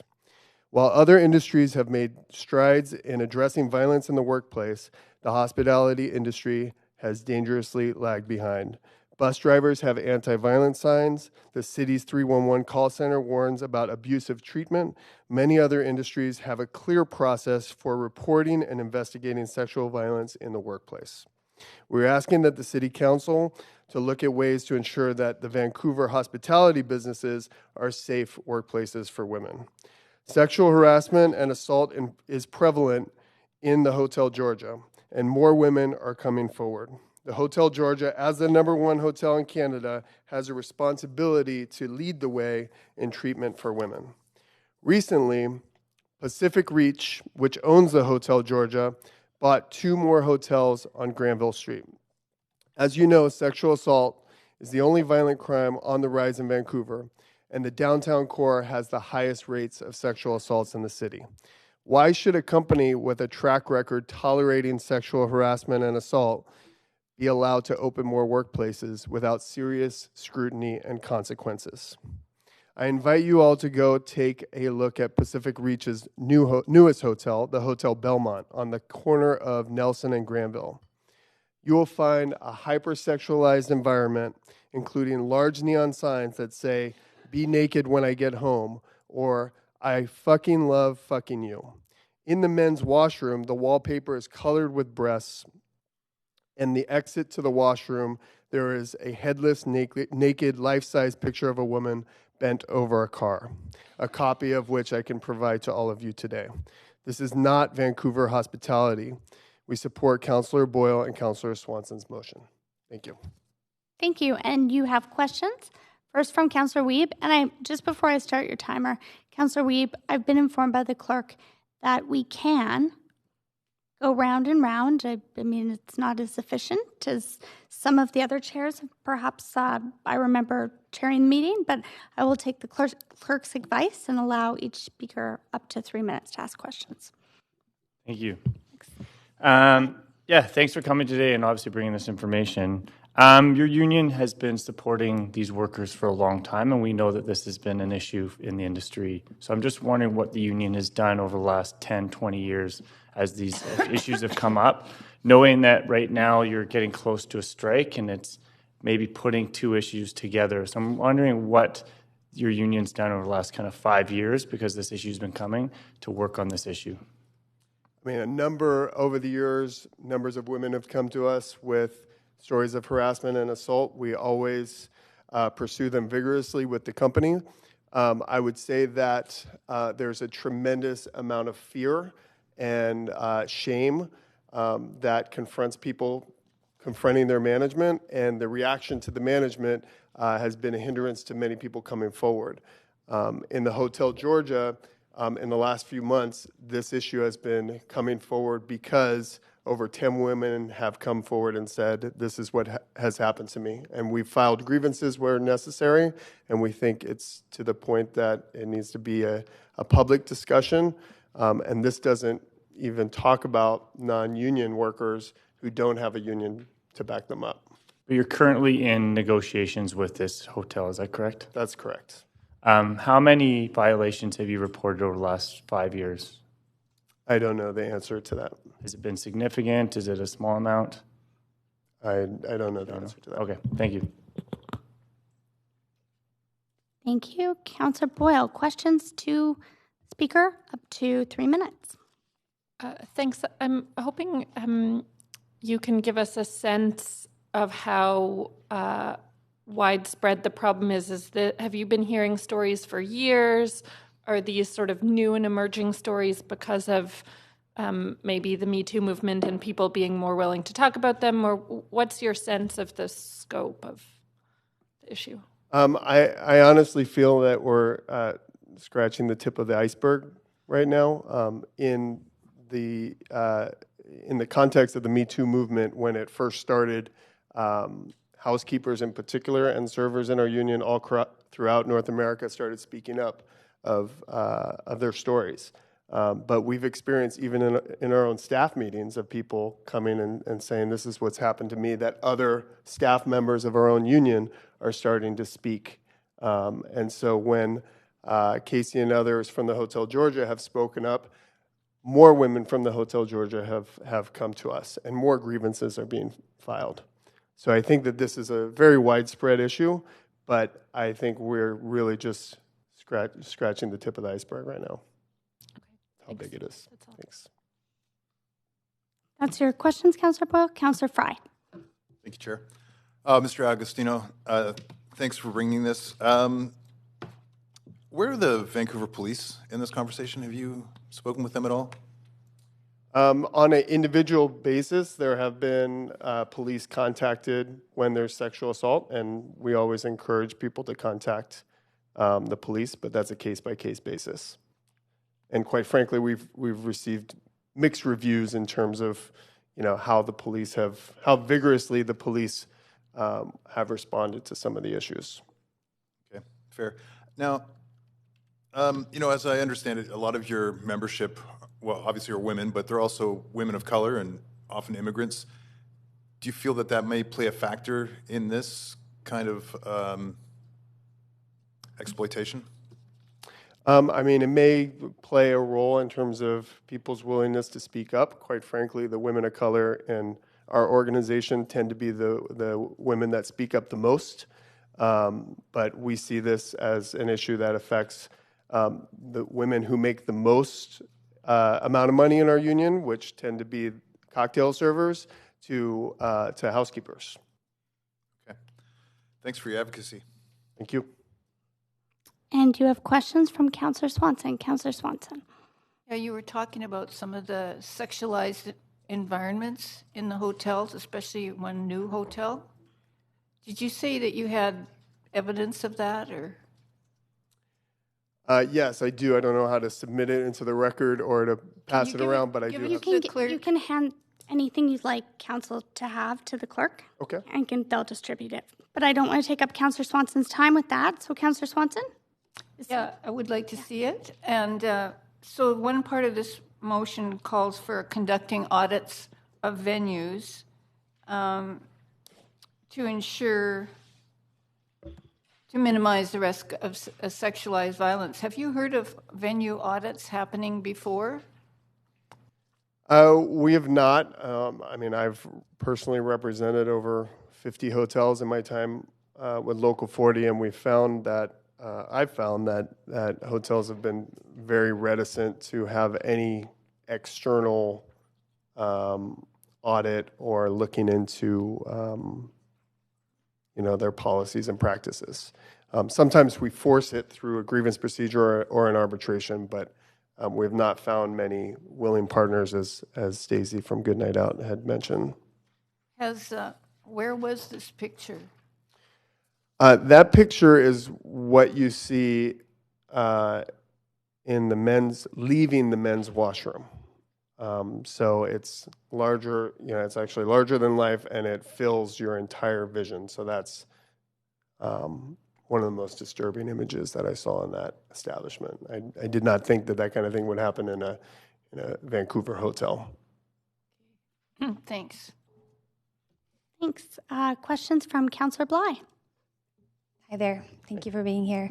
And for being bold in sharing what we may not know here inside council, what's happening out there in the world. And so my question, a number of them have been answered, but one of them I have is around your workers. And when they report these types of incidents, and I understand Councillor Fry's question around VPD, what other supports are available? I imagine these situations can be quite traumatic, can leave sort of a lasting effect on the workers that could affect mental health or other ability to come to work or things like that. So I don't know enough about how many or available supports can be provided through your organization, or what options do they have? There's a number of supports in our organization. The most important is to validate the experience and to support them in standing up to management when it happens. There's different things through our benefits that can help people. Ultimately, we can file a grievance with the company, and it can go to a public hearing or arbitration for individual cases.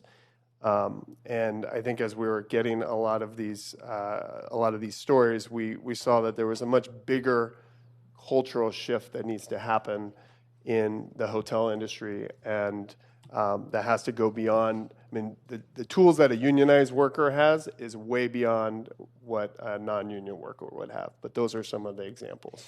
And I appreciate this has a more widespread objective, and I see that there's a need for that. When you say go to public hearing, is that here? No, like an arbitration would be between the employer and the employee. How often does that happen? Can't say specifically, but we have a few arbitrations a month. A few a month. Okay. Yep. Okay, thank you very much.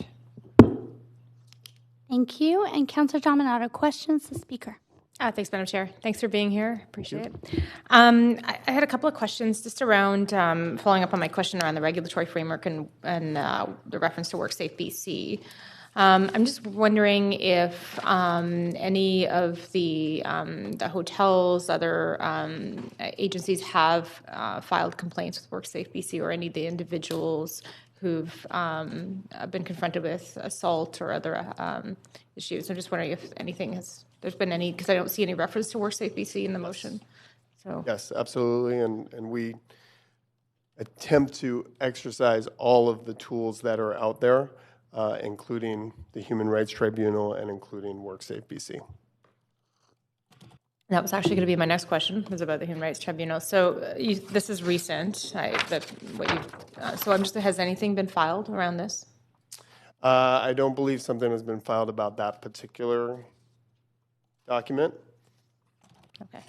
To my knowledge, I don't think so. Okay, just curious. Okay, thank you. Thank you.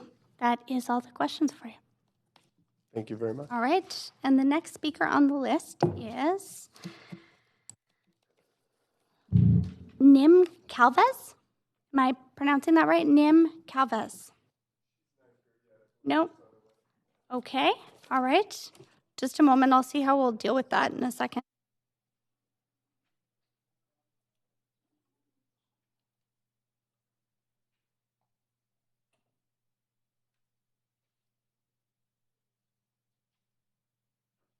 Okay, we don't have any withdrawals, so if they arrive, we'll deal with that accordingly at the time.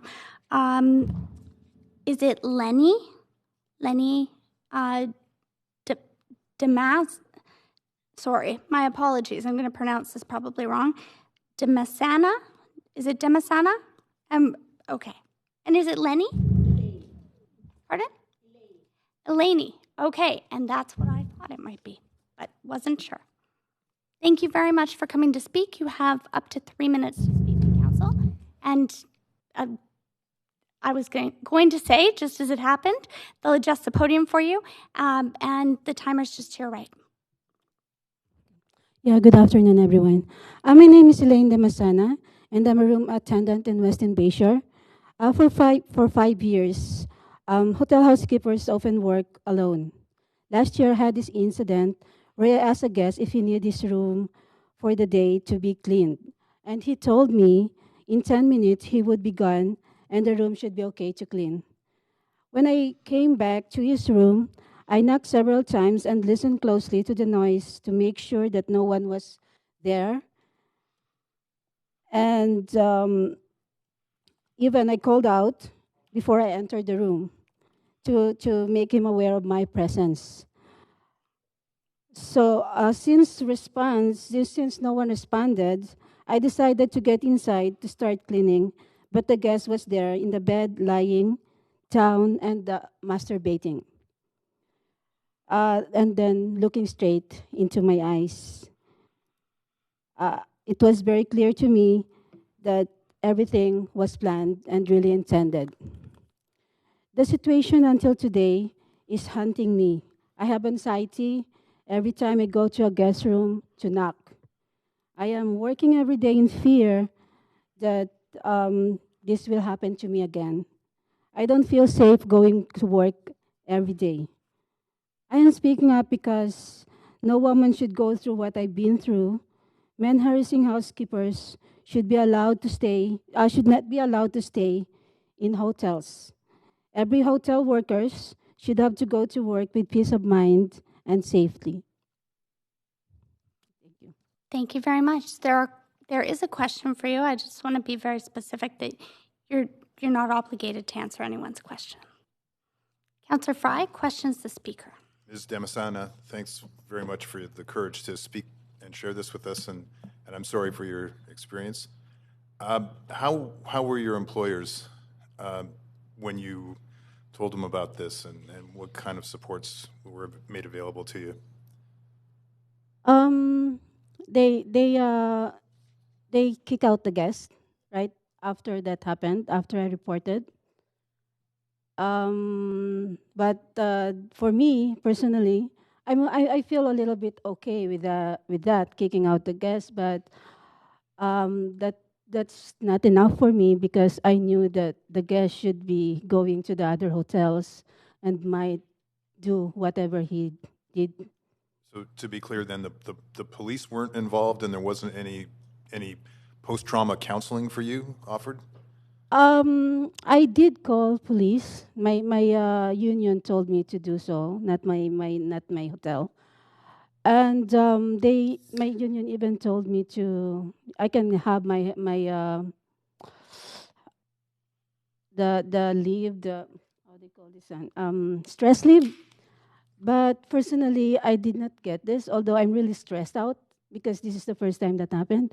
Because for me, I don't want to be staying home and thinking about that because I know that it's much more hard for me to overcome. I'd rather wanted to work and make myself busy and face the situation until it will be okay. Yeah, that's for my own. Have other coworkers shared similar experiences? Yeah, actually, after they knew that I reported what happened to me, there's 2 more room attendants who talked to me that it happened to them too, but they were not able to tell the management about that. They just keep quiet about this that happened.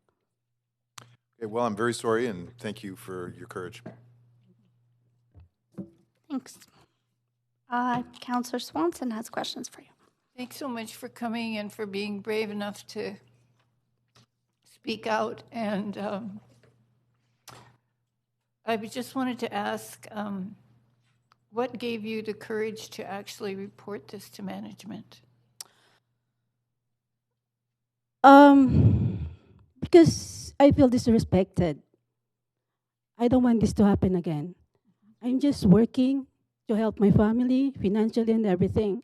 And I don't want, I didn't really expect this would happen to me in a hotel, thinking that I'm working in a place where there's a lot of people. It did not even go to my mind that it will really happened. Sorry. Sorry. So that's why I have to tell them that this thing is happening.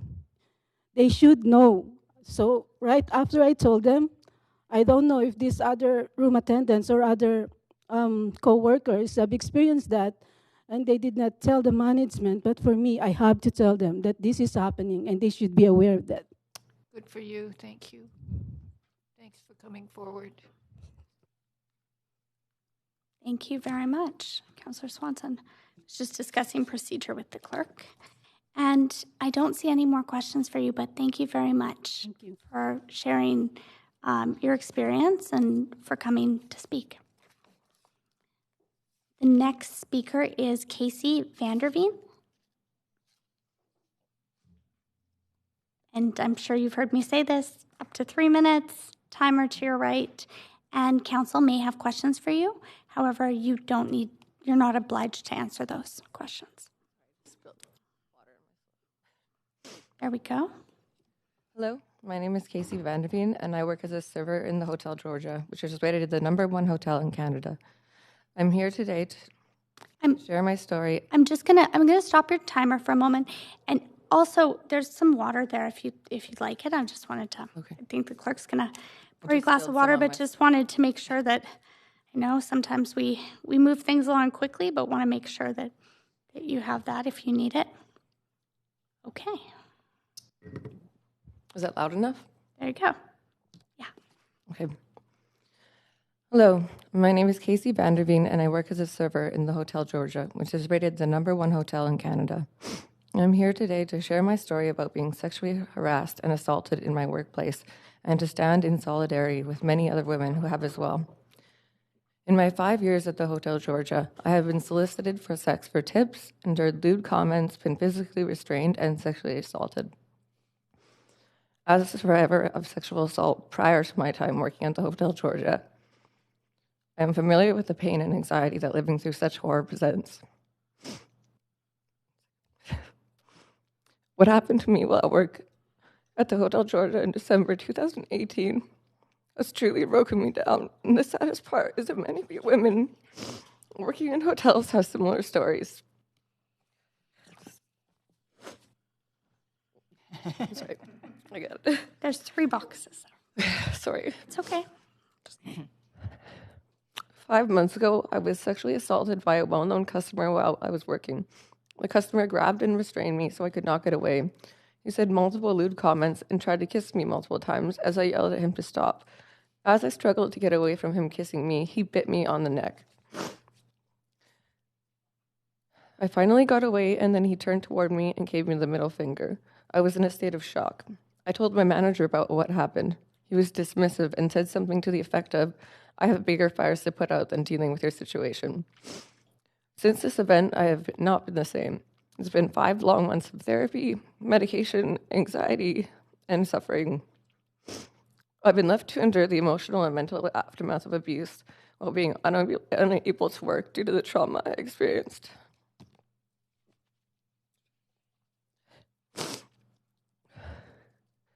My story is not unlike many other women in the hospitality industry. We're afraid to speak out because they're afraid of retaliation by management and guests. Hotel workers are human beings, and we deserve respect. We are not sexual entertainment for wealthy clients that our hotel caters to. I'm here making my statement at a time when movements like Me Too aim to give voices not to just the powerful and famous, but to people like myself and my coworkers, people whose safety has been disregarded for profit or whose suffering has been silenced to protect the name of a brand. Money or reputation should never take precedence over workers' safety.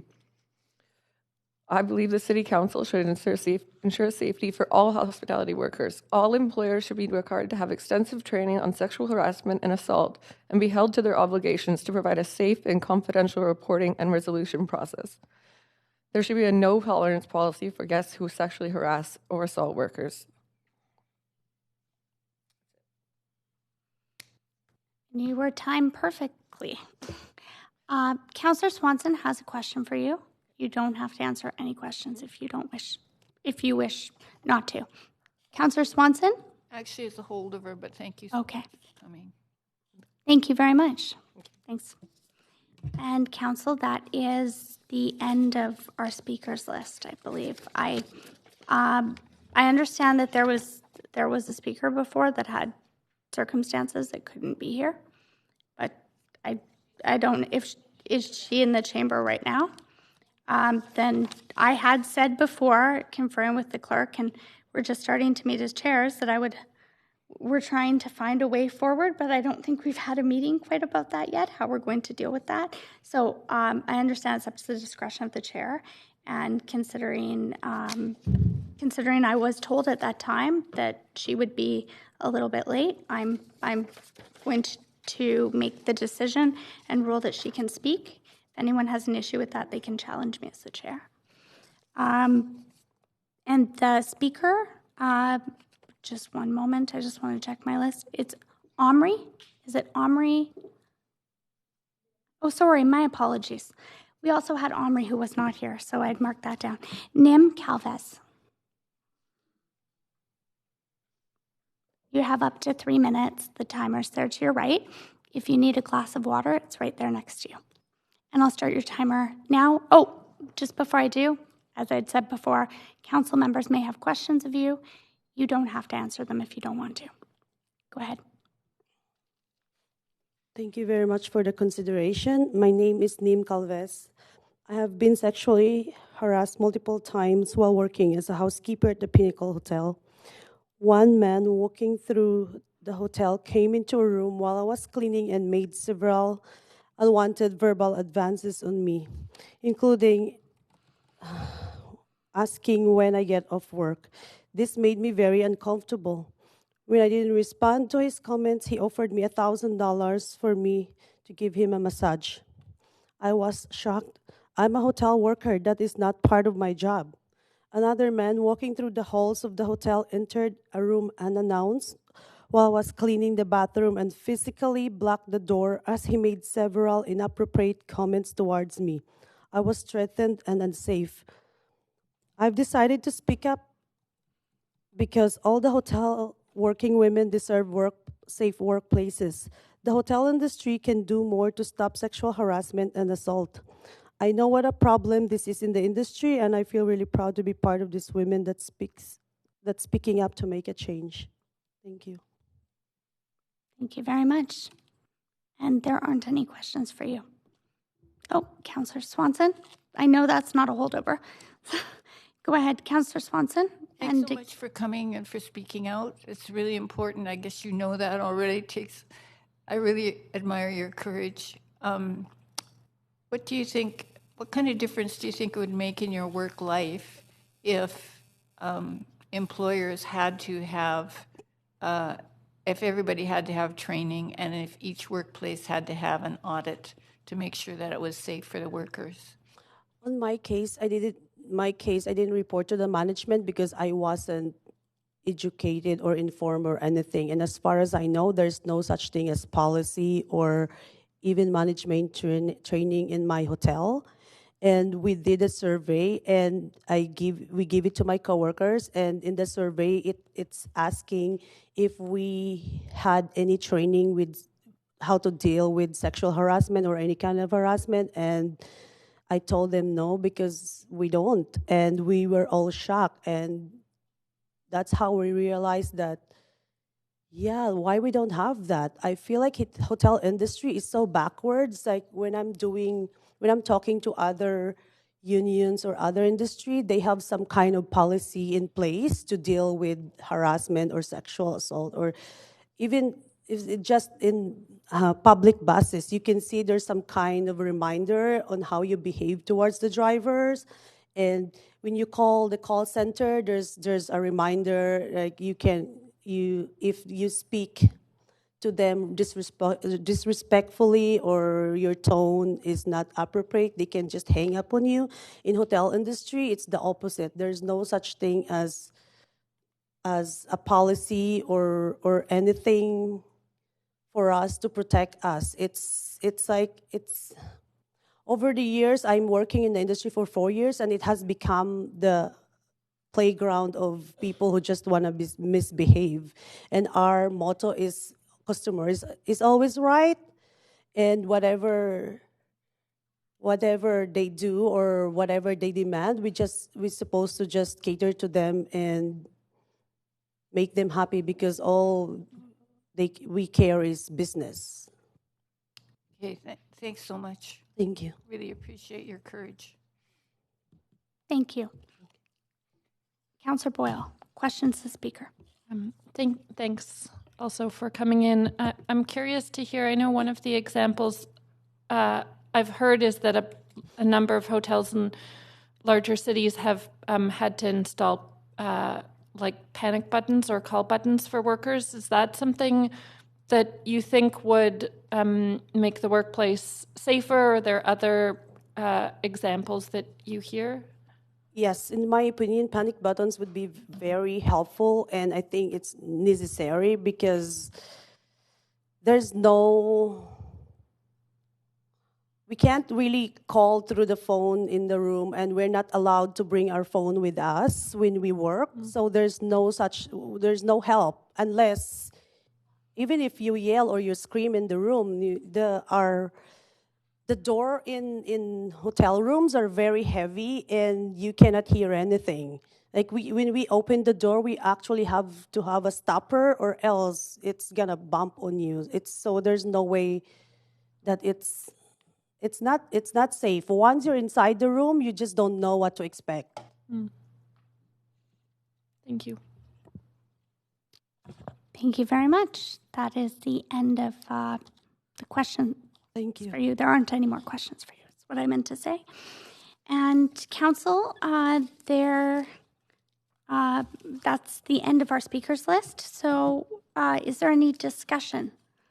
Councillor Boyle, that's not a holdover. I don't think. I'm going to move us back to the main queue, though, if you don't mind putting yourself back on. Thank you. Or I could do that for you if you'd like. There we go. All right, Councillor Boyle,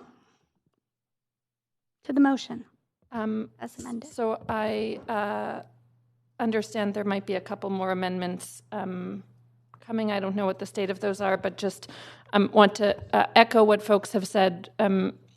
Real appreciation for the courage of people who have been able to tell and willing to tell their stories. I worked in the service sector only a little bit myself, and was lucky to work in a small and very supportive place, but have heard many stories from friends over the years of some pretty unsafe situations that they've been put in. It's been really inspiring to watch cities like Victoria and others move forward in trying to address safety for women and vulnerable workers in these sectors and other sectors, and I look forward to.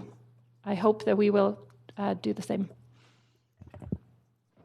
Okay, Councillor Fry, to the motion. Thank you, Chair. I've submitted some minor amendments to the clerk, but before an amendment queue, I just would like to reiterate thanks to everybody who came and spoke. Took an incredible amount of courage. Thanks to Councillors Boyle and Swanson for bringing this forward. Yeah, it's unfortunate, and one of those things. I feel embarrassed to be a guy, really, and because this is typically male-initiated violence against women, and as I sit at a table of my peers with 8 women, I'm embarrassed, but.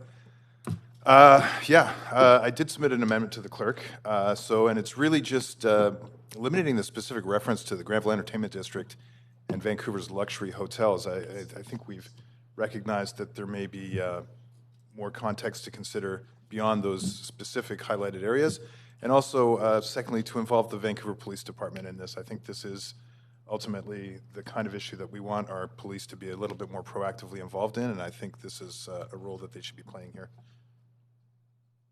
Thank you. Councillor Fry, the amendment is up, and I'll move us to an amendment queue. Councillor Swanson, perfectly timed on the amendment queue, or is that a holdover? Okay. All right. And are there any speakers to the amendment? Okay. Up, Councillor Kirby-Yung.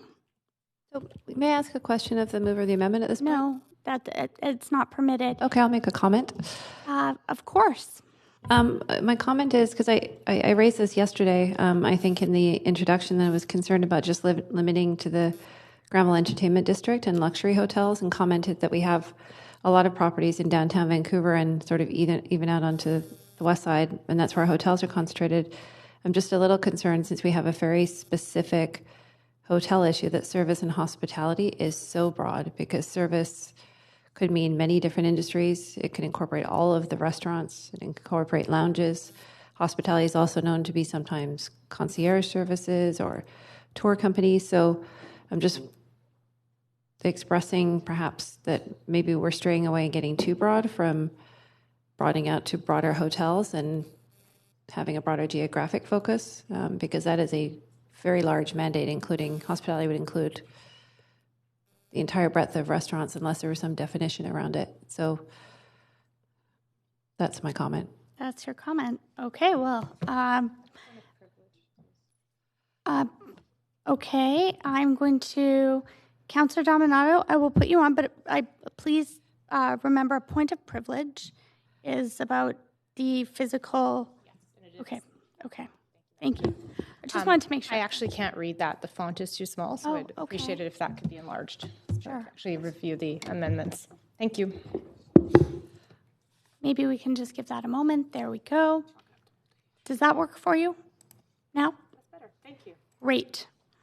Councillor Kirby-Young, were you finished your comments on the amendment? For now, yes, thanks. Okay. Councillor Swanson, to the amendment put forward by Councillor Fry. I just wanted to say in response to Councillor Kirby-Young that I think women should be safe no matter what industry they're in. And so it doesn't disturb me that it applies broadly.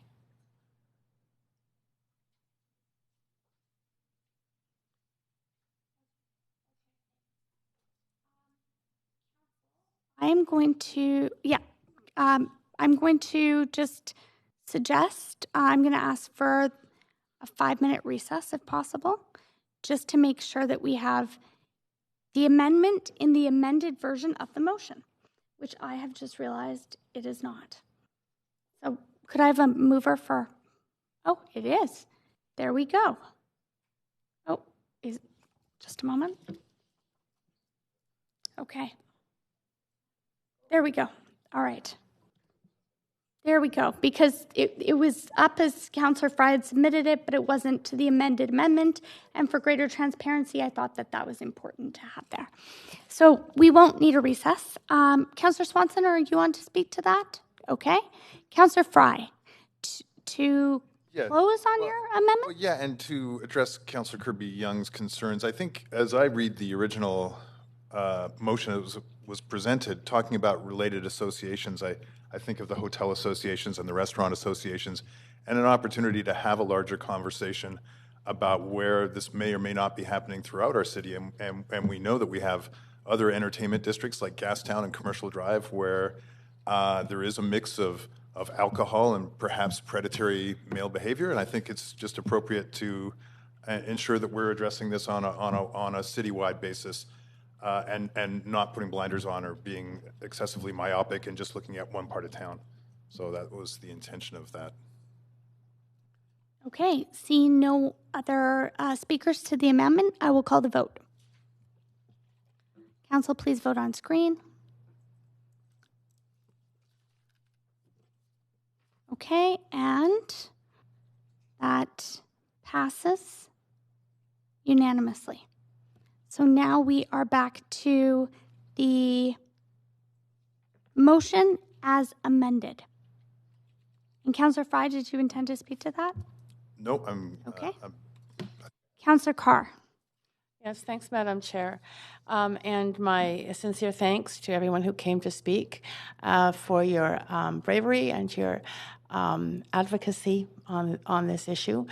I like to think of Vancouver as a city that prides itself on being a nonviolent city, but violence exists.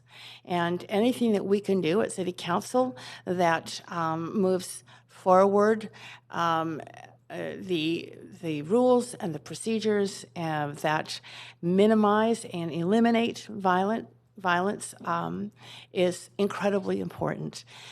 Especially in this case, I think that women and marginalized groups are subject to more, and specifically in this entertainment world. So I am very supportive of this motion and very much thank Councillors Boyle and Swanson for bringing it forward. I think it is a citywide issue, so thank you, Councillor Fry, for your amendment that doesn't just focus in one specific part of the city, but understands that this is something that is faced by people throughout the city. And for vulnerable people, I think that this is a really important move. And I think the sooner that we get with it, the better. And those are your comments, Councillor Carr? I just want to make sure. Yes. Okay.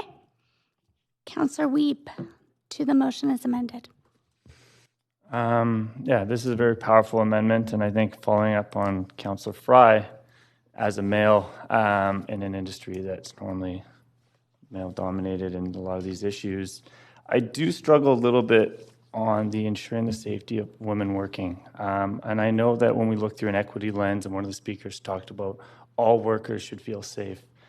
And from someone that's involved in the hospitality industry and knowing that this is a huge issue for a lot of people. I know that along Davie Street, there's been some major issues that continue to be ignored.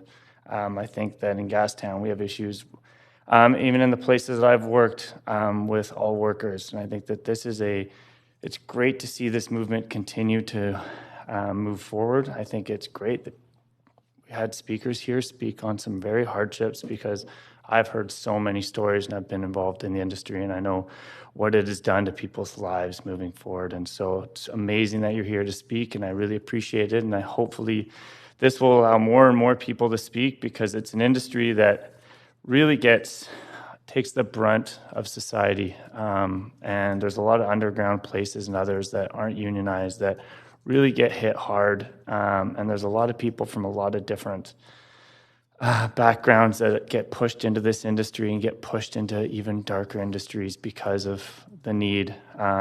There's a lot of quick cash. There's a lot of, we talked about people offering drinks. The amount of people get offered drugs and get led into different spirals because of this industry is on a daily basis. So I think it's great that we look at options to mandate training. I think it's great that we can look at our BIAs and WorkSafe BC and Bar Watch and all the other organizations to really come together. I think that there are people that are bar owners and restaurant owners, that hotel owners that want to do good and to be leaders in this. And if we can give them an avenue to really showcase the industry what could do, and have powerful voices like are in this room. So I will be very supportive of the motion. And I just want to make sure moving forward, we really look at everything through a full equity lens, because I think everyone in the city deserves a safe city.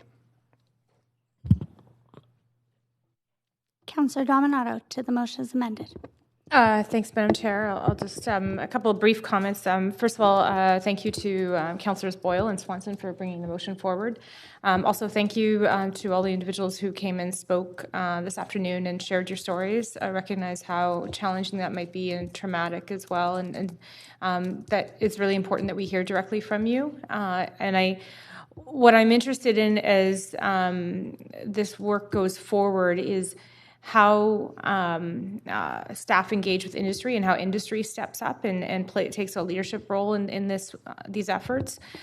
Because frankly, sexual harassment, sexual assault in the workplace is unacceptable. It's unacceptable, period, right, as we all know. But you should be able, you're entitled to go to work and feel safe. And so welcome the dialogue on this. And recognizing that these are businesses operating in our city. And I also, like I say, I think important that, as notes in the motion, that conversation happen with community leaders as well as unions, but also the industries at that table and and they're engaged. And so I'm supportive of the motion, but I just wanted to share that and thank you for bringing it forward. Councillor Swanson. Yeah, I just want to do some thank yous. I want to really thank Nim and Casey and Elaine for having the courage to come forward. That is so, so, so important. And I want to thank Unite Here for giving them some backing and for organizing and trying to put a spotlight on this so we can get some action. And I want to thank Councillor Laurel Collins and Victoria, who just happened to come up with an email that said, oh, we're tying audits and education to business licenses. And it seemed like such a great idea. So I'm really hoping that your courage is going to pay off in months rather than years. And if you don't have an audit in your workplace, and if you don't have training in your workplace within a few months, send me some more pictures like this if they exist, and we'll try and get it happening, because we have to make sure that we actually do act on this and don't let it keep festering like it has been. So yeah, just thanks again for all of your courage, and hopefully it'll make a difference to a lot more people than just you. Thanks, Councillor Swanson. And I have been informed by the clerk, although there has been some relaxation of this before, council members who are chairing committees can't debate. But what I can do is I can thank speakers for coming, and that's all I can say other than vote on this. So I will thank speakers for coming, and I will call the vote on the motion as amended.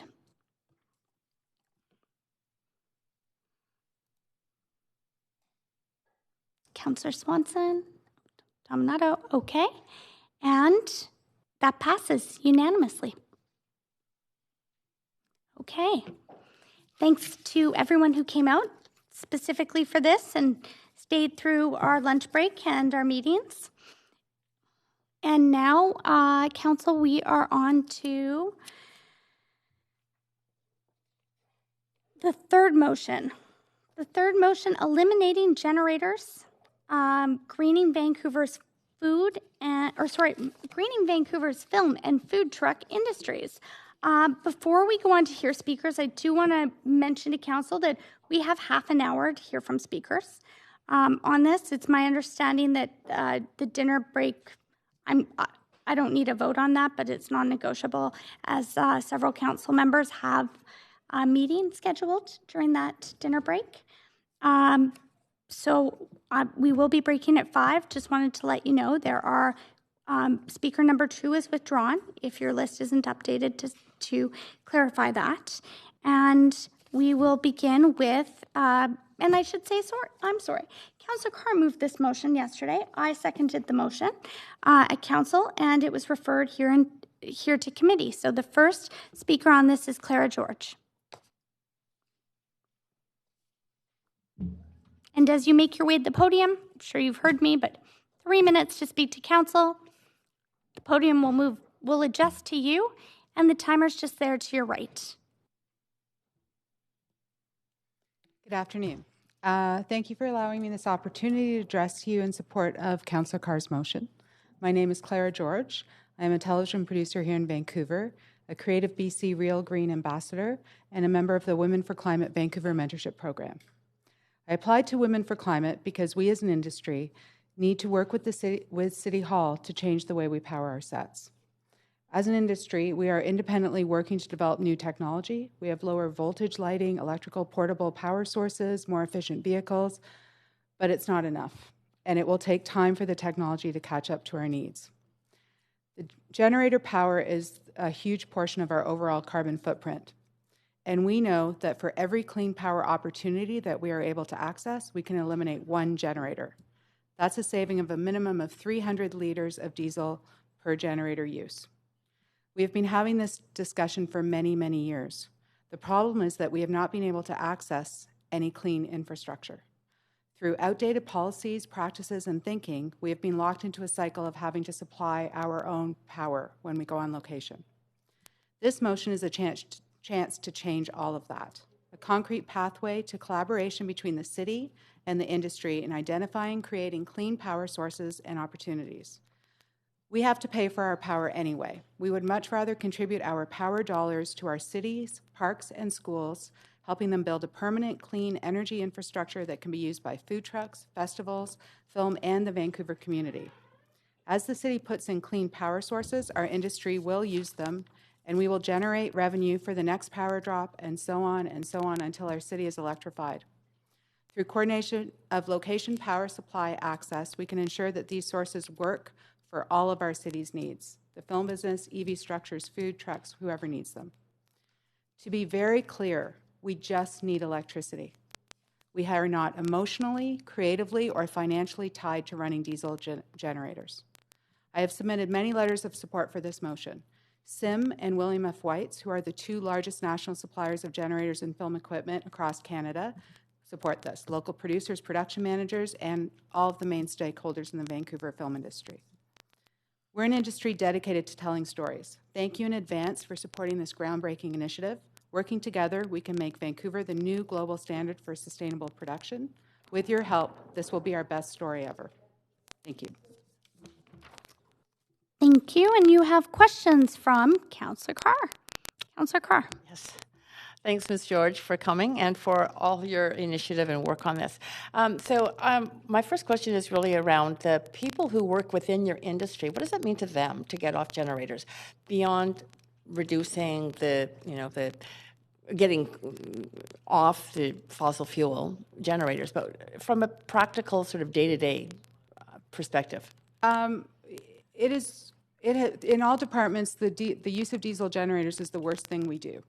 We get complaints constantly about noise, about pollution. It interferes how we are able to film, how we are able to breathe. There's 300 to 300 people working on a film set, and to be around that constant noise and fumes is it's horrible for all of us.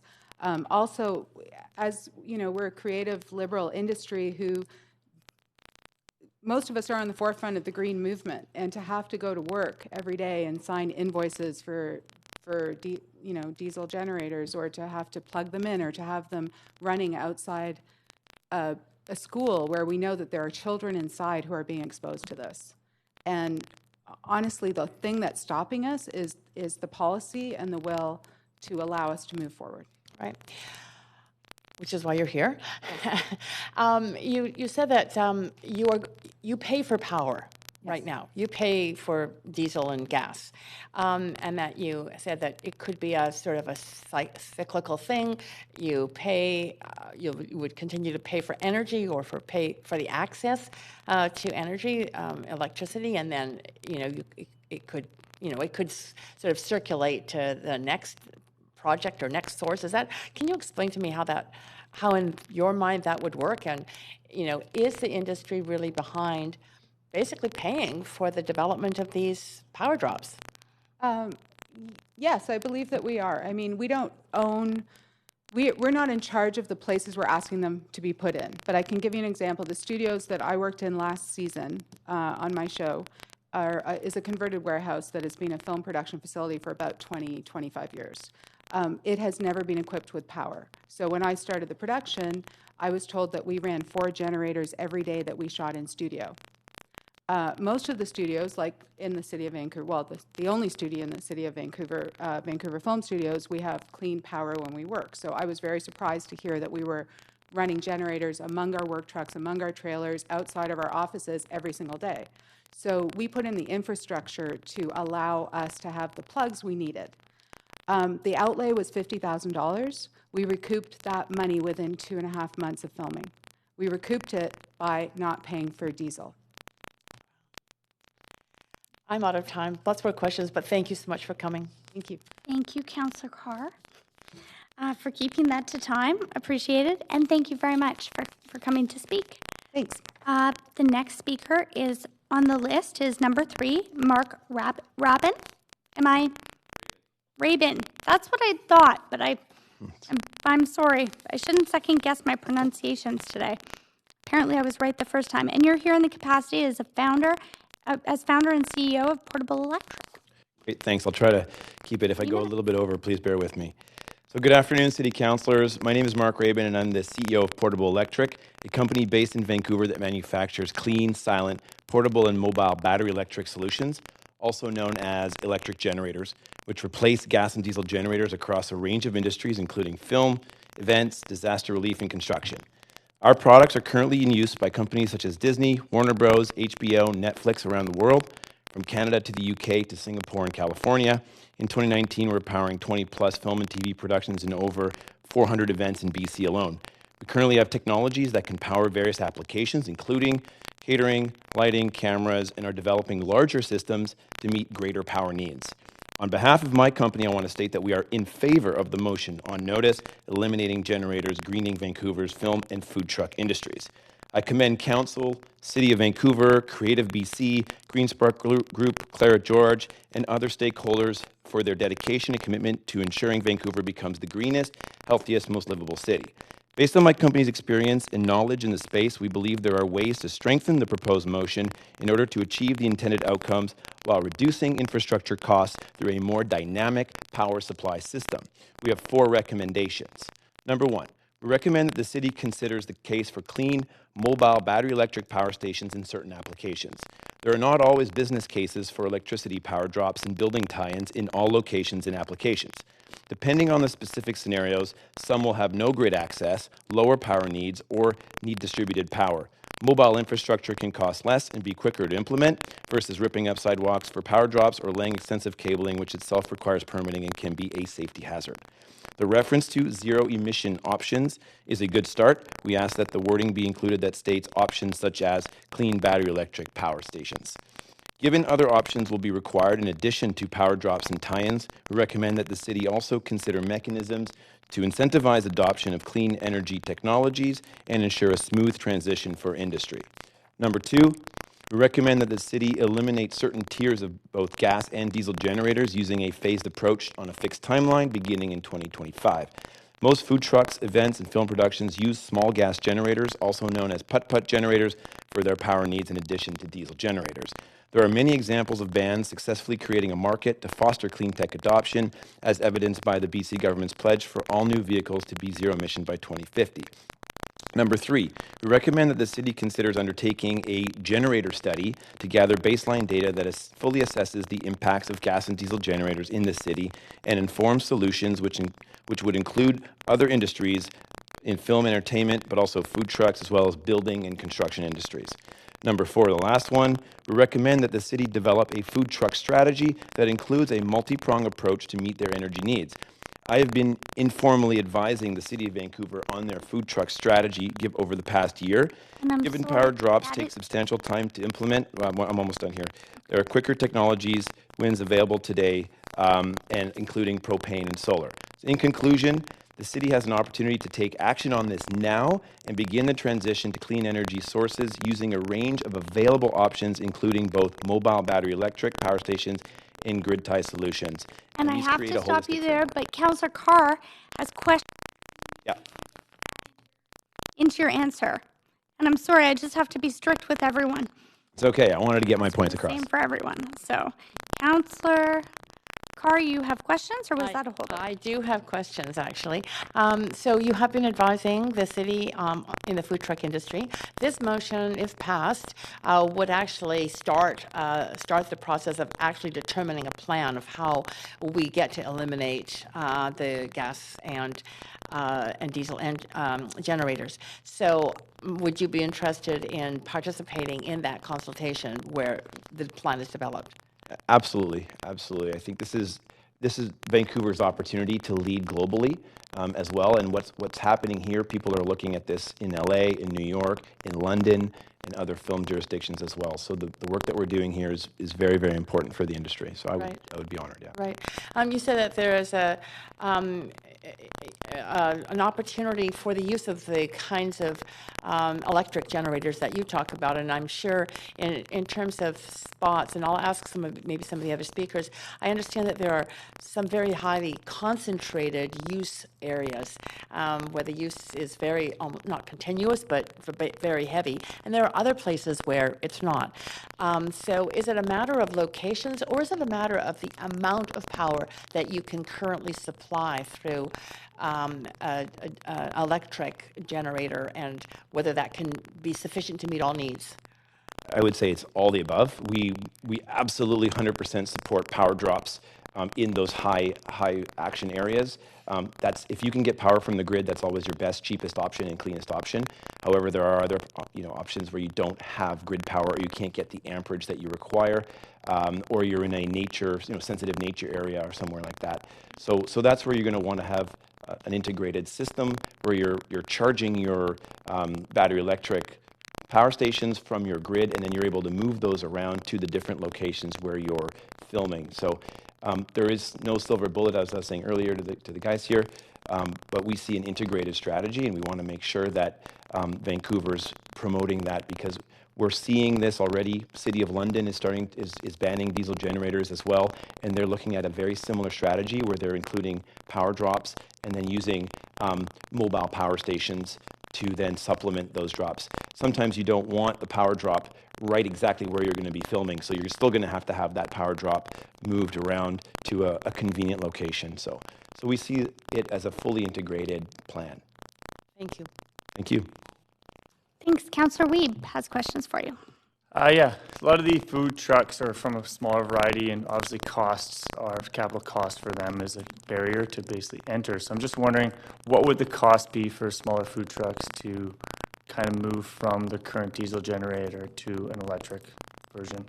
So just to clarify, most food trucks do not use diesel generators. They actually use gas generators, so small, you'll see the Honda generators and so on behind them. So I think that's important to note. It ranges, it depends. The challenge with food trucks is that if you do it as an afterthought, like a retrofit, a lot of food trucks are struggling, to get by. So doing upgrades that cost anywhere from $10,000 to $30,000 would probably ruin their business. So it has to be phased in. What we see is an opportunity, though, to also have incentives that can start to transition, like fridges, for example.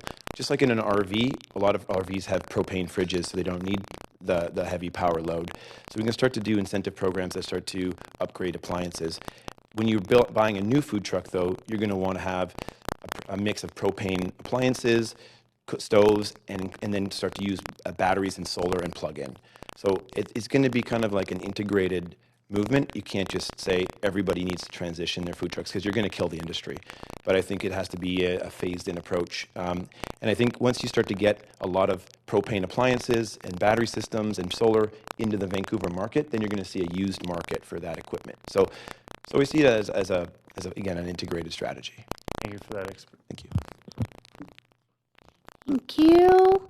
And that's all of the questions for you. Hey, thank you. Sorry about going over time there. I just wanted No, to get my that's points. okay. I just have to hold everyone to account.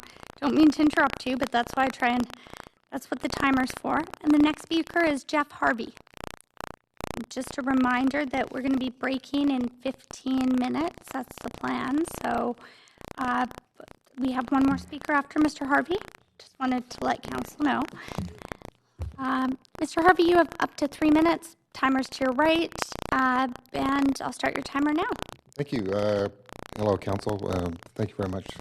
My name is Jeff Harvey. I work through IATSE, the local film and television industry union, and I'm a generator operator. I've been asked to come here to represent Keith Woods, who is our president, and currently out of the province, attending to business. I'll read out his letter to you. Mayor, council, and please allow me to read this letter. I wish I could be here, but in person. At this moment, I have obligations that take me outside of the city this week. IATSE 891, which represents 19 crafts in the motion picture and television industry in British Columbia, is in support of this motion as a start, beginning, and conclusion in the process many, like myself, have imagined for many of years. With this motion, I can say that our lighting department would be happy to see this finally occur.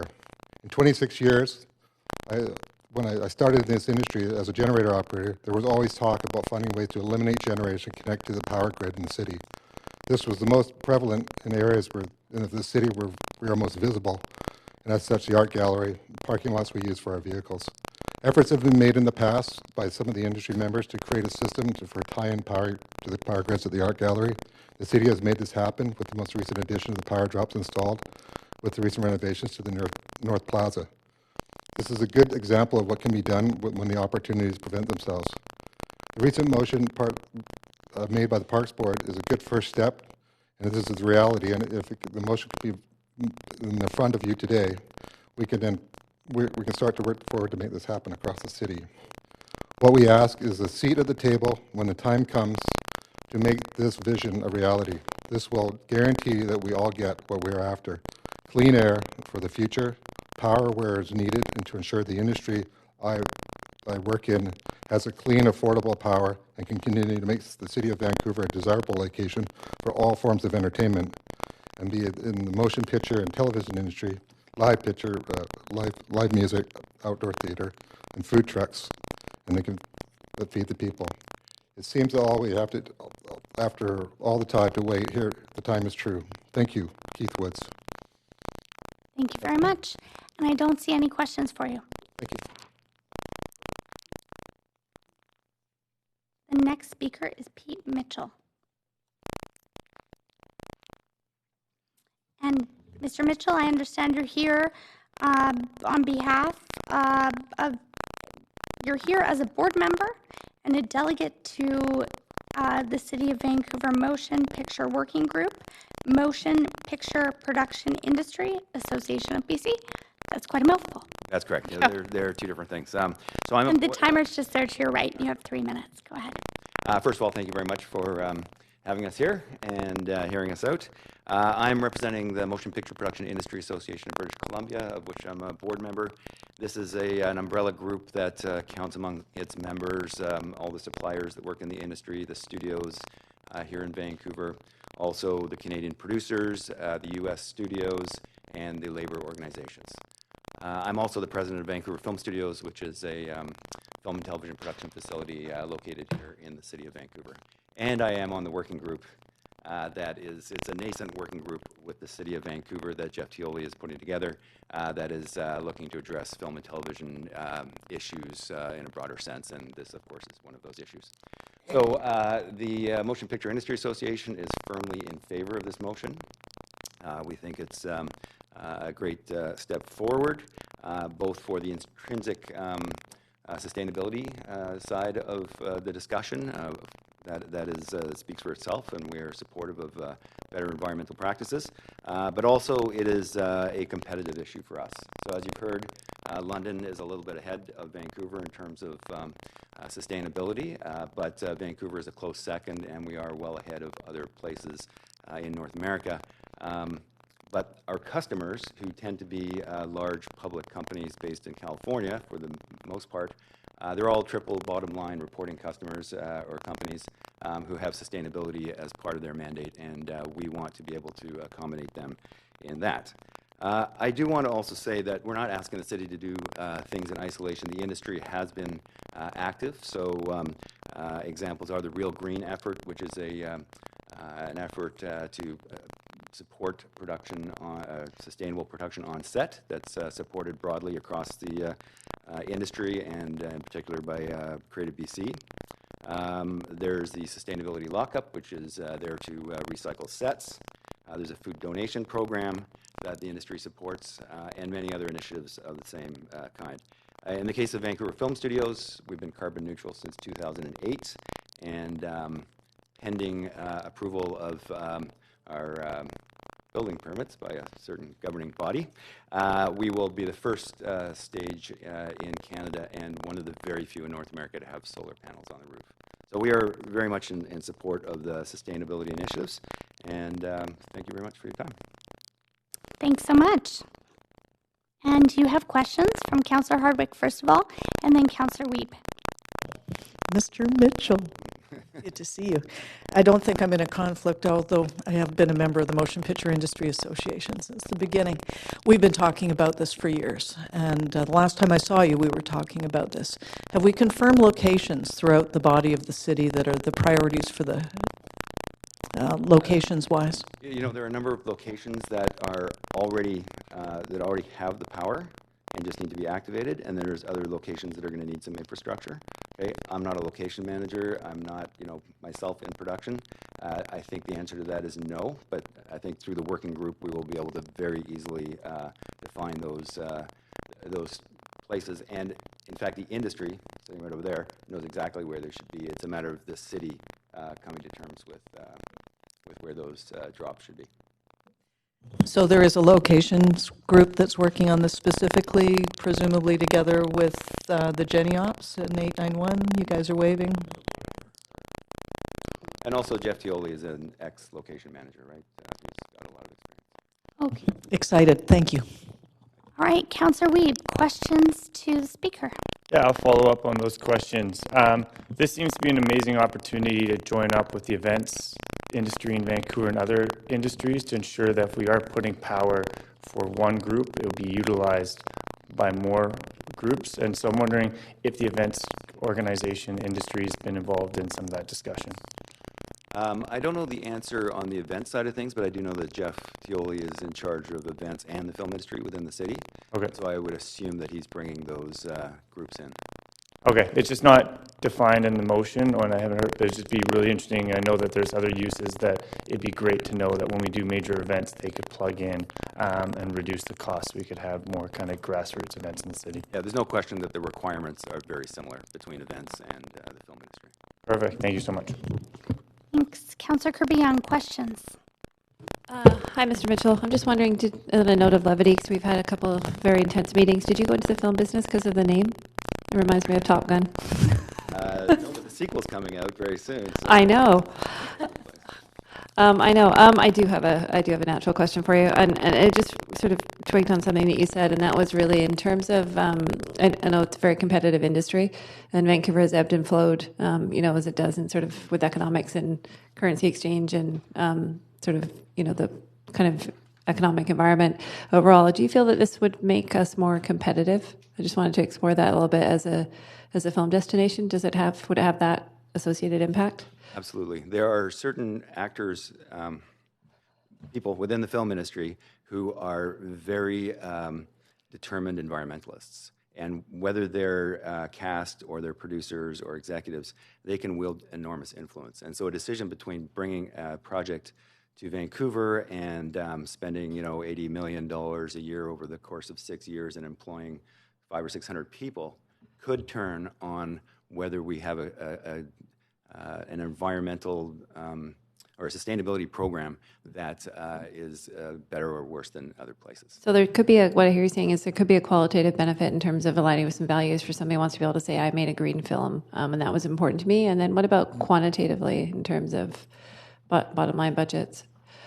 Well, just going back to your original question, it's Sure. also, there's a basket of attributes that bring people to the city of Vancouver to shoot.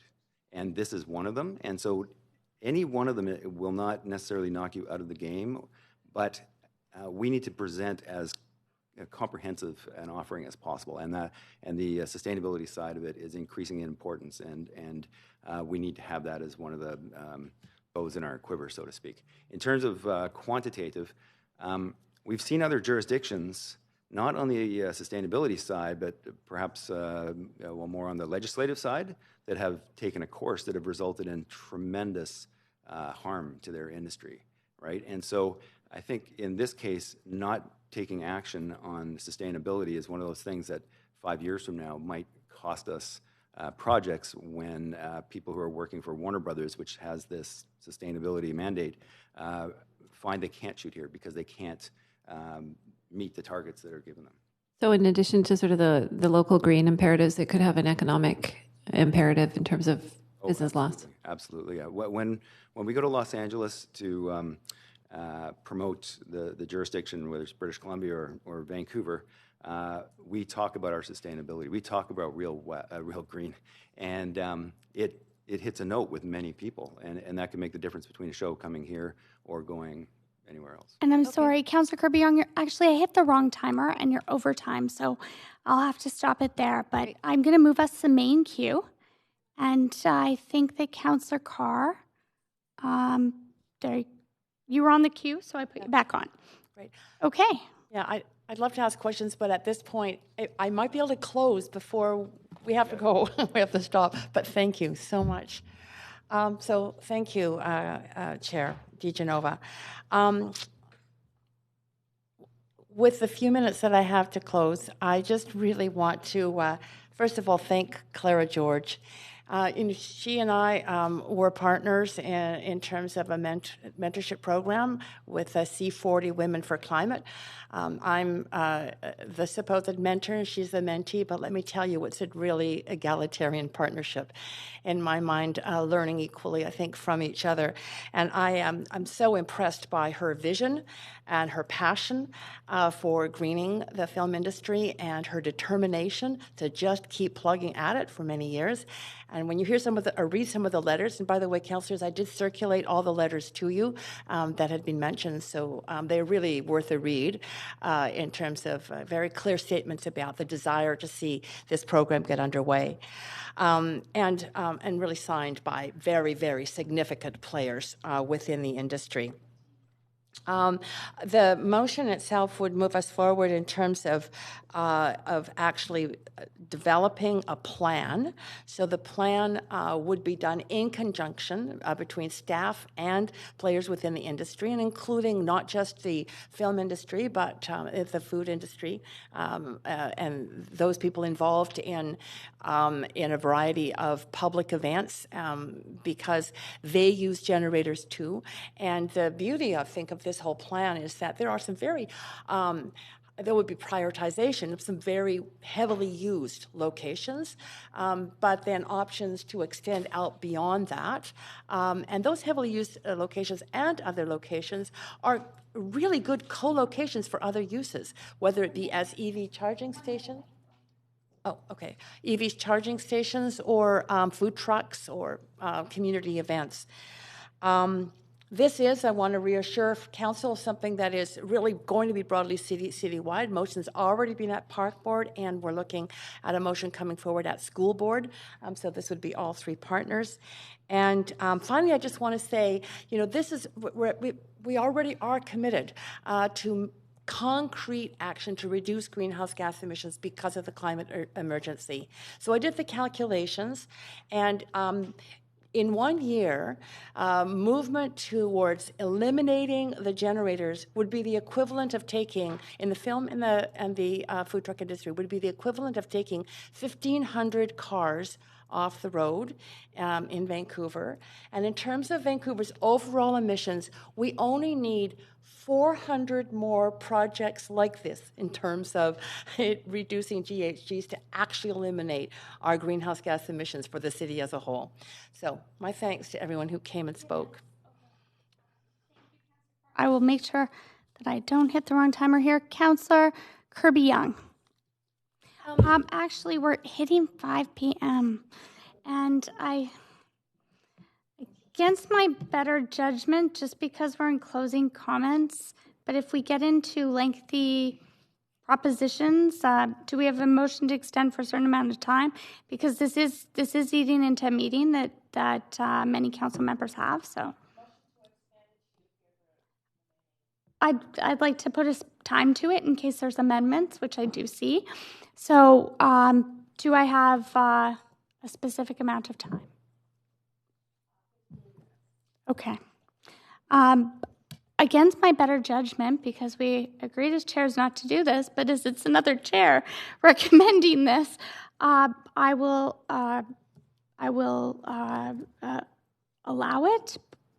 And I'm not sure if I need to vote on that, actually. I understand that it is a motion on the floor, so I'm just going to call for a vote. All in favor? Any opposed? Okay. Please, go ahead, Councillor Kirby-Yung. Hang on, just let me reset your timer.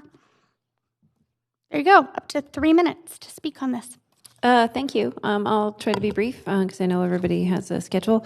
But I just want to thank the mover for bringing this forward, and I am happy to support the motion. What I particularly like about this motion is that it's kind of the best synergy of, I think, where green and economy is coming together, and I really want us to start emphasizing the importance of a strong economy at council. And if we can hit a couple of really key goals at the same time, I think that that's a beautiful thing. So I loved part 8, where it said develop a financing plan that leverages new revenue opportunities from the film industry, because Vancouver, or the city, I should say, has a lot of demands. And so if we have the opportunity to have a win-win where we have revenue coming in to offset some of these initiatives, but at the same time, it's going to be a cost savings for the industry. Then I think that's really positive. But it's also great to see that it will help us economically because Vancouver's film industry has been a really big part of putting Vancouver on the map, and it has been a big economic generator. So if this simultaneously assists in having us remain competitive so that when people are making those choices because they're making value judgments about where they want to film based on the policies and the infrastructure that's available, then I think that's a win-win. So I am happy to support it. Thank you. Thanks. Councillor Hardwick. Well, to say I'm thrilled to be supporting this motion would be a colossal understatement. I spent the early part of my career in the film industry as a location manager, getting the generator set up before the unit arrives in the morning. So I understand intimately the problems inherent in the systems that we've had in place now for decades in the city. In addition to thanking Clara George and Pete and Jeff and Kelly and everyone else that I see over there, thanking the industry, I'd also just like to make a shout out to my brother Gordon Hardwick, who founded Real Green originally. Gordon, if you're watching, I'm sure you'd be very pleased coming out of the former BC Film Commission.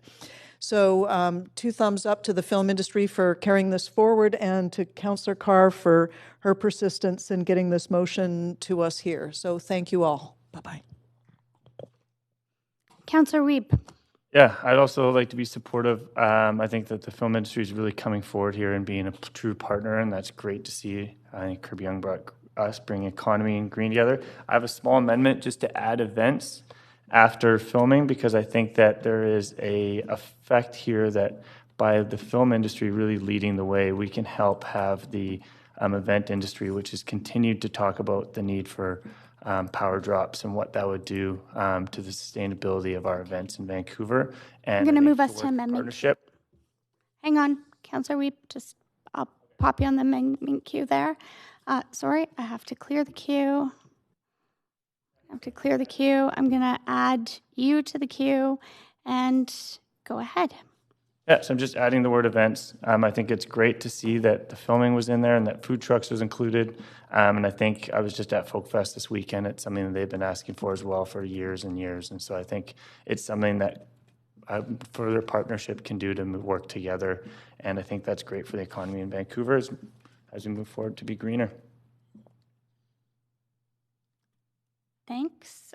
Seeing no one on the queue to speak to that, I'm going to call the vote.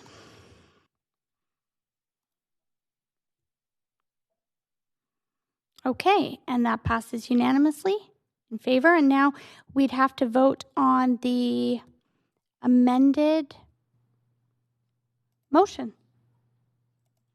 Seeing no one else on the queue, Councillor Wiebe, is that a holdover, or did you have anything else to say? All good. Okay, so I'll call the vote.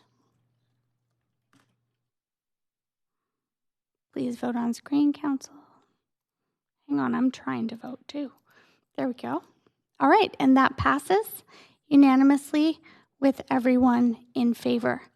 Now, Council, we do have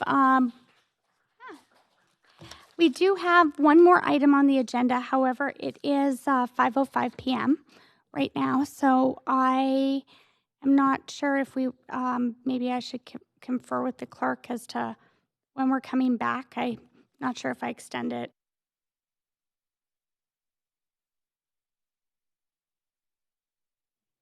Okay. All right. We are then recessed until 6 p.m. is my understanding. Unless, yes, we will be back here at 6 p.m. Council. All right.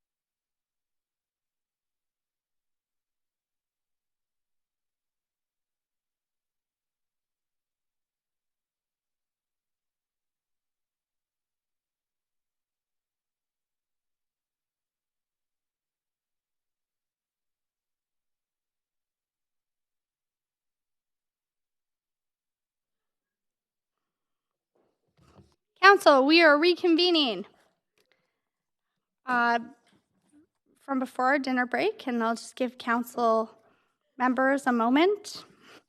And I just wanted to remind everyone where we were in the agenda. We are on our final agenda item for the evening, and it looks like it's still light outside. So we'll see. Amendments to the procedure bylaw number 9756. And where we left off is we just heard from speakers and we had questions to staff. And on the queue, I have Councillor Dominato. Oh, I'm sorry. This is questions to staff. Are there any questions to staff? Okay. Seeing no questions to staff. Is there any questions to staff? Am I in the right queue? Sorry. There. All right. Is there any discussion on this item? Any discussion? Councillor, I see a hand up, but Councillor Kirby-Yung. Yes. I'd like to propose an amendment, and I'm just sending that into the clerk now. I think it just didn't quite go through. Oh, we need a motion to move. Is this a motion or an amendment? Or is this the motion with amended language? This would be the motion with amended language. Okay, so you're moving the original recommendations with amended language? No, I'm replacing the recommendations with proposed language, which I'm hitting send on right now. Okay, so I'll take a look for it here. I'll wait for it. Okay, you should have that momentarily, Madam Chair. Okay. All right. Okay, so this looks like, and I just wanted to check, Councillor Kirby-Yung, so this is not an amendment. This is not moving the recommendations with additional language. This is then a motion to postpone. A motion of postponement? That is correct, Madam Chair. Okay. Okay, and that's to postpone decision and debate on this item? Yep, and if I might speak briefly to that? Of course. And, I will start your timer again. Thank you. I think that this is a matter of significance in terms of amending the procedural bylaw, which is not something that happens very often, and potentially not even during a term. And so I think that I probably have a feeling that might be shared by some of my fellow councillors that it's something we really want to take the time to do correctly and not inadvertently make any changes that might inhibit public participation. And I know that I, for one, as a councillor, and I'd be interested to hear from my fellow councillors, would appreciate the opportunity to really thoughtfully review the different amendments and make sure that we're striking the right balance with public participation. And given the very intense council schedule, that councillors have a chance to do that. So that is the spirit of the amendment. And I recognize that, and I would invite council feedback that if we're going to postpone this report to a future meeting, that we have an option, as I've presented here, to either revert back to the current procedure bylaws in the interim until council deals with the report at a postponed date, or potentially, if it's the will of council, we could certainly revert to the pilot. So I just wanted to get that on the floor for council discussion, and I think the spirit of it is really ensuring that we don't take any missteps, because we don't amend the bylaws often, and we want to do so thoughtfully, because fundamentally it's kind of the rock bed of public participation, and it governs how we govern ourselves in our meetings. Thank you. To just before I move on from the queue to other comments on the motion of postponement, and I had to check first to see if we could speak to the motion of postponement. I'd just like to ask the city manager, because I understand that we have some very full agendas already for fall. Is there any issue with moving this forward to the agenda? As the motion is currently written, to October 2nd, 2019, and I understand that the council member who moved the motion would like that date, I understand, but I'm going to ask you if there's any issue with that. Thanks. Yeah, we are developing the schedule for the fall, and as you know, that's my responsibility to present an agenda to council. So my recommendation would be to request that it come in the fall, and we'll slot it in at a council meeting when we have the capacity. There's a bunch of very big reports that are coming, and I'd like to be able to make sure we put this on a day when we can accommodate it, and we have the staff here and whatnot. So if you could give us some flexibility, that would be appreciated. Okay, thank you. That's good to know. So I understand that if that was to take place, you're suggesting your suggestion would be fall, just to make sure that council understands we have very full agendas, but that would go somewhere in the fall. I understand that council also might be able to amend this motion to postpone, but we would need an amendment to do so. But if council members were concerned that it be after a certain date, would that be acceptable to the city manager? Like, for instance, not necessarily in September, if it was to be October or later in the fall? I'm receiving questions, so I'm just wondering to that point. Could it be after a certain date? Yeah, I In guess. the fall, okay. In the fall, we can schedule it in October, November. I think we'll definitely find a time to accommodate it. Just language that's a little more flexible. That would be great. Okay. So, Madam Chair, I have sent an amended language that's helpful that says to a fall 2019 standing committee meeting, and my hope on that would be that we'd be able to hopefully hit a date that most of council are available to be there, because I know this is important to the body. And Sorry, I didn't, if I might again. I think I would appreciate the flexibility to put it on a council versus a standing committee, just to bring it back to council so that we have the flexibility to bring it either on a Tuesday or a Wednesday. That would be appreciated. Thank you. So, thank you. Are you putting forward an amendment, Councillor Kirby-Young, or did you put forward an amendment? I've been asking the I city am doing that immediately. And I apologize, your timer was supposed to be stopped at 1 minute and 12 seconds. So you'll have time remaining up until 5 minutes for those comments. Thank you very much. I appreciate that. So I have, in response to the feedback from the city manager, which I appreciate, sent in some flexible language that hopefully will address that council postpone the procedure bylaw number 9756 report to a fall 2019 council or committee meeting. Okay, so this is, I'm going to move us to an amendment queue. I should have moved us to an amendment queue for the postponement. Just a moment.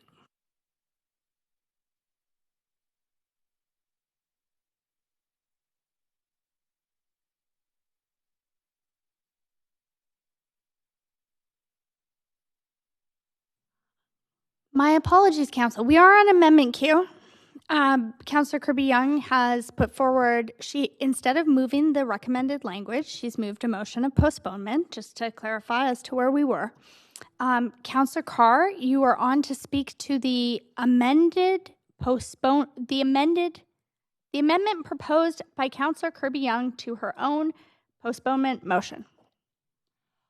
Oh, so I can't amend the second clause?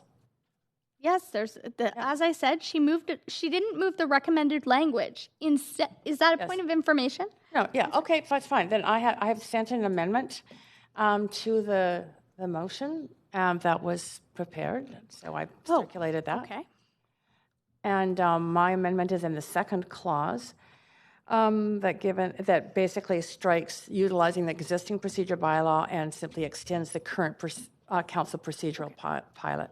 So only the second part that you sent in is what you'd like? Yep. Okay. So I'll ask. I'm fine. I will move us to an amendment Q2.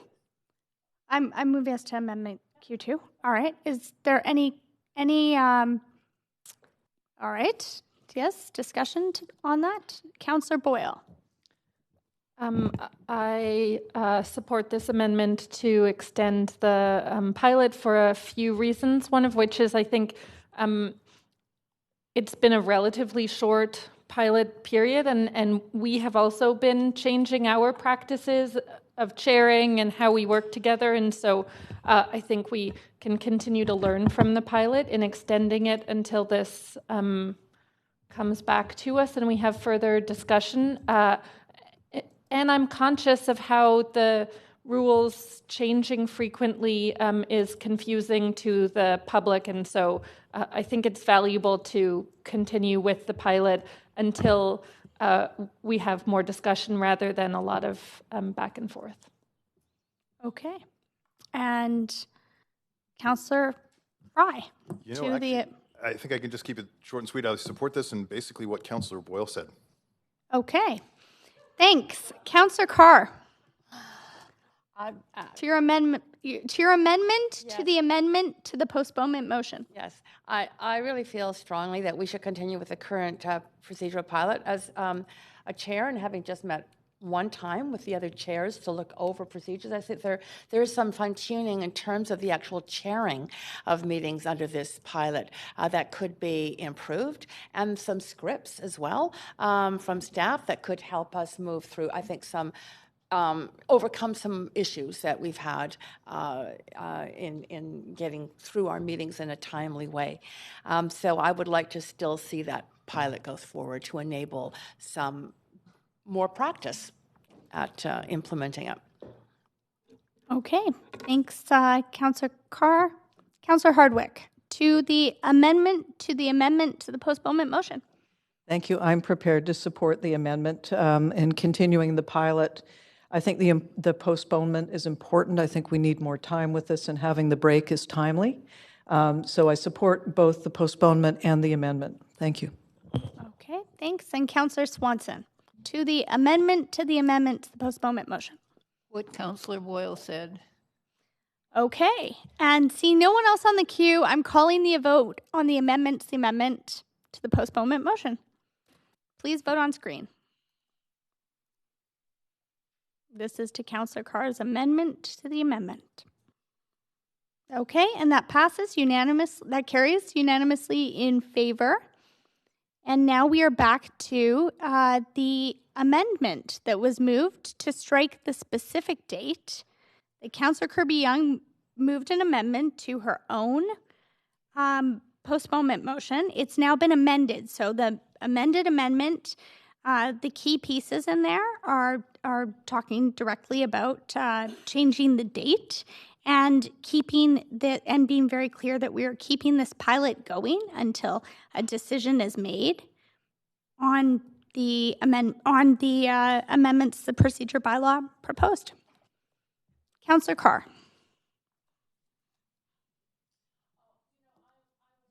Oh, sorry, but you somehow ended up off the queue.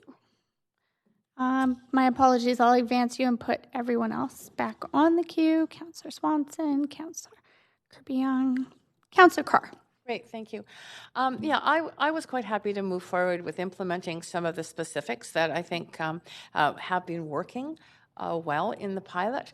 But, I think on something as important as changes to the procedural bylaw and how we run our meetings, if there are individual councillors, and there were more than one, who indicated that they really felt they needed more time to look over the actual changes, to think about them more thoroughly, I have to respect that. I really think that the decisions around how we operate our meetings are pretty fundamental to the workings of a council.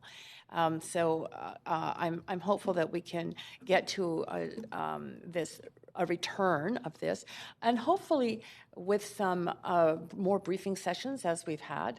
I sense that there's probably a lot of issues around which there's agreement and few around which there is disagreement, but somehow we couldn't land that today for reasons partly of just people needing more time to review those changes. So I do believe that we will have a more robust process that will move us onto the same page, achieving, if not consensus in year 2, I'm hopeful, as we move forward with this.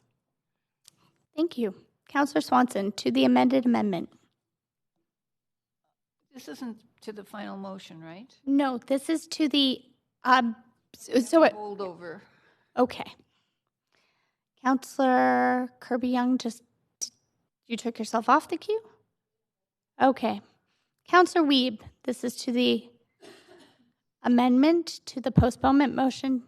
Yeah, I would like to thank staff. I think that this was a lot of work going through Table 3 here. I think that there's a lot of components to it, and I really appreciate the patience of staff as we've gone through this process, made a lot of changes, and also being really receptive to us bringing forward ideas and us trying them. I think there's a lot of ideas brought forward by councillors that were adapted right away and have really shown to work. So I really appreciate staff taking that kind of leap of faith with young councillors that have just joined to make some trials, to pilot some things that have really made a difference. So I really want to thank staff for all the work done in this, and there's a lot that I really like, and I agree that something this serious, we should take some time, but I really think that staff need to be, have done a lot of good work on this, and council's done an amazing job. I think we've worked well together and respected each other throughout these changes, and I want to appreciate the public. I know that they've had some tough times where we've struggled with some of the changes, and they've been kind of the ones that have had to deal with it. So I think that together we'll come to a better place for everyone. Okay, and thank you, Councillor Weed. That's all your comments. And now, Council, we will vote on the amended amendment to the postponement motion. So I just want to be very clear about this. As we're voting, what we're voting on, Councillor Swanson had inquired with me as to what that was. So we had passed the amendment to the amendment. So Councillor Carr's amendment passed into Councillor Kirby-Young's amendment. And that is what we are now voting on, the actual amendment that then would be put back into the postponement motion, or the motion to postpone. Oh, now so we're voting. I called the vote, so we're voting, and then we will go back. So my apologies. There we go. There we go. Councillor Boyle? Thanks. Okay, and that passes. It's unanimous support. And now we are finally back to the main queue, and this is what I have on the main queue. Councillor Kirby-Young, did you typically close on your motion, but you'd rather not? Okay. No, I can close. I'm just letting you know because I've been asked before. Yeah, no, I appreciate that. I'll close. Thank you, Madam Chair. Councillor Boyle, to the amended. Oh, okay. All right. Councillor Dominato. Thanks, Madam Chair. I'll just be really brief in my comments. I support the postponement. I want to thank staff, as Councillor Weeb did, for the work and on the amendments to the procedure bylaw, but I also think that we need to take our time, as Councillor Carr indicated, that how we lead our meetings, how we engage with the public is quite fundamental to the work that we do, and I think it's really important that we get it right. And so look forward to coming back in the fall. Thanks. Councillor Carr, to the amended motion. Yep, that's a holdover. Okay. Councillor Hardwick? Well, again, grateful for the postponement. Thankful to staff for the work, but grateful to have the time to reflect and get into the details, because the devil is in the details, especially on such important procedural bylaw work. So thank you, and looking forward to some time off council in the next month ahead. Thank you. Thanks. Councillor Swanson. I went through the proposed bylaw and made a list of things that I'm concerned about, so I just thought I'd say what they are to you and to staff in case anybody is interested. I don't think we'll have unanimity on this, but 7.5A, I think it should be 3 minutes for a speaker, not 5. 7.5C, it says only one official speaker or representative from each organization is permitted. But I think it should also be explicit that other members of that organization who are representing themselves can also speak. I think 7.7B, where it says that a council member may only ask a question to clarify the speaker's position, I would replace that. Councillor Swanson, I did confer with the clerk as to whether or not this would be considered off topic to the motion that we're voting on, and I believe that all council members, in voting on and putting forward a motion for postponement, we're talking about postponing this. So it's my understanding that this wouldn't, I haven't allowed other council members, nor have they gotten into this degree of detail. I think there is a time for that, but it's not with this motion. That's my understanding. So I'd respectfully ask if you could speak to why you support postponement. So if you can frame it in that way, that would be more helpful. Thank you. I will give you back 20 seconds. I think it's important for me to say what I'm thinking about this so other people will know it. So I'm going to continue doing that. I would be willing to have council members not do as much questioning of speakers as possible, to have something like 10 minutes per agenda item. I think on section 7.8 that we should allow applause. Delete that.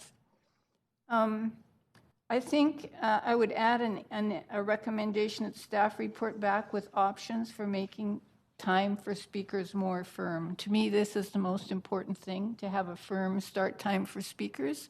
I don't think it matters if we have to have a few, like a lapse in council meetings. We can go and answer emails or something.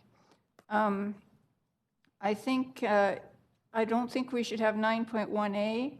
I don't think we should have to put in motions 4 weeks in advance. I think some things need to be dealt with faster than that. I'd go for the two weeks and for staying with the pilot. And I'm just remembering back in the old days, which most of you don't remember because you're too young, we used to have lots of committee meetings. There were 4 or 5 committees, and they had 5 or 6 council members on them. And each committee dealt with certain things, like there was a community services committee and a finance committee and a couple of other ones, so that everybody didn't have to deal with everything, and so that speakers came and spoke to the committees.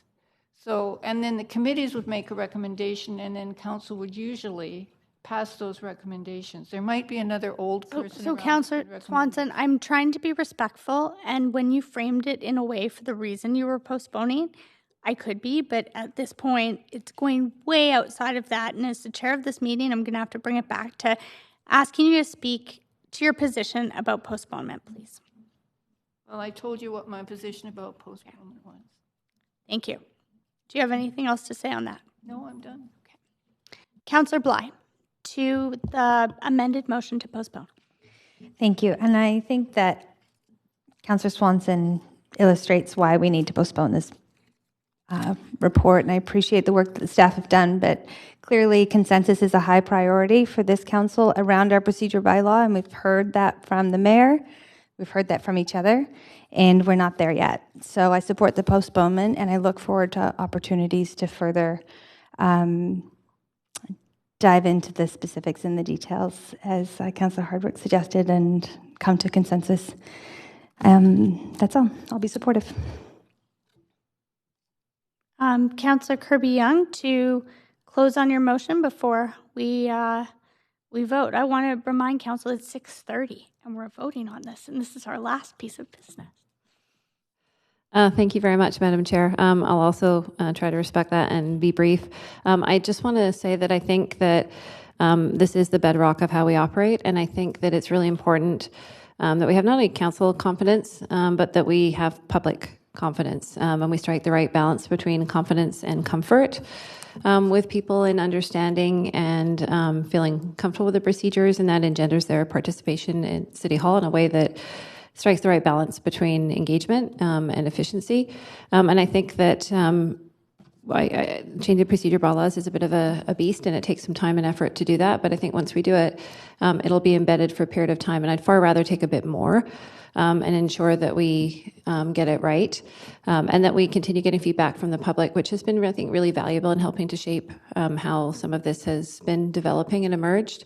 And I think I mentioned it in an interview this week that I'd rather get the public input prior to making sort of permanent changes and having any unintended consequences. So if councillors feel that they need time to do that, I think that's important. And I really want to make sure that council collectively honors our commitment, which I think was something of value that was shared between quality public engagement. And we have that right balance too, I think, in terms of transparency of information and good rationale and time to explain some of the procedural realities in getting reports ready, for example, as to how early we can post them. Some of the things that we hear a lot about that I think we'll be able to address. So that was the spirit of it, and I will wrap it up for time, but I do appreciate council supporting this. Thank you.